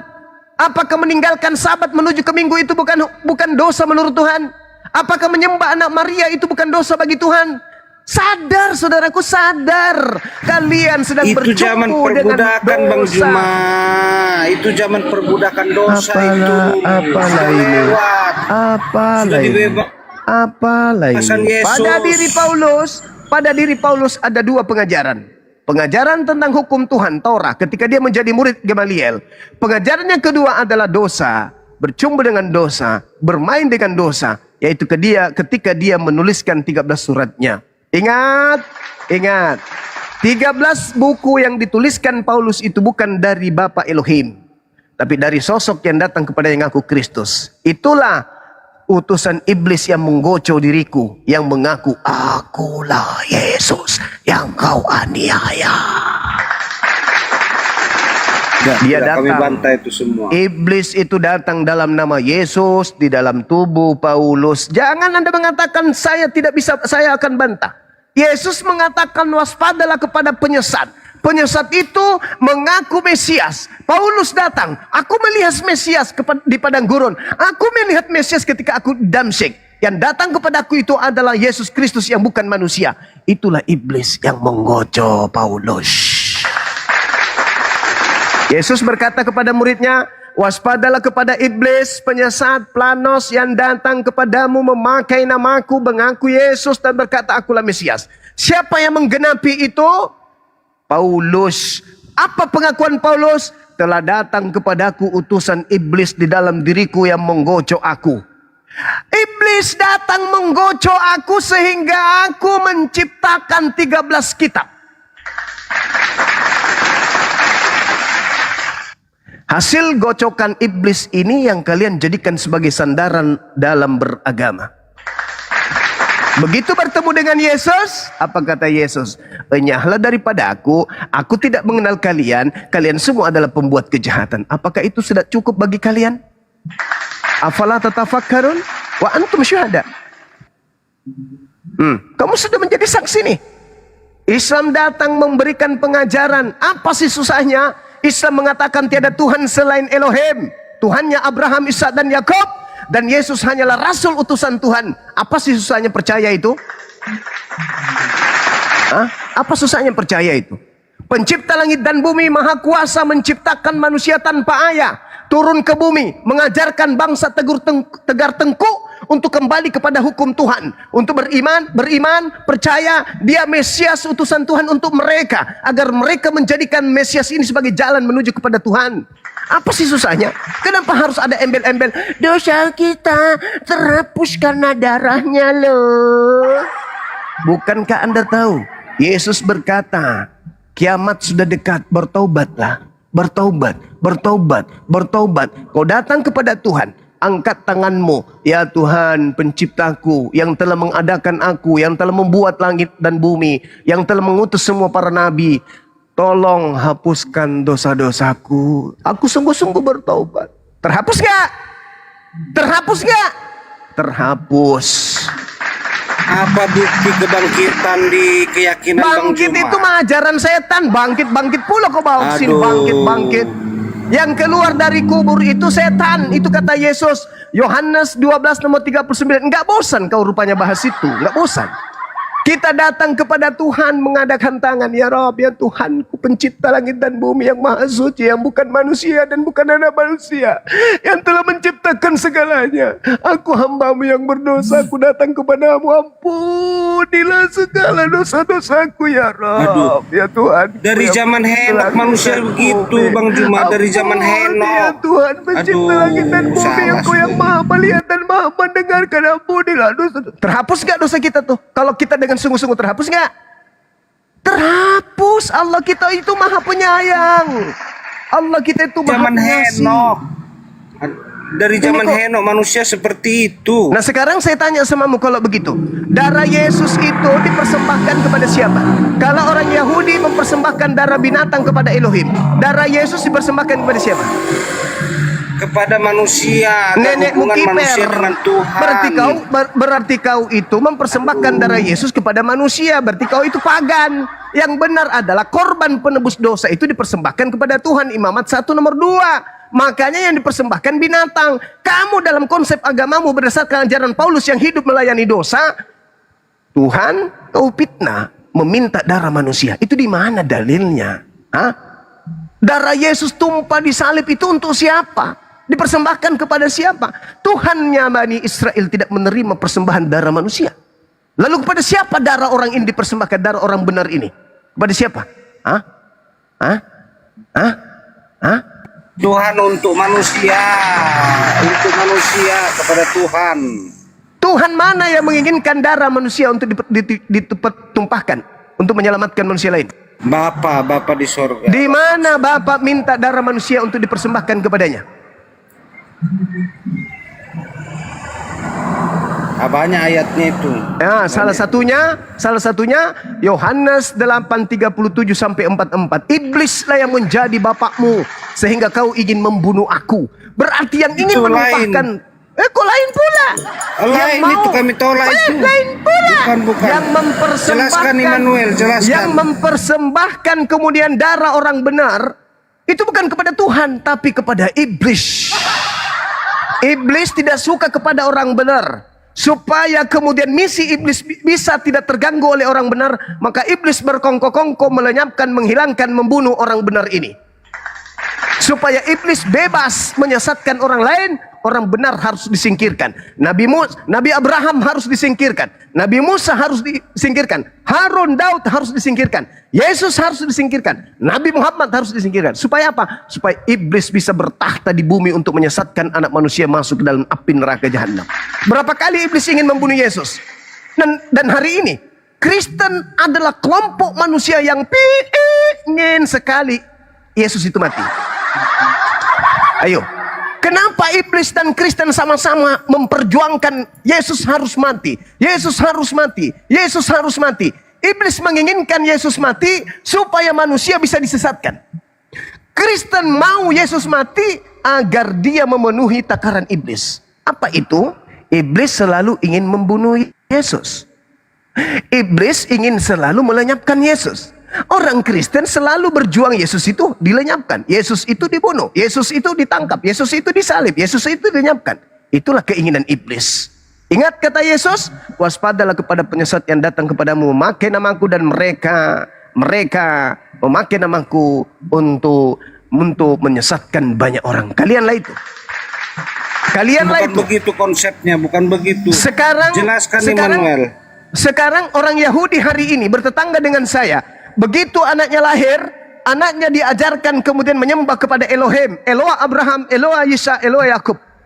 Di tetanggaku yang sebelah kiri, anaknya lahir jadi Kristen, diajarkan menyembah kepada siapa? Kristus, makhluk yang keluar dari kubur. Sama enggak tuh? Sama enggak? Sama enggak? Enggak sama. Satu menyembah kepada pencipta, yang satunya menyembah kepada ciptaan. Itulah yang ada dua di dalam diri Paulus. Jadi dengan akal budiku aku melayani hukum Tuhan, tetapi dengan tubuh insaniku aku melayani hukum dosa. Berarti pada diri Paulus terdiri dua pribadi. Akal budinya dengan jasadnya. Akal budi Paulus tidak nampak. Akal budi Paulus tidak terlihat. Akal budi Paulus tidak tertoreh dalam sebuah tulisan buku. Tetapi yang diperhatikan insannya Paulus itu tertulis di 13 buku. Sekarang Kristen berkiblat di mana? Berkiblat kepada akal budinya Paulus atau berkiblat kepada jasmaninya Paulus? Kalau akal budi, pernah dia ditegur, wahai Paulus, mengapa engkau mengajarkan orang-orang di luar Israel untuk makan makanan yang diharamkan oleh Elohim? Mengapa kau melarang mereka untuk bersunat? Maka mulai sekarang kami ada 4 orang yang ingin mentahirkan diri. Ambil orang bernasar itu, kau bayarkan semua nasarnya, lalu kau tahirkan diri lo. Paulus kemudian bertaubat dari melayani hukum dosa. Hukum Tuhan, Taurat. Hukum dosa, 13 bukunya. Coba Anda lihat Galatia 1, Galatia 5. Kristus telah memerdekakan kita. Kristus palsu itu banyak, Paulus. Kalau kita satu zaman, Paulus, aku akan ajak kau duduk bersama-sama. Paulus, kau duduk di sini. Kau tahu nggak Yesus pernah berpesan di buku Matius? Emang kamu pernah baca buku Matius, Paulus? Nggak pernah, Bang. Nah, sekarang aku yang pernah baca. Di dalam buku Matius, Yesus ini pernah berkata, agar mewaspadai Kristus-Kristus palsu yang datang bermukjizat, menggunakan kekuatan dahsyat, lalu kemudian tanda-tanda yang dahsyat untuk menyesatkan banyak orang. Kamu sadar nggak yang datang kepadamu itu Kristus? Sadar, Bang.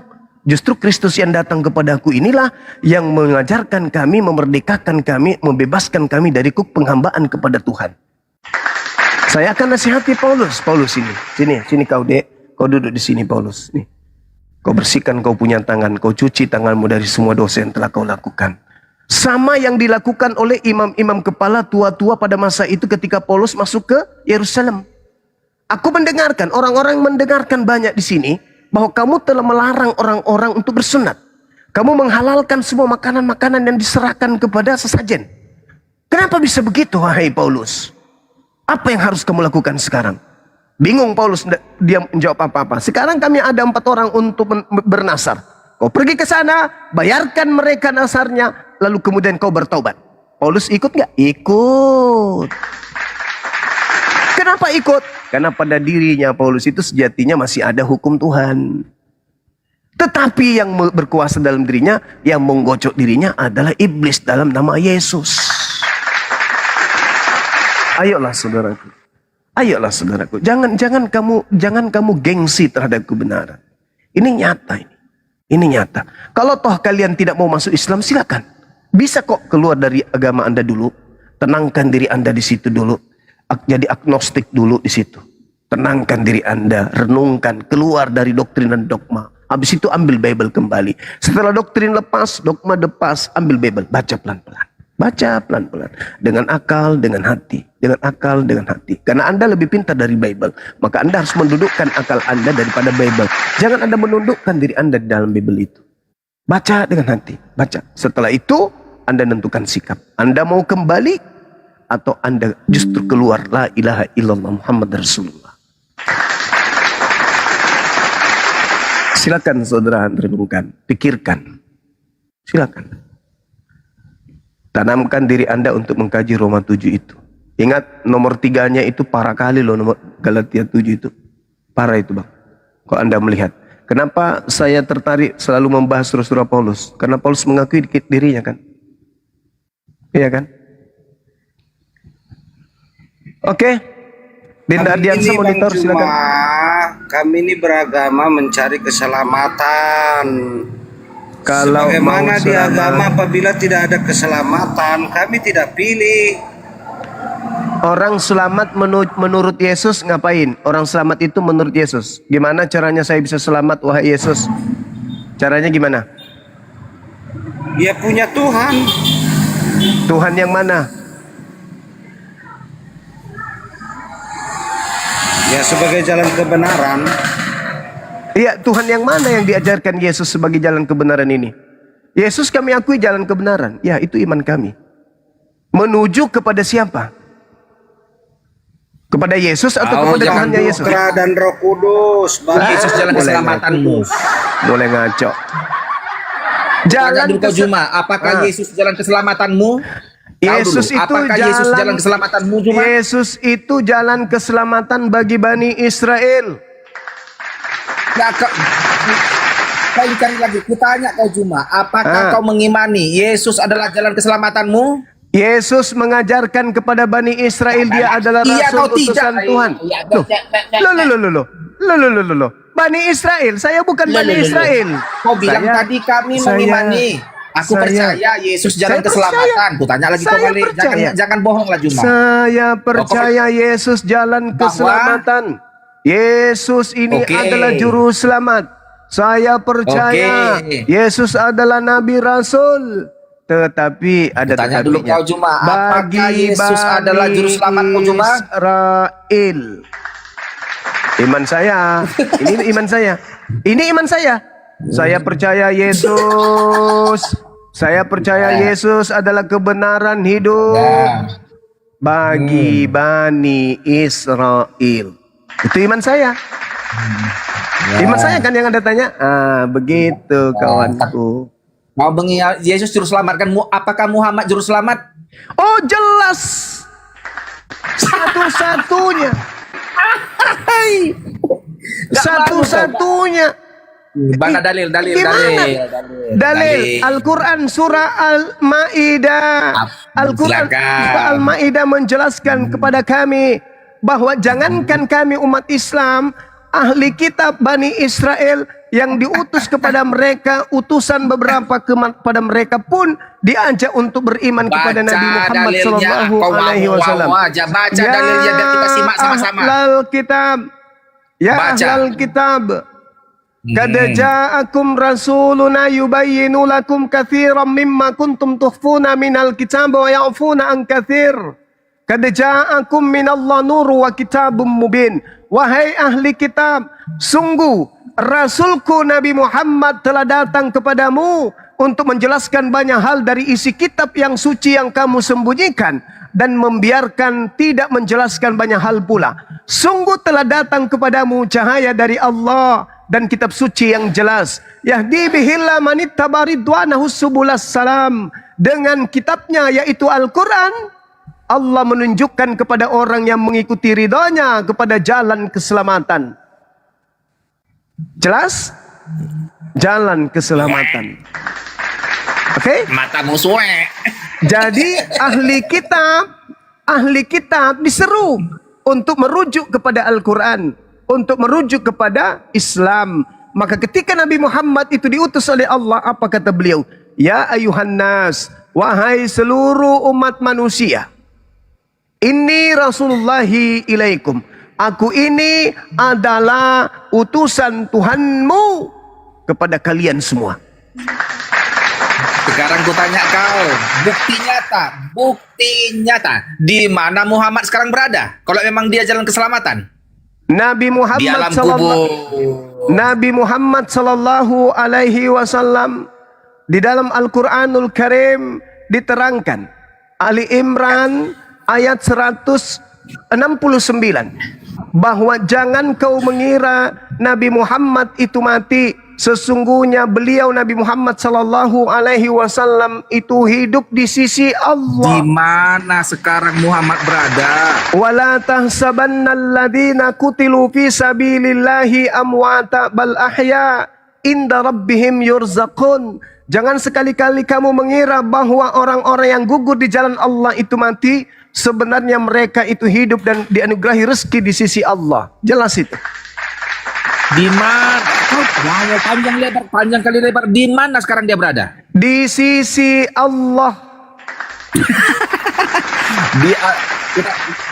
Al-Quran. Dianugerahi rezeki Al-Quran itu surah Ali Bang Juma? Imran ayat 169.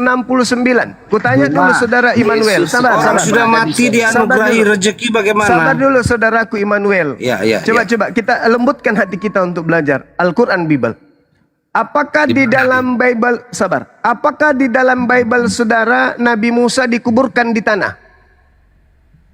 Dia di tanah, dia ditinggalkan, dia sampai ke tanah perjanjian. Dikubur di bumi atau enggak? Dia berada di bumi. Di bumi. Apakah di dalam kitabmu Yesus pernah bertemu Nabi Musa?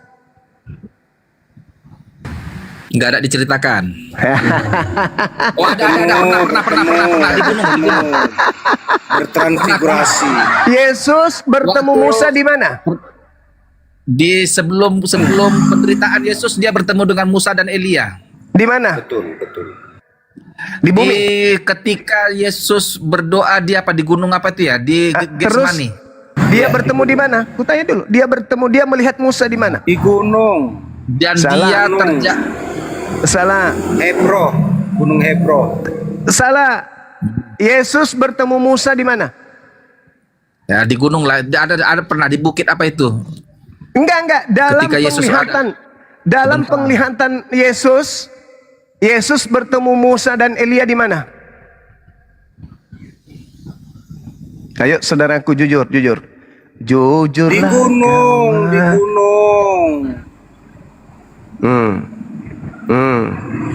Dia memang naik ke gunung bersama Petrus, Yakobus dan Yohanes. Di Gunung Tabor, di Galilea. Nah, di situ Yesus melihat Musanya berada di mana? Di bukit itu, di gunung itu. Nah, di bukit itu, di gunung itu katanya. Berhadapan langsung. Jadi menurutmu Yang melihat Musa, murid-murid, yang jadi melihat menurutmu Musa dan Elia, sebentar dulu. Jadi Yang melihat menurutmu Musa Musa dan Elia bangkit? berbicara dengan Yesus adalah murid-murid. Silakan. Jadi menurutmu Musa bangkit dari kubur?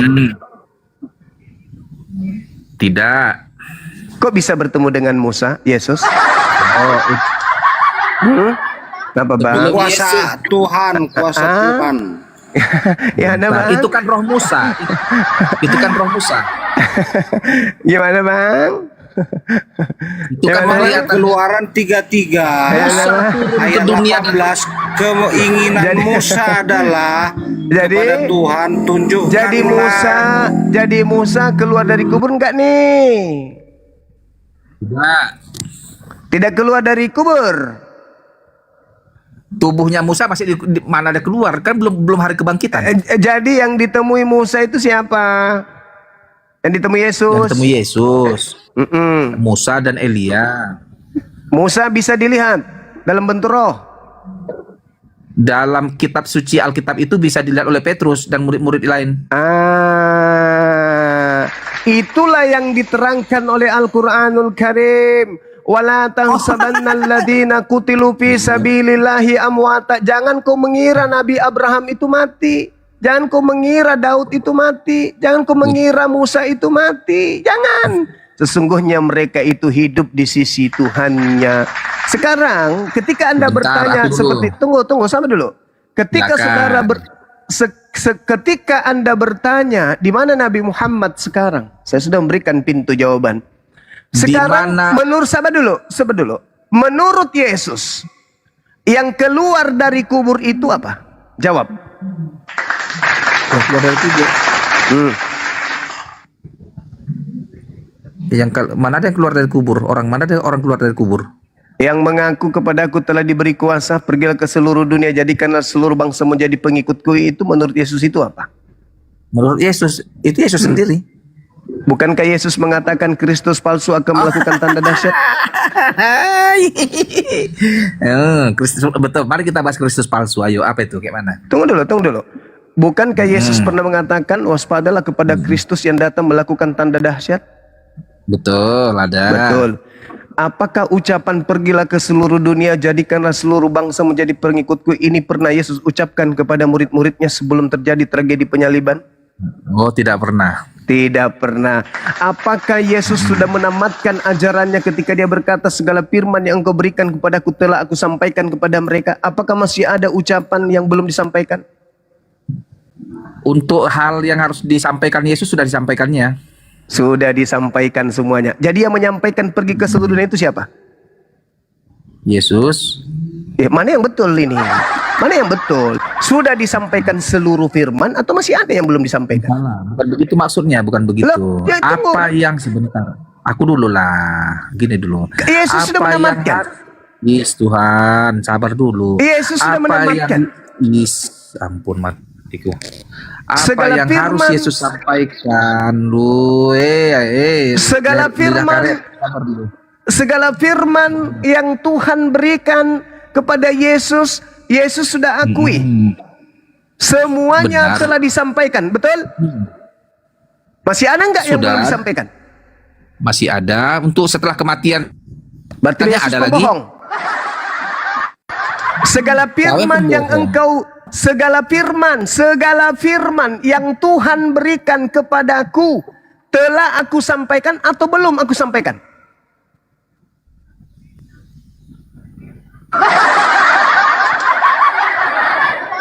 Kristus palsu, kata Yesus. yang keluar dari iblis itu, yang keluar dari kubur itu iblis. melakukan komparasi antara Yesus dan Muhammad. Oke. Muhammad sekarang berada di mana?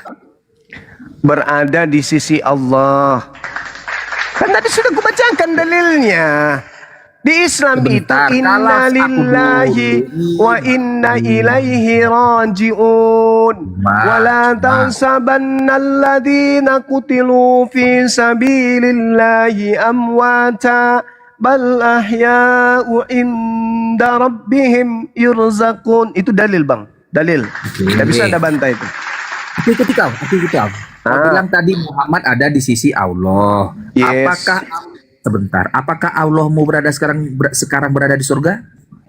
Allah pencipta langit dan bumi itu tidak berada di sebuah alam seperti surga. Maksud daripada di sisi Allah itu berada pada naungan Allah, berada pada lindungan Allah. Makanya dikatakan Yesus itu di dalam pangkuan Bapa, pangkuan Tuhan.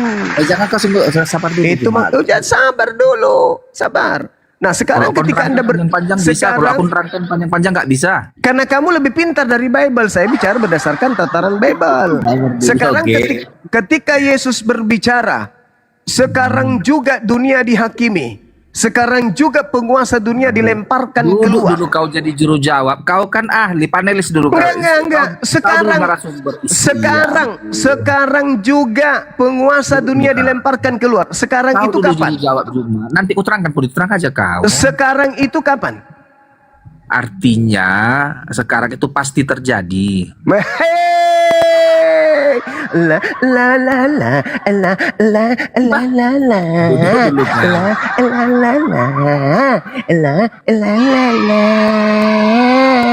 Itulah aku bilang kalau punya kitab, loh kitab ente itu harus lebih pintar dari ente supaya ente tidak keteteran. Nggak bisa memahami Kitab ente itu harusnya lebih pintar dari ente, tapi faktanya ente lebih pintar dari kitab ente. Gimana dong? Sekarang jadi di itu surga maksudnya apa? Sekarang bisa saat ini, bisa juga yang akan datang. Iya. Guling-guling hanya menggunakan sempak, akhirnya jatuh ke sumur. Gantian. Sekarang kutanya dulu kau generasi. Siapa sekarang saat ini yang berada di surganya Islam? Siapa yang sedang berada di surganya Islam? Di surga sekarang itu belum terisi karena surga itu tempat pembalasan. Tidak ada cerita bahwa Yesus itu ke surga, nggak ada. Itu hanya kesalahan. Itu tipuan terjemahan. Surga itu tempatnya manusia untuk masuk ke sana setelah manusia itu dihisap. Kalau di surga sekarang ada malaikat, ada makhluk lain, itu bukan materi kita. Sekarang ini manusia ini yang kita bahas nih, manusia. Apakah surganya Islam itu, sebentar dulu kawan, apakah surganya Islam itu sudah ada saat ini? Ada. Di mana posisinya, letaknya surga Islam itu? Tidak ada yang tahu posisinya di mana. Nggak ada. Apa isi surga Islam itu? Saat ini apa isi surga Islam itu? Isinya adalah makhluk-makhluk surgawi seperti malaikat. Apakah malaikat-malaikat ada di surga saat ini? Ya, penjaga malaikat sudah pasti ada. Apakah Allah ada di surga saat ini? Enggak ada Allah di surga. Jadi kalau Allah tidak ada di surga, lantas di mana Allah itu? Allah bertakhta di atas langit dan bumi. Kalau di Tuhannya Yahudi bertakhta di atas kerubim, di atas singgasana. Serempet-serempet Yahudi. Loh nggak bisa. Berarti kutanya dulu kau. Berarti sekarang bisa saja Allah itu berada di rumahku ini. Giliran saya bertanya, apakah Yesus terangkat ke surga? Oh boleh. Apakah Yesus terangkat ke surga? Mana dalilnya? Benar. Mana? Pada kisah para rasul dan murid-murid melihat dia naik ke surga. Naik ke langit atau naik ke surga? Walaupun naik ke langit.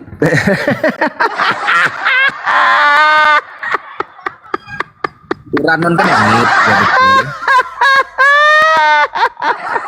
Kenapa lembaga Bible menulisnya surga? Kenapa? Supaya daya tarik, supaya daya tarik, supaya daya tarik, supaya banyak orang tertipu. Bukan, supaya mengerti generasi tempat terakhir. Karena orang itu sejatinya selalu ingin surga. Supaya banyak orang tertipu menyembah makhluk kuburan, Yesus dituliskan mereka ke surga. Jadi aku tanya saya kau, jadikan sebentar. Apakah saat ini cuma bidadari sudah ada di surga? Ada di surga. Dibilang tadi makhluk surga. Kenapa? Kenapa rupanya? Makhluk surga itu. Coba Anda baca 1 Korintus 4:8. Makhluk surga sama seperti Yesus berasal dari surga. Sudah ada surga katanya. Makhluk surga. Ini pertanyaan apa yang kayak gitu? Apakah keselamatan, Bang Juma? Bidadari tahu. Aduh, ada kerja pertanyaan yang kayak begitu, saudaraku, sama ketika saya bertanya, apakah perempuan sundal sudah ada di surga? Sama. Jangan kau jatuhkan dirimu, jangan. Karena Yesus mengatakan lebih dulu wanita-wanita pesundal ke surga. Jangan tanya yang kayak gitu, karena surga itu gaib. Jangan. Nanti kau malu. Yang kita bahas sekarang ini adalah ketika Yesus berkata, sekarang juga penguasa dunia adalah iblis dilemparkan keluar. Iblis pada saat itu dilemparkan dari mana? Kan sudah dari zaman Adam dilemparkan dari langit, dari surga ke bumi.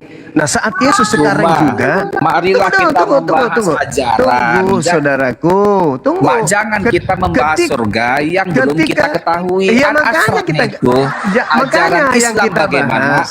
yang kita bahas ini, yang keluar dari kubur. Karena kan Nabi kami Nabi Muhammad tidak keluar dari alam kubur, katamu. Nah, sekarang yang keluar dari kubur itu menurut Yesus itu di dalam pengakuan Yesus Yohanes 12:31 51. Dengar, sekarang juga iblis dilemparkan keluar dari mana? Jadi gini, Bang Juma, kami ini kan keluar dari mana? Di dalam Kristen konsep kami keselamatan sudah ada. Iya, konsep di dalam ajaran Bang Juma, apakah keselamatannya sudah ada atau belum? Keselamatan di Kristen itu mana? Tunjukkan ke saya mana. Sudah melalui penebusan dosa, penghapusan dosa. Nenekmu kiper. Sekarang itu ada nggak di ajaran Bang Juma? Kita bahas ajaran aja. Tarik. Sekarang kembali, jangan lari kemana-mana dulu. Yang keluar dari kubur itu menurut Yesus dilemparkan keluar. Ayo, itu Yesus mengatakan dalam Yohanes 12:31, sekarang juga dunia dihakimi, sekarang juga iblis dilemparkan keluar. Sekarang itu keluar itu dari mana? Kan tadinya dari surga ke bumi. Nah, ketika dia di bumi ternyata dia disimpan di alam orang mati, yaitu dalam kubur. Ketika Yesus mengatakan sekarang juga penguasa dunia itu dilemparkan keluar, ketika penguasa itu keluar pasti dia mengatakan segala kuasa telah diberikan kepadaku.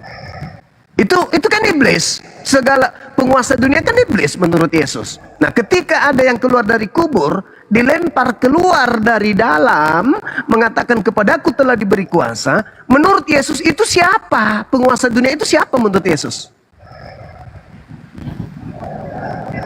Mulai Emmanuel tentang keselamatan di kita. Jadi apa yang dilemparkan keluar dari apa itu? Itu nabi-nabi palsu, Mesias palsu dilemparkan semua itu. Termasuk dilemparkan sekarang. Jangan pakai nabiku karena nabiku nggak ada di abad itu. Sekarang Mesias palsu. Kan kau bilang juru selamat, Mesias. Sekarang Mesias Semua palsunya orang yang mengaku juru selamat dan Mesias harus dibuktikan. dilemparkan keluar. Jika Dari pun mana? dikatakan sekarang, artinya bisa berlaku saat ini dan bisa berlaku ke depan hari. Nenek Mukiper, kau lebih pintar dari Bibel. Saldo dulu kau diparet-paret sana cuma. Kalau nggak paham kau kitab Kristen, jangan sok sekarang pandai-pandaian. itu dia dilemparkan keluar dari mana? Dari Kok dari mana? Coba baca dulu kitabnya itu dulu. Pakai dulu, baca dulu dengan jelas itu. Yesus memberikan tanda kepada orang jahat, manusia dilempar keluar dari kubur. Matius 12 nomor 37 nomor 40. Orang jahat minta tanda dan tidak diberikan tanda apapun kepada orang jahat selain manusia keluar dari kubur. Yesus mengatakan sekarang juga iblis dilemparkan keluar. Iblis keluar untuk apa? Untuk orang jahat pastinya. Nah, orang jahat diberi tanda apa? Anak manusia keluar dari kubur. Siapa yang menyembah makhluk yang keluar dari kubur? Meow. Meow. Meow. Baca Yesaya 14. Yesaya 14 Anda baca nomor 15. Apa yang tertulis di situ? Iblis dilemparkan ke dalam kubur. Sekarang juga iblis dilemparkan keluar. Keluar dari mana? Keluar dari apartemen. Keluar dari hotel. Keluar dari pasar. Enggak, berdasarkan Yesaya 14:15 keluar dari kubur. Siapa yang menyembah manusia keluar dari kubur? Teman-teman? Siapa?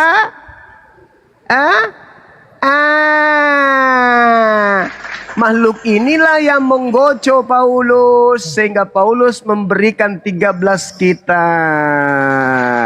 Di mana kitab ini menentang hukum Tuhan. Di mana kitab ini yang dipakai oleh Kristen untuk melegalkan ajaran di luar ajaran Tuhan, untuk menghantam Taurat, hukum yang datang kepada Bani Israel. Oke, karena guru kita sudah tidur, alangkah baiknya kalau di-mute aja. Begitu saudara-saudaraku sekalian. Silakan saya serahkan kembali ke Ustadz Miftah. Di sini sudah hampir azhar. Akhi, tafadhal. Akhi, antikristus sudah kita kandangin. Terima kasih, silakan Akhi. Terima kasih. Ya guru dah. Ya, silakan Akhi. Tafadhal. Ya mungkin Kang Ustadz Tardiansa monitor.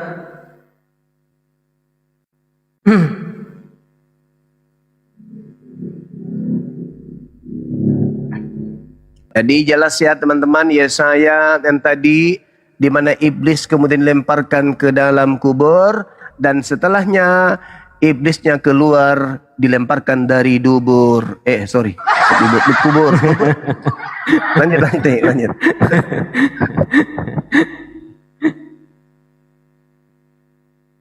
Gimana Bang Ritik? Daril si itu bintang timur itu. Oke. Beda itu. Siapa yang mendapatkan gelar bintang timur?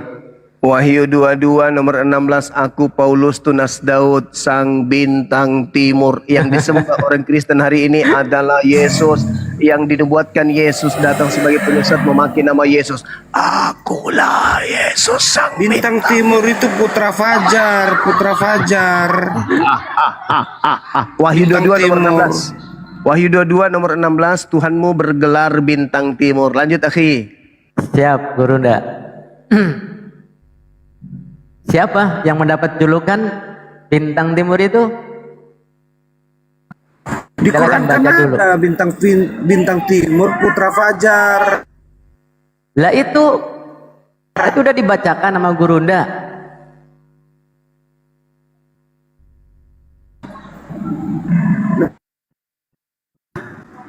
Siapa bintang timur itu? Wahyu 22 nomor 16. Coba baca dulu.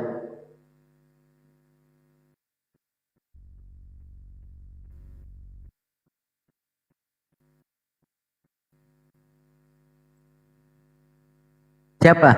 Ritik. Aku Yesus telah mengutus malaikatku untuk memberi kesaksian tentang semuanya ini kepadamu bagi jemaat-jemaat. Aku adalah Tunas, yaitu keturunan Daud, bintang timur yang gilang gemilang. Lucifer itu beda. Berarti yang bangkit dari kuburan itu siapa? Beda itu Yesus itu, bukan bintang timur. Iya, berarti yang bangkit dari kuburan itu siapa?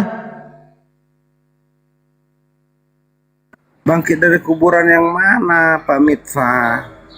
Oke. Yang kamu pertuhanankan itu yang bangkit dari kuburan bukan? Yang mana maksudnya? Saya nanya. Yang salib atau yang tidak disalib? Kuburan yang mana? Loh. Yesus bangkit dari kuburan tidak? Yesus bangkit dari kubur setelah 3 hari mengalami kematian. Oke, Yesus sebelumnya berpesan seperti apa? Pesan yang mana? Soalnya banyak pesannya. Oke, ini Bang Ritik. Coba perhatikan, Yesus sudah berpesan sebelumnya. Bahwasanya apa, mereka meminta tanda. Apa yang diberikan oleh Yesus, yaitu seperti tanda Yunus di dalam ikan.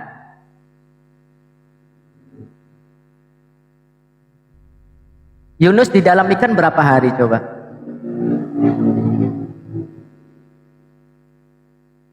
3 hari. Nah, yang dikubur itu berapa hari?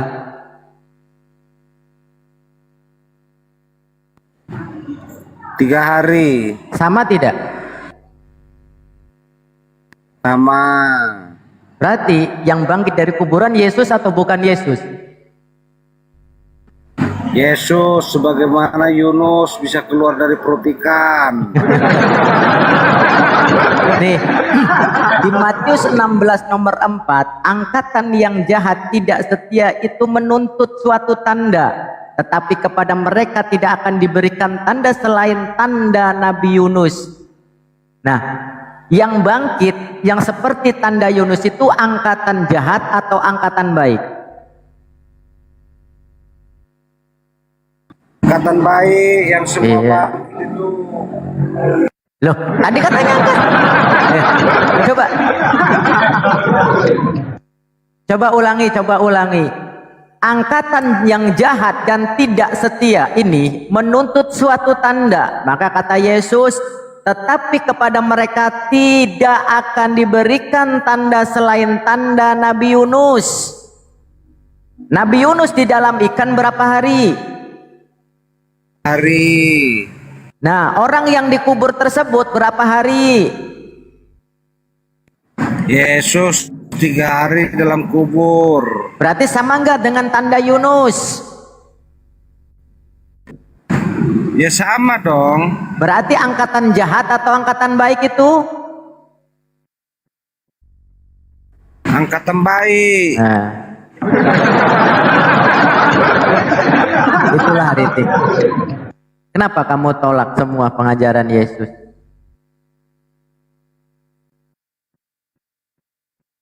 Coba 1 Yohanes 5 nomor 19. Kita tahu bahwa kita berasal dari Elohim dan seluruh dunia berada di bawah kuasa jahat.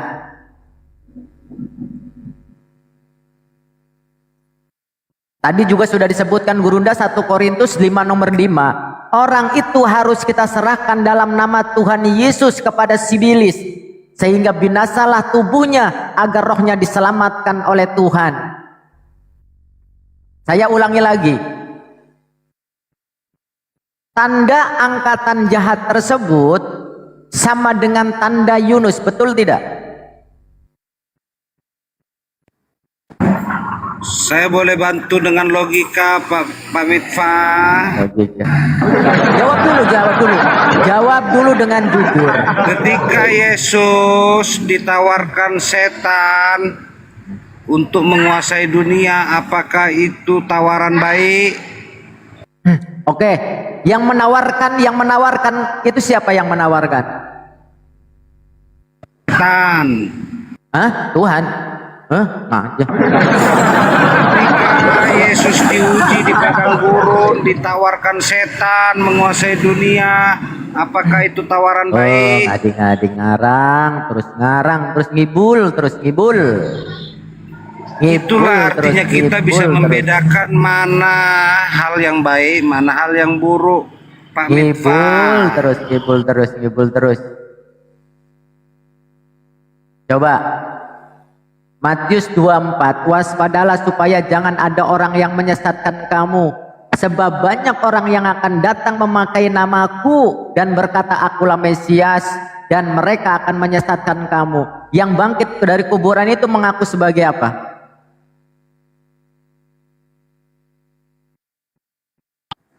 Yang mana yang bangkit? Yang bangkit dari kuburan itu mengaku sebagai apa? Yesus yang pertama bangkit dari kematian, setelah itu disusul ribuan banyaknya yang bangkit dari kubur. Kritik.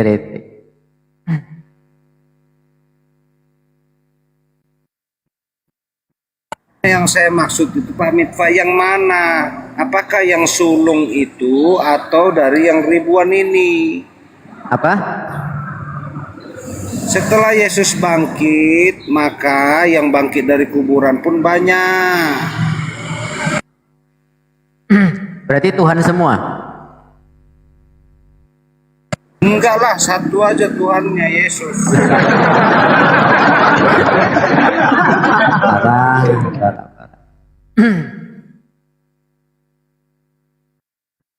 Kamu sebenarnya percaya nggak sih dengan Yesus, Ritik? Sangat percaya Pak Mitfa, makanya saya bisa membedakan mana perihal baik, mana perihal buruk. Berarti kalau misalkan kamu percaya angkatan jahat itu tanda-tandanya seperti Yunus yang ada di dalam ikan 3 hari, ataukah tidak seperti Yunus di dalam ikan 3 hari?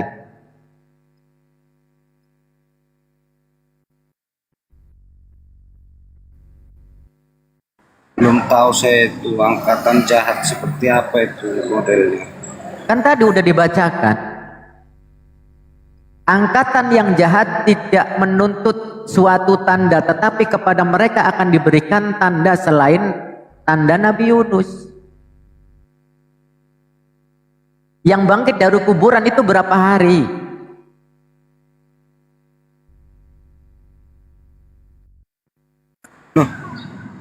Yesus itu mati, Yunus tidak mati. Oke, berarti Tuhanmu mati. Yesus mati 3 hari. Iya, berarti Tuhanmu mati. Iya, Tuhan Yesus mati 3 hari. Iya, berarti Tuhanmu mati. Iya, iya betul.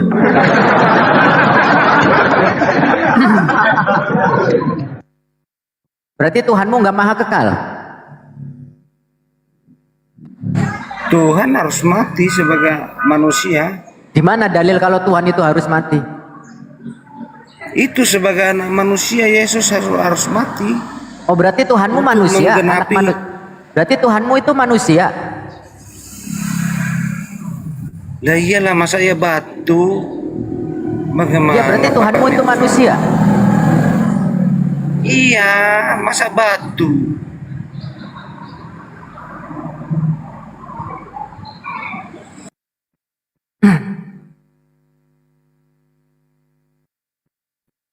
Ya, silakan buat ini ya teman-teman ya.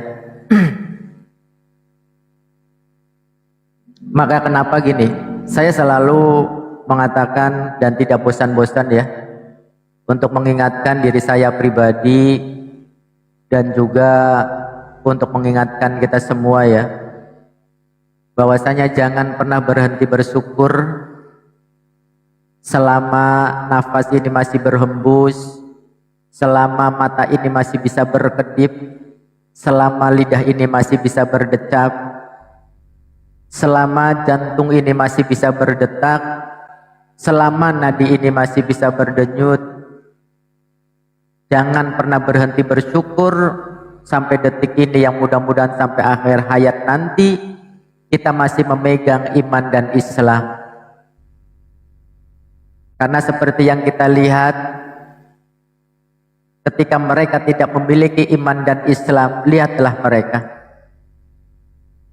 menolak waras.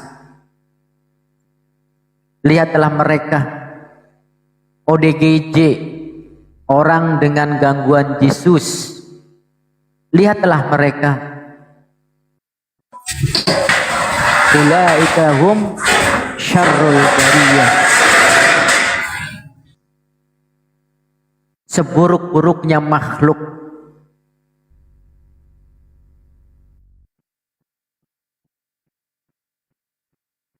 Jadi seperti mereka itu tidak ada niat untuk belajar ya.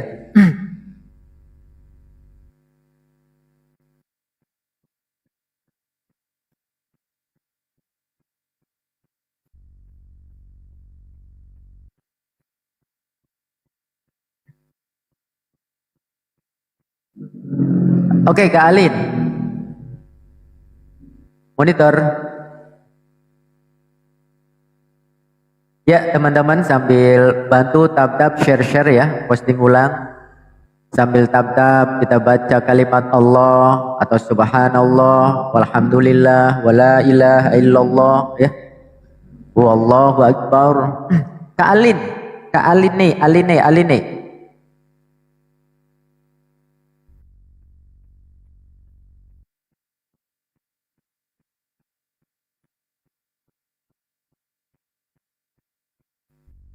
Mas Encung monitor. Mas Encung. Ini materinya Gurunda luar biasa banget ya di Roma 7 ini ya.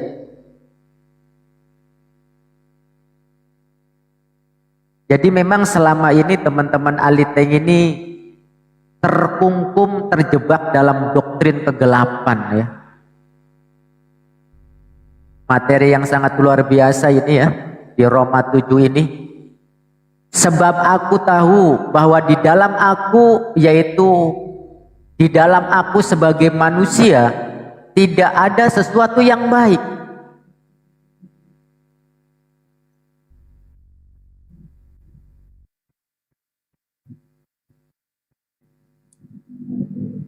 Coba apa yang ditulis oleh Paulus ini diajarkan. Sebab aku tahu bahwa di dalam aku, yaitu tidak ada, yaitu di dalam aku sebagai manusia tidak ada sesuatu yang baik.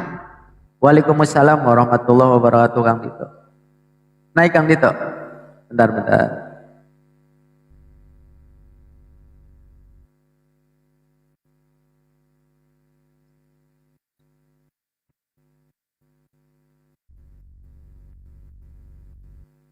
Kurang tahu Kang Dito, pakai anti rungkat atau tidak nih? Naiklah Kang Dito, gantian.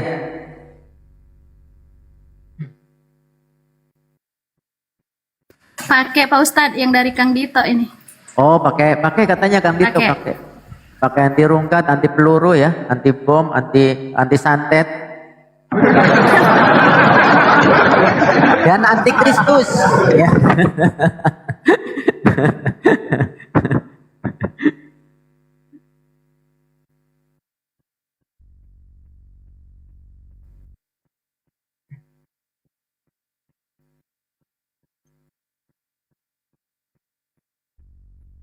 Ayo cari lagi. Muslim semua ini yang minta naik ini.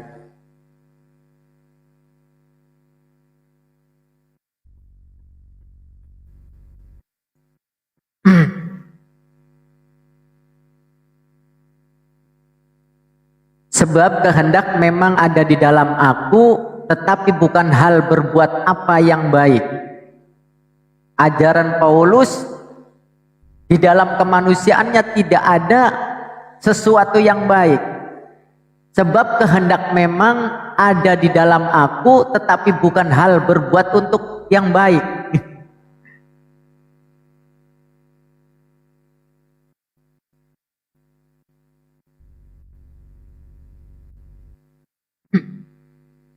Sebab bukan apa yang aku kehendaki, yaitu yang baik, yang aku perbuat, melainkan apa yang tidak aku kehendaki, yaitu yang jahat, yang aku perbuat, kata Paulus.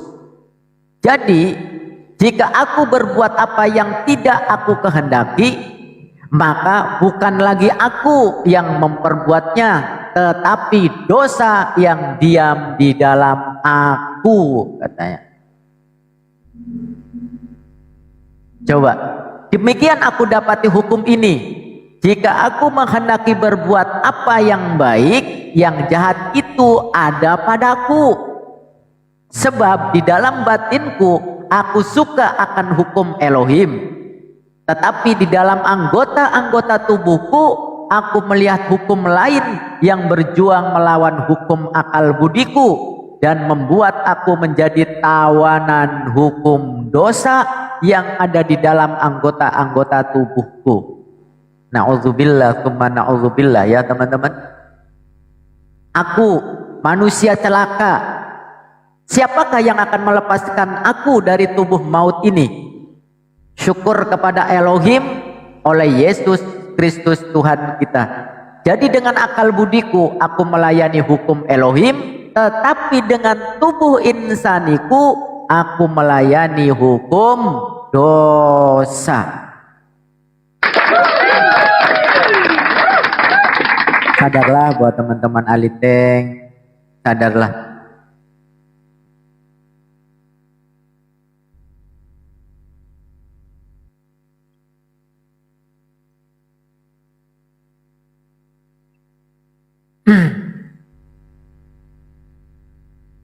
Kamu Ustaz Ardiansyah monitor?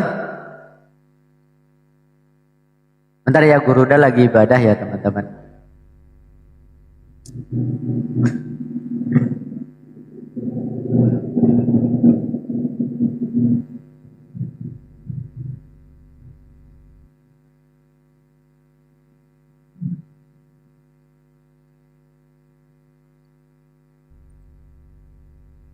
Iya, ngeri. Ngeri kali, ngeri.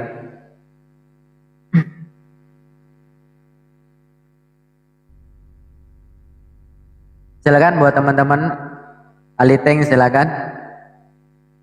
Ayo. Kita diskusi yang baik, yang bisa mengedukasi ya. Apa? Mana nih hama-hama? Oh, hama-hamanya belum mau pada naik. Nyambi ngopi dan pisang goreng, siap. Tapi nggak ada ini pisang gorengnya.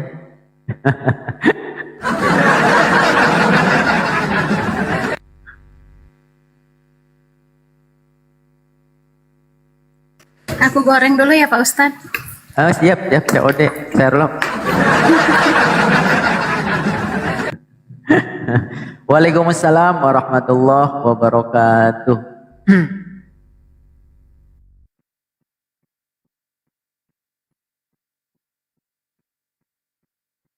Gak ada yang mau naik nih Pak Ustadz.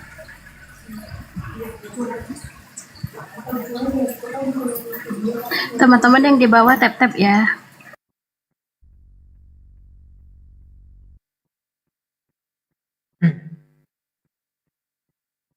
Udah kelamaan soalnya tadi si Ritik.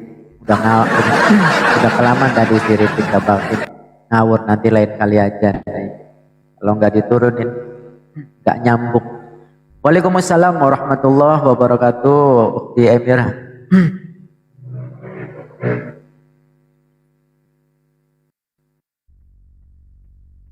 Barakallah, barakallah. Oh ya, ini Ramadan dalam menghitung hari ya. Aduh, tiap hari saya di Komal ngitung hari aja, Ramadan ya.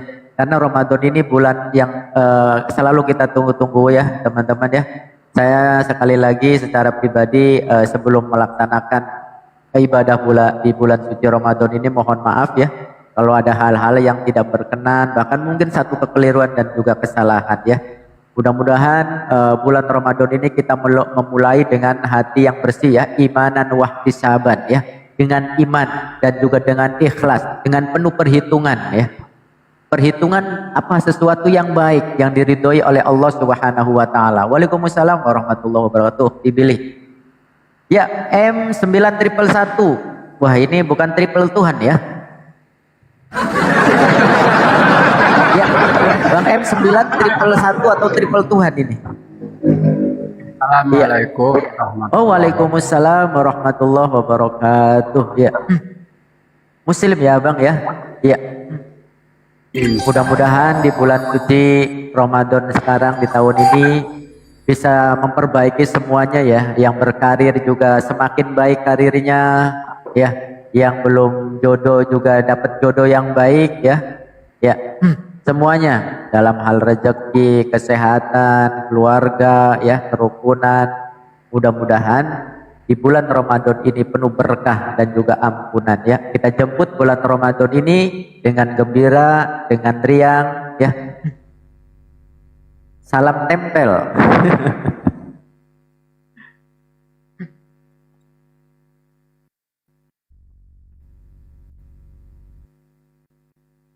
Ayo silakan buat anak-anak dewa,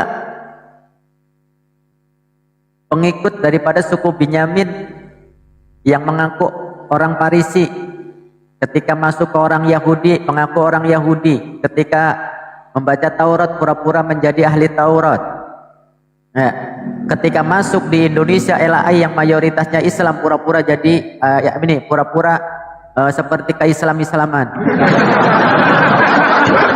Waalaikumsalam warahmatullahi wabarakatuh. Gurunda lagi beribadah ya teman-teman, lagi asar.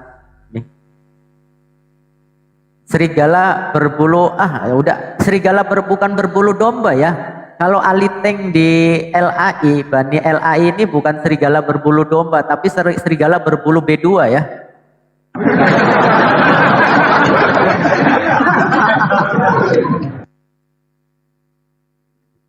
Waalaikumsalam warahmatullahi wabarakatuh. Iya, jadi agama bunglon ya. Masuk ke Bali jadi Sang Hyang Widi Yesus. Masuk ke Batak jadi Dewata. Masuk ke Islam diambil Allah apa? Assalamualaikum warahmatullahi wabarakatuh.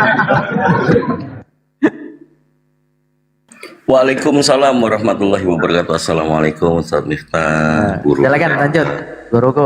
Sekian. Saya udah segede jagong-jagong ini keringatnya. Suruh monolog, kalau saya monolog konten, kalau nggak kesini rugi nih. Rugi ya? Ya rugi. Apalagi tentang angkatan jahat ini. Iya. Ya, tapi materi Bang Zuma luar biasa ini, materi Bang Zuma di Roma 7 ini Kang gitu. Gimana tanggapannya aja dulu, tanggapan gitu. Roma 7? Iya, dari 18 sampai 25. Emang luar biasa emang Bang Zuma ini, guru kita ini. Wah iya. Banyak komplit. Waalaikumsalam warahmatullahi wabarakatuh.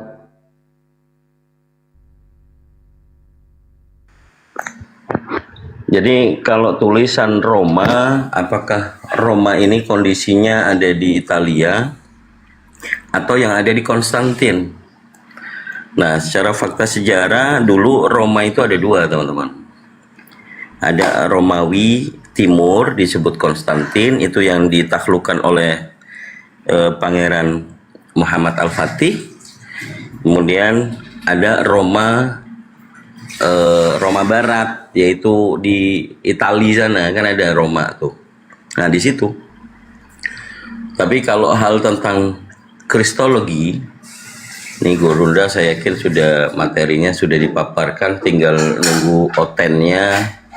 Mungkin oten yang mau benar-benar belajar, silakan naik, berdiskusi, bantah apa yang dinarasikan yang menjadi presentatif. Saya rasa orang yang hikmat akan bertanya. orang yang pintar akan membantah. Masih adakah kira-kira? Naik deh. Aduh, jangan dibawa tappingnya. Syukran Mbak Bunda Emira, insyaallah. Barakallahu fiik. Silakan. Ayo Junaidi, jangan cuman tapping. Masa baru beberapa kata per kata sudah tappingannya begitu. Panas ya.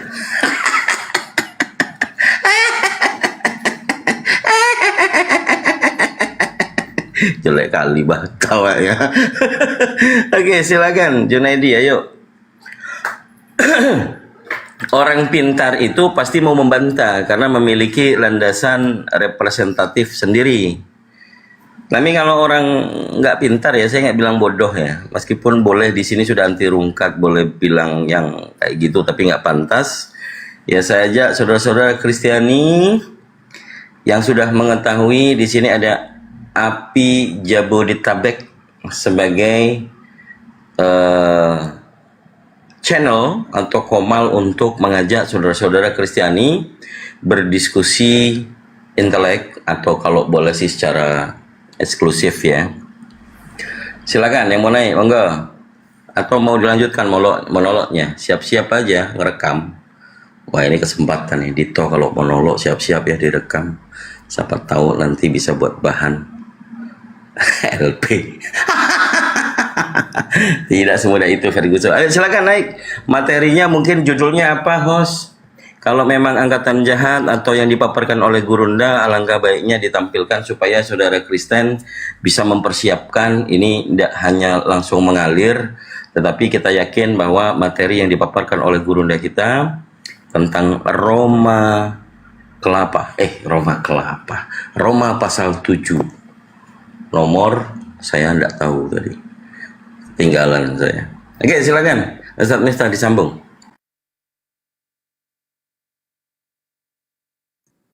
Ustaz Miftah, monggo. Iya. Lanjut. Kayaknya tadi nomor 18 sampai 25 kalau aku nggak salah. Iya betul, 18 sampai 25. Silakan buat teman-teman Aliteng, silakan. Ayo. Junaidi itu dia kenapa nggak mau naik?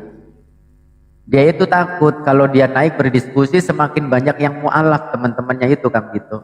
Lihat diskusinya si Junaidi ini, takutnya teman-teman Aliteng, loh kok gini amat ya, Chris Aliteng ya, gini amat gitu loh, kayak gitu. Silakan Junaidi. Ya, sekedar informasi, tadi siang yang calon mualaf kita yang bernama Didi Jackson nanti akan menemui saya, bukan saya menemui beliau. Jadi tadi sempat WA-an, Pak, biar saya nanti yang ke Denpasar nemuin Bapak. Ya, insya Allah nanti dilancarkan ya. Insya Allah nanti nggak tahu di mana. Yang jelas calon mualaf kita ini sudah mantap untuk memeluk agama Islam. Amin. Allahumma amin. Amin. Allahumma amin. Pendeta aja mualaf, kapan kalian jemaat? Waalaikumsalam warahmatullahi wabarakatuh. Nanti berarti kalau mualaf semua kayak gitu tinggal Junaidi ya yang mondar mandir tiap komal ya Kang Dito. Tengok lagi gitu, mualaf lagi, tengok lagi mualaf lagi, kata Junaidi, tinggal sendirian aja mondar mandir gitu.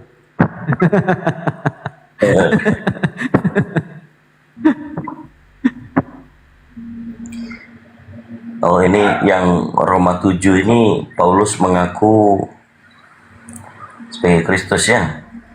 Sebab aku tahu bahwa di dalam aku, yaitu di dalam aku sebagai manusia, tidak ada sesuatu yang baik. Sebab kehendak memang ada di dalam aku, tetapi bukan hal berbuat apa yang baik. Wah, si iblis.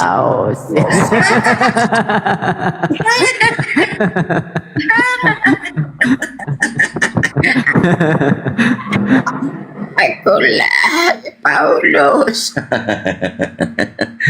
Aduh, ngeri sedep ini mah. Kalau Gurunda itu satu dalil, kemana improvisasinya itu yang harus dicatat. Masya Allah. Jadi part ini yang mengatakan aku di sini adalah Paulus. Nah, udah ketahuan tuh. Allahu Akbar. Silakan, saudara-saudara Kristen. Paulus dinatur. Betul, Masya Allah. Ayo, saudara-saudara Kristiani yang sudah standby, tuh temanya itu angkatan jahat tuh. Jadi endingnya kalau di Roma 7 ini, ya kalau saya mempelajari ya, ini ending daripada apa yang dikatakan oleh Yesus tentang suatu tanda yang diberikan kepada angkatan jahat, yaitu tanda Yunus. Ya, mungkin partnya Gurunda biar kita sama-sama menyimak. Beliau kalau sudah selesai ibadah akan standby.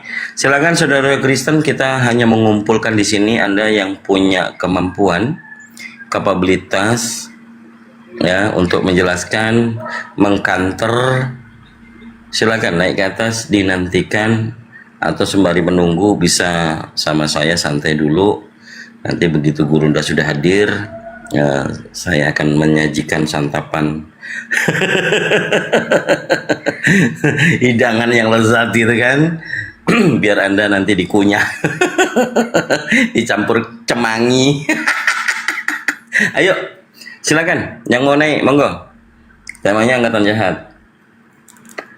Dalam khutbah Petrus dikatakan di Kisah Para Apostolos pasal 2 semuanya tentang khutbah Petrus yang menggambarkan bahwa endingnya di nomor 40 ya.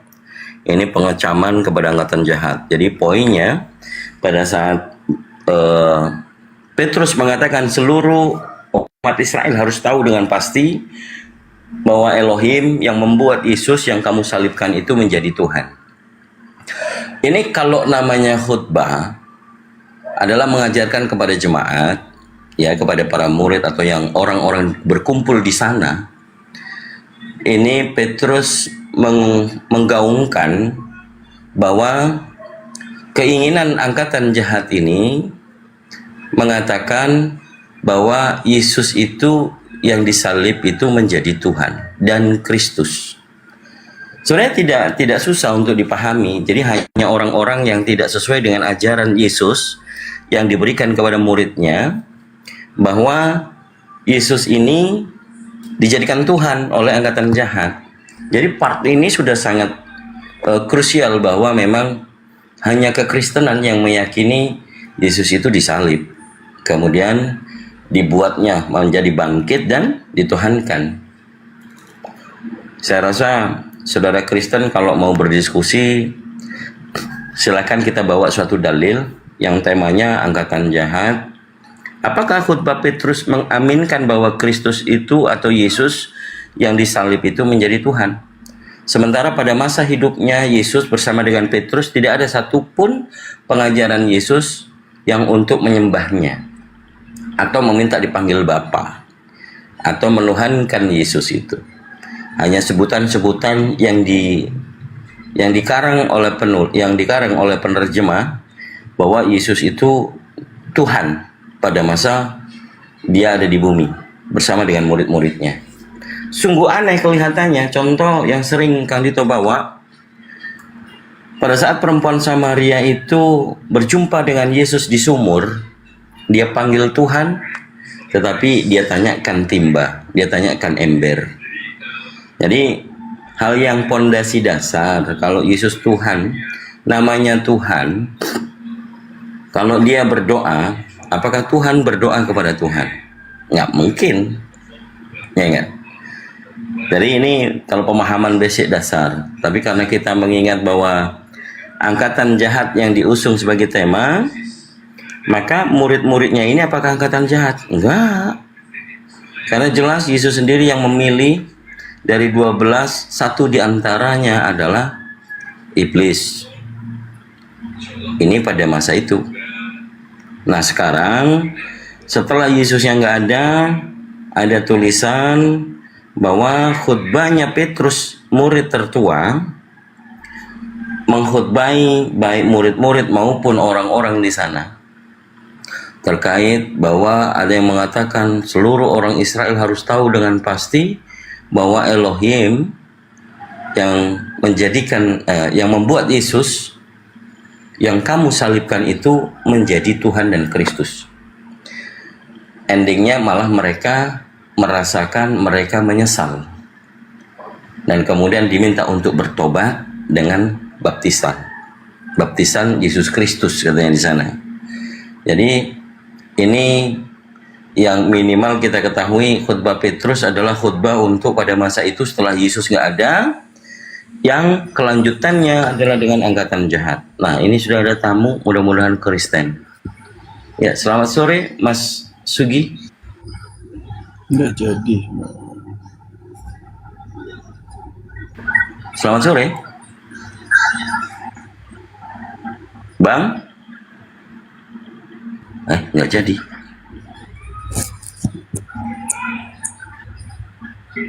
Ini hostnya atau Mbak Sri nih yang sapa. Kalau saya yang sapa hilang nanti.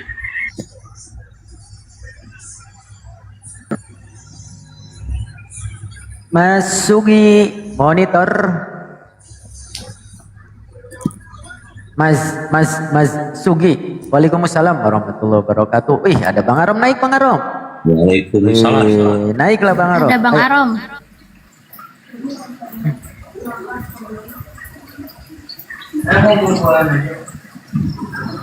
Assalamualaikum warahmatullahi wabarakatuh semuanya. Waalaikumsalam warahmatullahi wabarakatuh. Akhirul kiram. Apa kabar, saudara? Baik. Masya Allah. Ini kalau udah beliau naik ini, wow, pasti banyak ini yang ngikutin.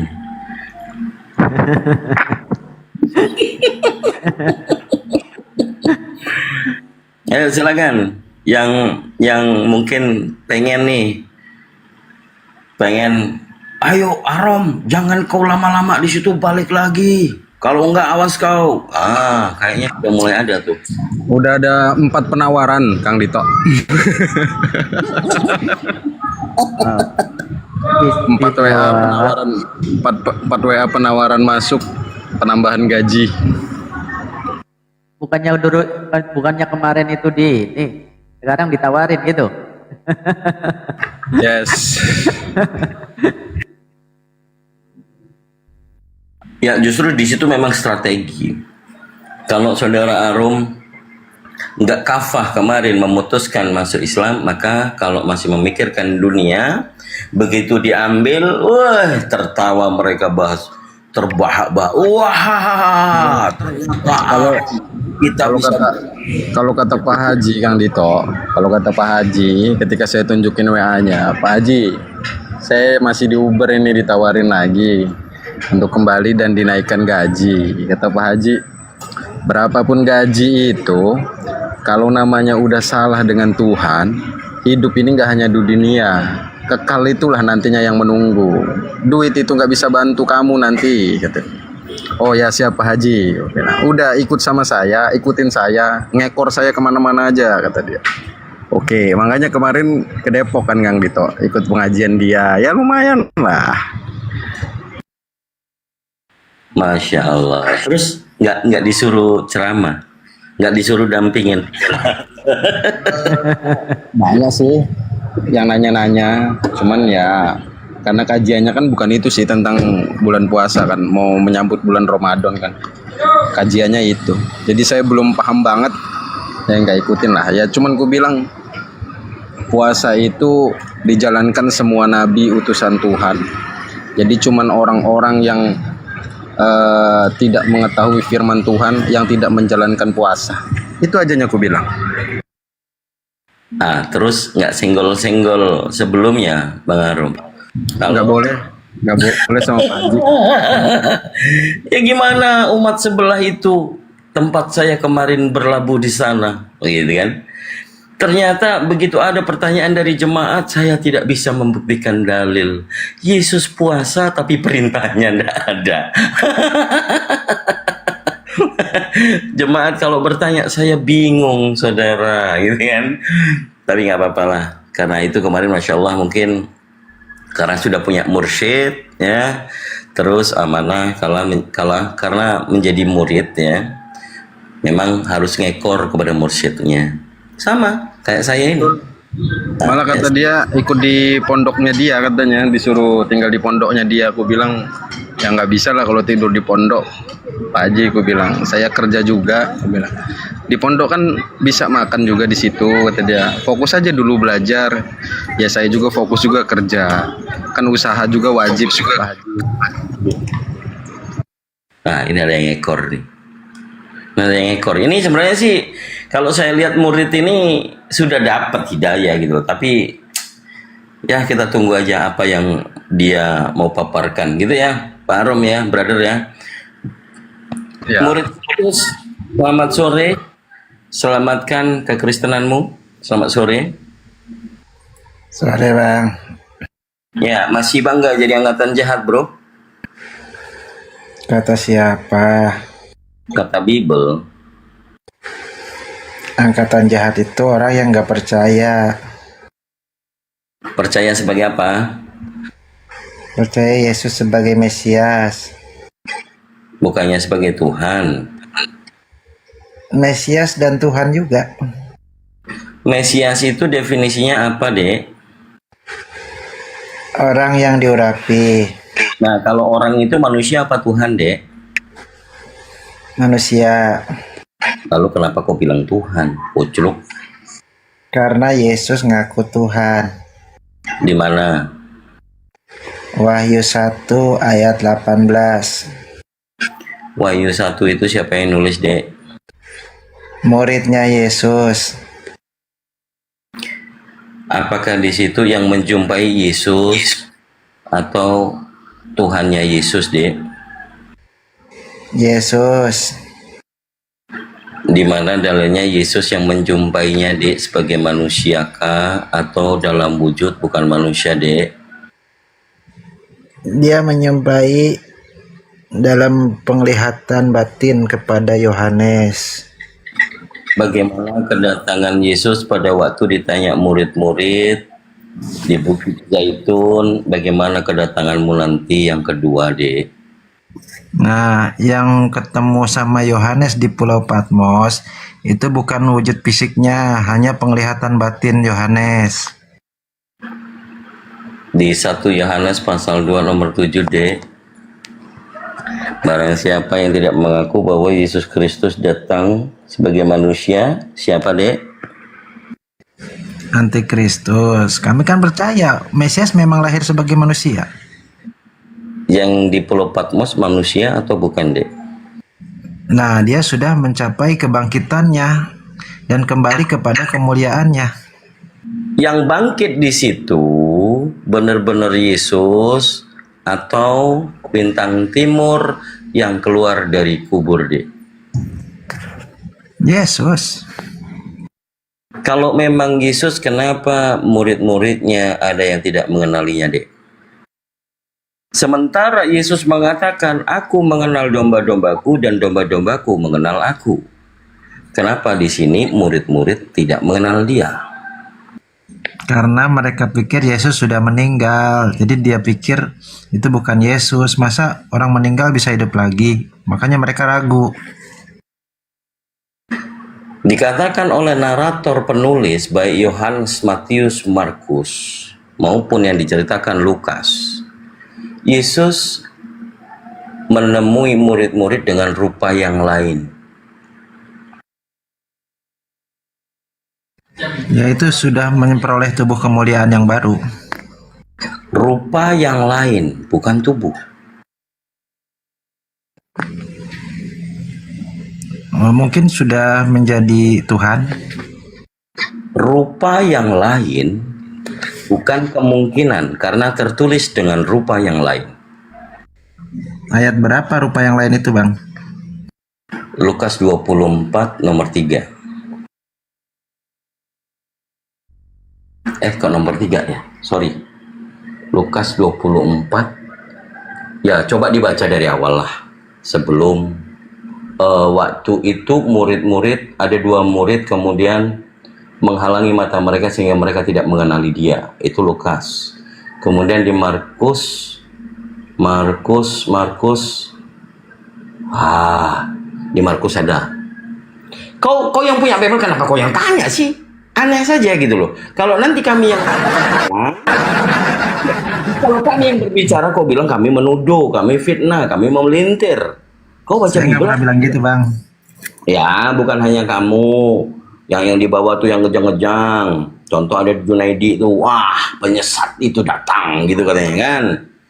Jadi coba kau sendiri yang belajar. Jelas-jelas di situ setelah kebangkitan katanya,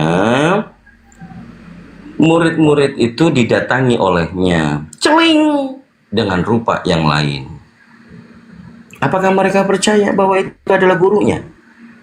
Coba kamu baca di Matius 27, waktu Yesus ada di pantai. Pantai apa itu namanya? Matius 27. Perikopnya di pantai itu. Yesus diolok-olok, Yesus disalibkan, Yesus mati, Yesus dikuburkan. Tuhan kok mati.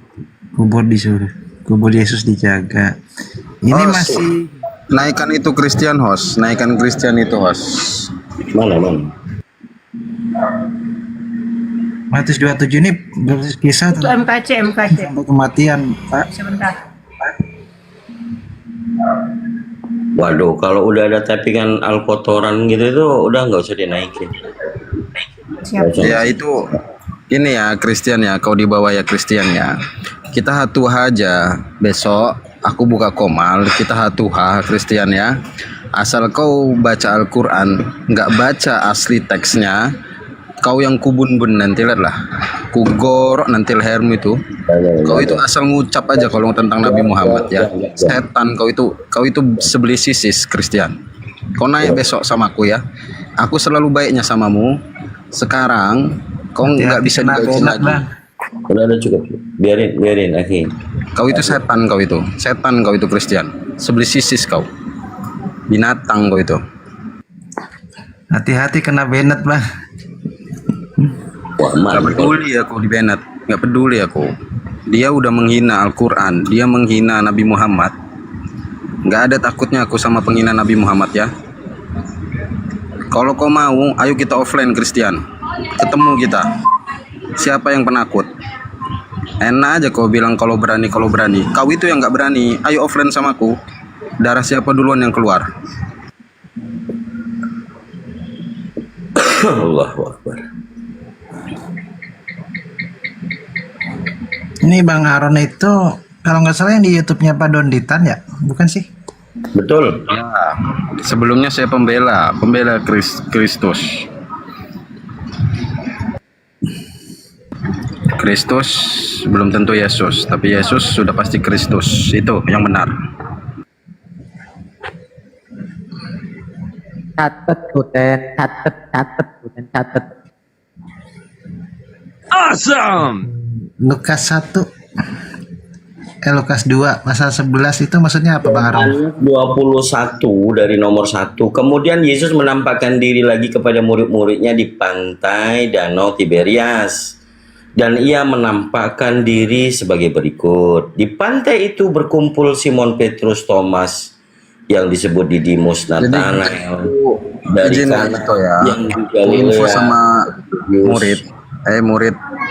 Kau kalau mau diskusi naik komal, kau bawa data, diskusikan apa yang mau kau diskusikan sesuai apa yang kau ketahui.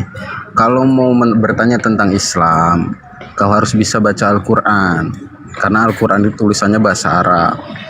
Karena kalian umat terjemahan, jadi nggak bisa bahasa Al-Quran.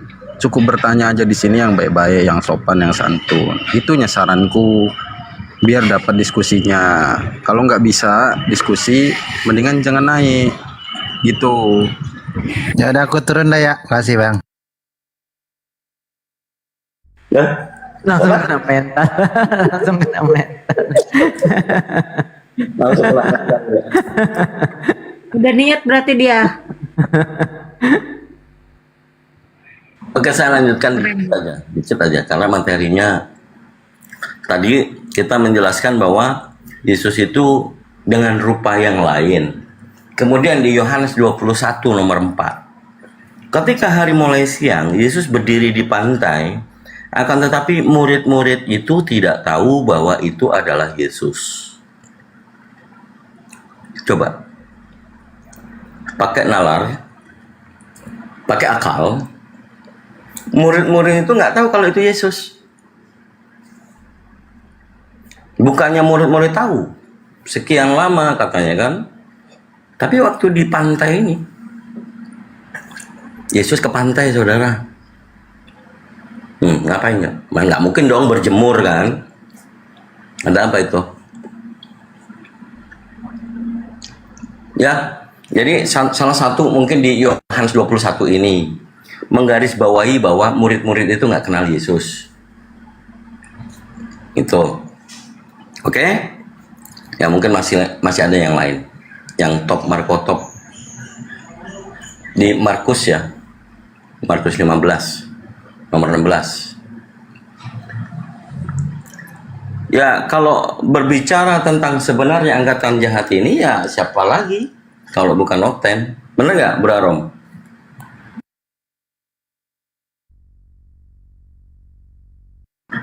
Bro, sudah mendidih bah dia bah. Mendidih dia gara-gara si itu Cristiano tadi itu. Ya, submitan dilanjut Ustaz. Mudah-mudahan Gurunda sudah kembali ini. Iya. Mungkin mohon izin Gurunda, udah monitor Gurunda. Sepertinya belum ya, belum monitor ya. Ya silakan buat teman-teman. Buat teman-teman Aliteng yang ingin berdiskusi dengan baik ya. Yang kita bahas itu bukan keimanan, tetapi landasan keimanan itu dari mana kepada siapa gitu. Silakan buat teman-teman Aliteng, silakan. Ya saya yakin dari 1000 ini banyak ya, banyak teman-teman yang Aliteng menyimak di bawah. Maka gini ya teman-teman, ketika berdiskusi itu target daripada diskusi ada bukan hanya sekedar lawan bicara ya, tetapi juga buat teman-teman, iya, buat teman-teman yang di bawah yang menyimak ya, karena tidak sedikit dari teman-teman Aliteng ini mereka tersadarkan, tersentuh oleh hidayah karena menyimak di bawah. Apakah karena dari tingkah teman mereka ketika berdiskusi itu penuh dengan asumsi, atau juga menyimak dari pengajaran-pengajarannya, oh ternyata seperti ini ya. Selama ini ternyata saya kok hanya doktrin. Ternyata selama ini yang saya imani, yang saya percaya itu tidak sesuai dengan pengajaran Yesus yang selalu digaung-gaungkan bahwasanya kami pengikut Yesus Kristus, kami pengikut Yesus Kristus. Ternyata setelah dibuka Bibelnya itu sendiri tidak sesuai. Ternyata selama ini adalah Aliteng ini mereka sadar ternyata selama ini menjadi pengikut yang botak gondrong sebelah ya.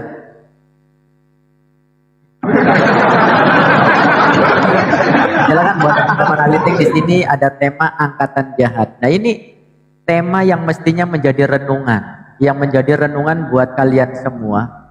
Yang namanya Tuhan itu maha kekal. Yang namanya Tuhan itu maha hidup. Ketika Tuhan itu mati, gugurlah ketuhanannya. Maka itu harus menjadi pertimbangan ketika kalian mempertahankan keimanan. Masa ya ada Tuhan kok mati gitu? Masa ya ada Tuhan kok modiar gitu kan? Saya yakin kita semua tahu yang namanya Tuhan itu maha kekal, maha hidup, maha segala-galanya, maha kuat, maha perkasa. Masa dengan kemaha perkasanya itu ada Tuhan mati di ujung tombak, ada Tuhan mati di tiang gantungan. Coba akal yang waras, apakah itu bisa diterima?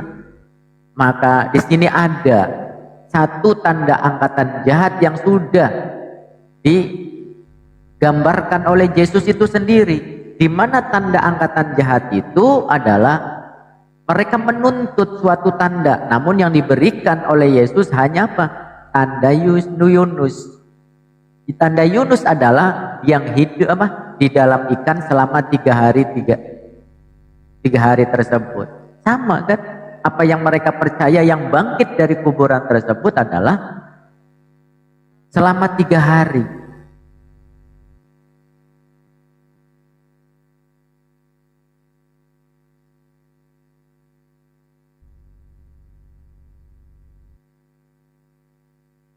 Ya, kita doakan mudah-mudahan akhir Arom ini istiqomah ya. Amin. Amin ya robbal alamin. Ya karena gini Kang Dito, untuk masuk ke Islam itu ya walaupun sulit, tapi yang lebih sulit lagi kan istiqomahnya Kang Dito. Iya kan? Betul. Berbagai macam godaan, betul kan? Tadi aja sudah ada berapa penawaran 4 ya, penawaran 4 saya yakin bukan sedikit. Saya yakin banget bukan hanya sedikit gitu kan?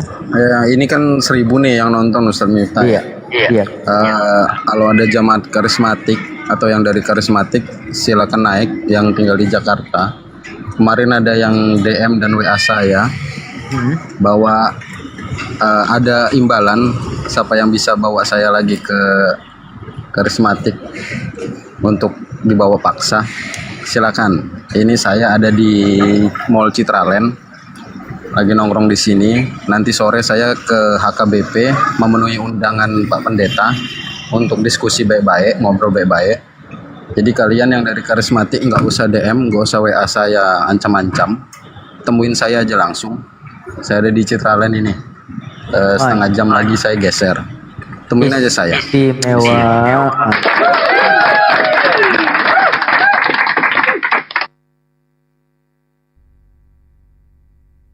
Ya silakan buat teman-teman di Tank yang dari tadi karismatik silakan.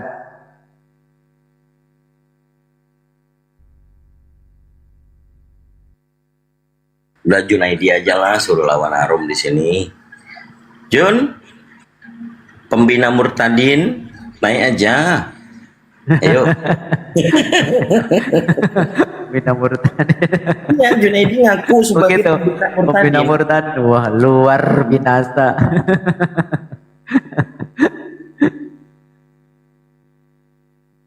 Nih, silakan Bang Arom. Silakan. Jun.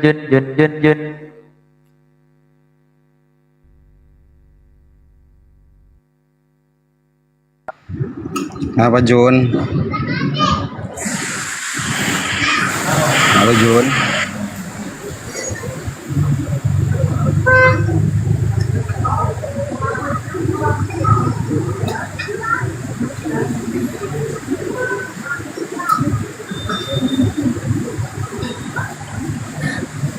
Junaidi, monitor. Ya. Salam. Gimana? Hah? On. Salam. Kirain on. Selamat sore. Ya, sore. Gimana Jun? Gimana Pak Ustadz? Iya, pendeta saja gitu loh. Mau membuka pemikiran yang baik gitu loh. Kapan kamu itu akan membuka pemikiran kamu gitu loh. Bahwasanya gimana Jun? Gini aja Ustadz. Ya walaupun saya bukan pendeta, saya hanya jemaat biasa Pak Ustadz. Saya nggak salut pendeta itu mau mualaf kah, mau udah pilih Islam kah. Ya itu hak asasi dia Pak Ustadz. Kenapa harus saya kepo, harus saya usil dengan pendeta masuk Islam kan di situ? Ngapain? Tapi gini, karena secara akal sehat gini sih, kamu tuh sebenarnya pengen sesuatu yang buruk atau sesuatu yang baik? Nah, masalah buruk dan baik itu Pak Ustadz, ya kan kita sendirilah yang bisa menentukannya. Buruk menurut orang belum tentu buruk menurut saya. Yang baik menurut orang belum tentu baik menurut saya. Kalau pengajaran Yesus itu baik atau buruk? Oh, justru itulah maka saya mengikut dia, Pak Ustadz. Oke, baik ya kalau pengajaran Yesus itu baik ya. Iya, jelas. Makanya saya nggak mau mualaf kan di situ Iya. dia. Oke, tapi Justru emang- saya punya kerinduan. Kristen ini, Dan Kristen ini, ya nanti dulu. Tapi emang Kristen ini pengikut Yesus emang beneran? Ya, arti Kristen itu memang pengikut Yesus. Pengikut Yesus. Iya. Oke, bisa dibuktikan. Dibuktikan dengan hidup kita, Pak Ustadz. Nah, kalau kita mengikuti perintah Yesus, ya iyalah. Oke, ya pengikut Dibuktikan Yesus. dengan apa Oke, lagi? Oke, pengikut Yesus itu berarti dengan pembuktiannya itu dengan mengikuti perintah-perintahnya ataukah tidak mengikuti perintahnya? Justru kita harus mengikuti perintahnya. Mengikuti perintahnya. Oke? Iya. Nah, menurut kamu, angkatan jahat ini adalah orang yang mengikuti perintah Yesus ataukah tidak mengikuti perintah Yesus? Angkatan jahat. Kalau Yesus mengatakan angkatan jahat di situ berarti adalah angkatan orang-orang yang tidak percaya kepada Yesus, Pak Ustadz. Oke. Nah, angkatan jahat ini adalah orang yang tidak percaya kepada Yesus, betul nggak? Betul. Oke. Nah, percaya sebagai manusia ataukah percaya sebagai Tuhan? Percaya sebagai manusia dan Tuhan. Ait. Mulai kan? Berarti kamu antikristus dong kalau kayak itu. Ya enggak lah, karena saya tahu bahwa Yesus itu adalah Tuhan dan manusia. Itu keyakinan saya, Pak Ustadz. Dalam Alkitab juga ada bahwa Yesus itu punya dua natur kan. Di mana Yesus itu mengajarkan dua natur di mana? Oh, dia itu kan pertama dalam ketuhanannya, dalam keilahiannya, dia adalah firman, Pak Ustadz. Itulah keilahiannya. Sebelum dunia ada, dia sudah ada kan di situ. Ya, sebelum Abraham ada, dia sudah ada. Nah, kan di situ. Berarti Nah, Yesus sama firman menjadi manusia. Yesus sama Maria firman- tua mana? Emang Yesus sama Maria tua mana? Nah, di dalam kemanusiaannya ya Tuhan. Ya emang manusia. Di dalam Emang Yesus kemanusiaannya. manusia. Ya emang manusia. Iya. Saya tanya, Yesus dengan Maria tua mana? Ya, justru itulah menunjukkan bahwa Yesus itu sungguh-sungguh manusia. Makanya dia Ya memang benar-benar. Nah, yang namanya manusia itu Tuhan bukan? Di dalam keilahiannya dia itu keilahian. firman Oh, itu coba bersama sebutkan, dengan firman itu sebutkan adalah Allah. keilahian dari Yesus. Coba, di mana letak keilahian Yesus? Coba. Letak keilahian dalam Yesus. Ya kan yang ada pada diri Yesus itu sendiri, Pak Ustadz. Tetapi dalam ya iyalah. Ya tunjukkan coba Makanya letak Yesus keilahian Yesus, coba tunjukkan